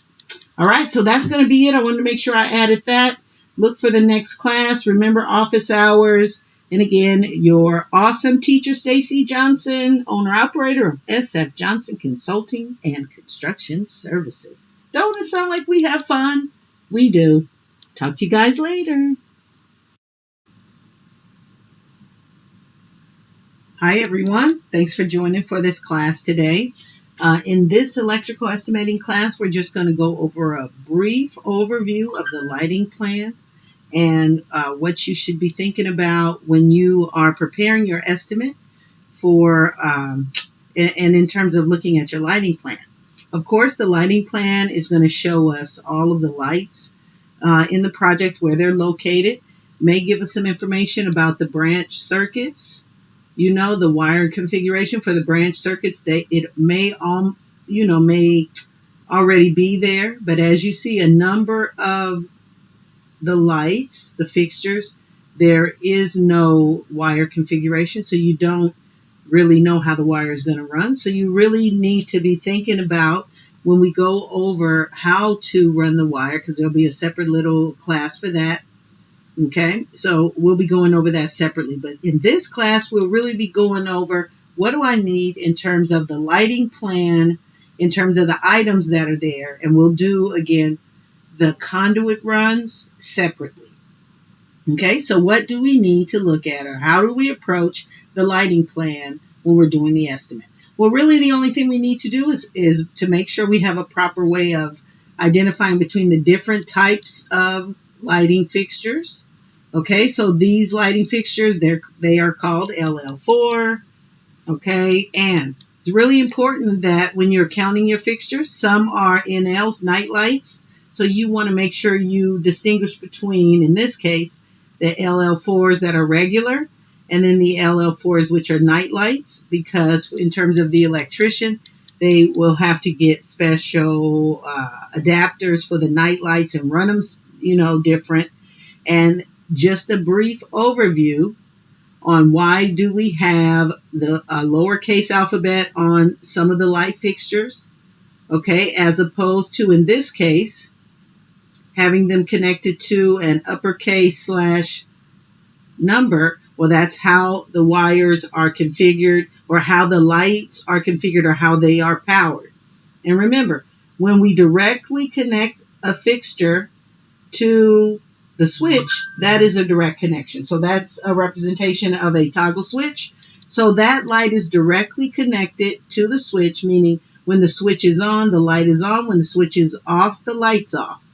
And that's how those are represented. As opposed to when we have the lights that have the lowercase alphabet. So some are A lights. In this case, we see one has a D light. So those are controlled by lighting controls, right? And so when it comes to running the conduit between the fixtures, because we don't see it here, so we're going to have to use our imagination on how the electrician would run the conduit.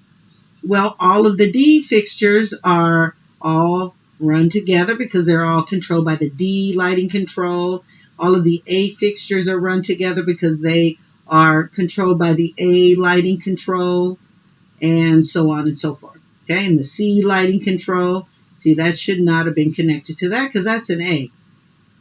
And oh no, these are A's. These are light C, light we call C. So uppercase is how we identify the fixture. Lowercase, in the terms of the lighting plan, tells us how we are going to, what lighting control circuit the lights are going to run. LL2 right here is going to be controlled by the E lighting control, A lighting control, and so on and so forth.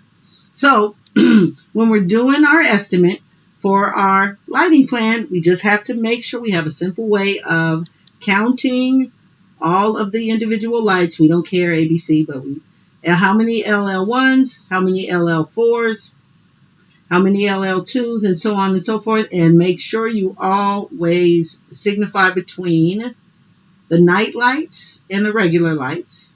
Okay, so you want to make sure you look at the keynotes in the event there's something you need to add in terms of your lighting. And in this case, emergency exit light doesn't have a notation, meaning it doesn't tell you what type of light it is. So in this case, there are two scenarios. In this case, it may already be existing, but if it is, it should be a light. It should be gray, not black.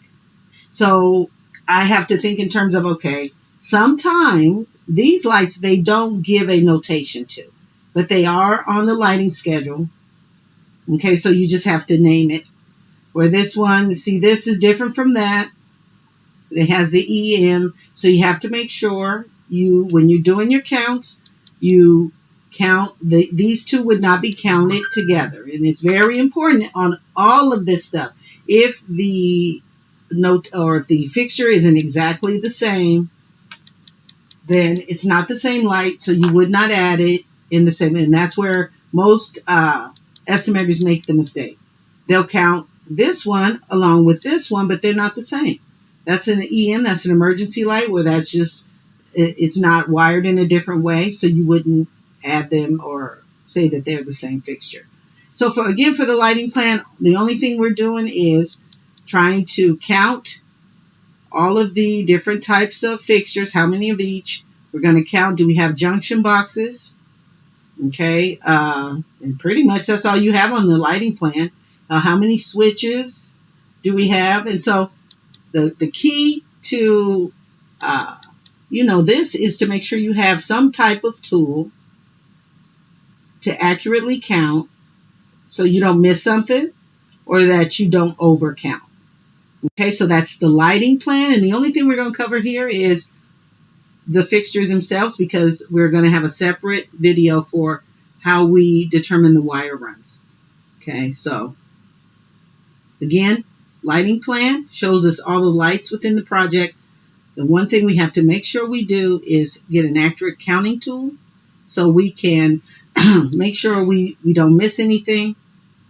And also make sure if a light, in this case, excuse me, this is a night light, so we're going to count these separately because it does make a difference. So not too difficult. Just make sure you have an accurate counting tool. You pay close attention to detail. Okay, if the fixtures are not exactly the same, then you don't count them together. Okay, so pretty simple. So we start with the lighting plan because that's the easiest thing. And our next class is going to go over the basics of what we need for our takeoff for our power plant. And we shoot. If you have any questions on anything, remember that we have online office hours every day, Monday through Saturday from 7 a.m. Well, really, the online office hours we like to have from 7 a.m. to 10 a.m., but we will schedule those at your convenience. So you just go to our homepage at S as in Sam, F as in Frank, JohnsonConsulting.com. On the lower right, you'll have a tab where you can sign up for online office hours. Give me your availability, and we will definitely set a time to give you some extra time, okay? So look out for the next class. It's going to be our details, what we need to look for when we do our takeoff for our electrical power plant. Hello, and thanks for joining me. This is Stacey Johnson, owner and operator of SF Johnson Consulting and Construction Services. And in this class, we are going to discuss the roof plan in our multi-plan review of our plan reading basics class. And so we have the roof plan. Now, when we talk about the roof plan in the architectural set, we're only talking about the roof finish. We're talking about roof finish only, not roof framing, right? Because roof framing is part of the structural set. And so the finish is what we are discussing. And so when we look at the roof plan, we're looking at the roof from the plan view, right, from above. And really it reflects everything that makes a hole or a penetration within the roof, right? Because the roofer's job is to waterproof the roof, to put on the roof finish and to make sure any openings within the roof are waterproof. No moisture goes through the roof. And so as a result, the roof plan shows everything that has a potential to leak through the roof. So here we see all of the rooftop units because all of the ductwork, right, is going to go from the rooftop unit into the building. And also same thing with the exhaust fans.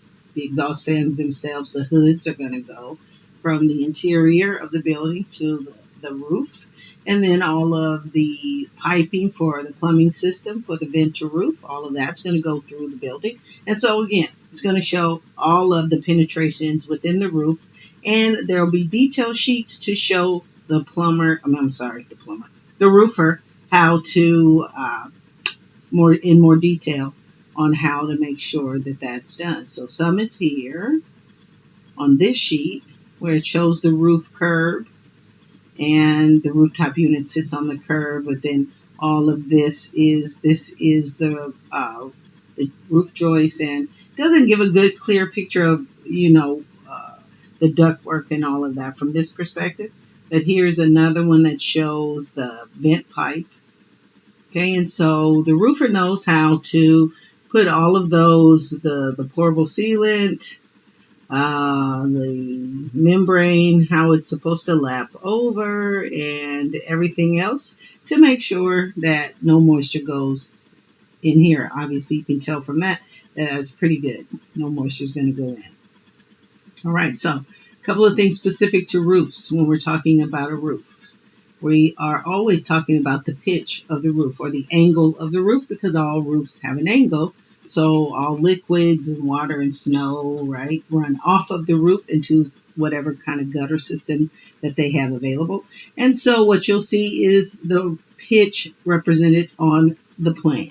And so what this one says is for every foot or 12 inches it goes forward, the angle is 1/4 of an inch. So this is almost next to a flat roof, but it has a slight pitch.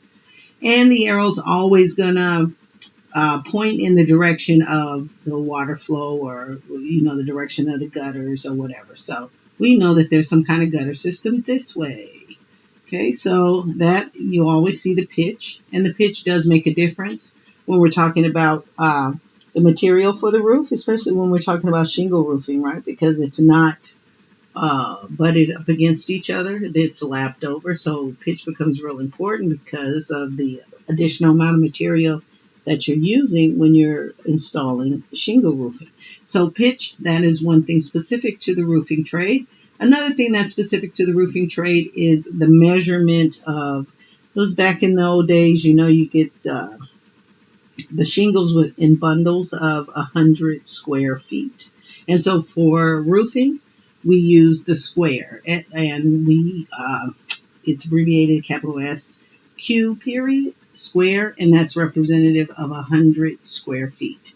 And so when we talk about roofing material, we typically talk about the square, or we price it by the square, which is, again, 100. It represents 100 square feet. So if we have a 5,000 square foot roof, right, they say, we're so cool, we say it's 50 squares. Hey, all right? So just know that's specific to shingle, anything, even siding, they'll go by the square, which, again, is just representative of 100 square feet. All right, so the roofing plan, all of our roof finish shows you all of the roof penetrations, and it will give the roofer details on how to close in those penetrations, right? The pitch is specific. It shows the angle of the roof. And then we also have something called our crickets. And a cricket is just additional framing that's built over our flat framing when we have really flat areas. So it makes like a tilt. It makes an angle to where, again, all liquids can flow off of it. So usually when we have flat areas, this is a cricket that's built here, where this is the ridge of the cricket and this is the valley. So if water were to flow this way, right, in the direction of the pitch, it would flow this way. Well, it would stop here, and then it would flow down the valleys and into the overflow and the roof drains. Okay, so that's what a cricket is. It's just additional roofing that gives that area an angle where it would tend to be very flat. All righty. And there's a little cricket right there. Okay, so that's the roof plan. Roof plan, plan view, view from above. Now, it's going to give us some section views here, but it's really just more so, the intersection of the parapet. Do we have flashing over the parapet cap, that kind of thing. So you've got to always make sure you take a look at that, and that is exactly what that is for. It's flashing over the parapet cap. So let's go real quick to 3/A425, and then it'll send us somewhere else. 425. 3 over 4. Do we have everything? Here we go. 426. 425. 3. Okay, so we are the roofer. Because we are the roofer, we only care about things from the roof up. Okay, so we are the roofer. Now we know we have a roofing membrane, right, over 3-inch rigid insulation, then the cant strips and the riglet, and then we know we have all that good stuff. And now we have a call out right here. And so, we always have to follow the call outs if we think our scope of work is involved. Okay, so we also have a call out here.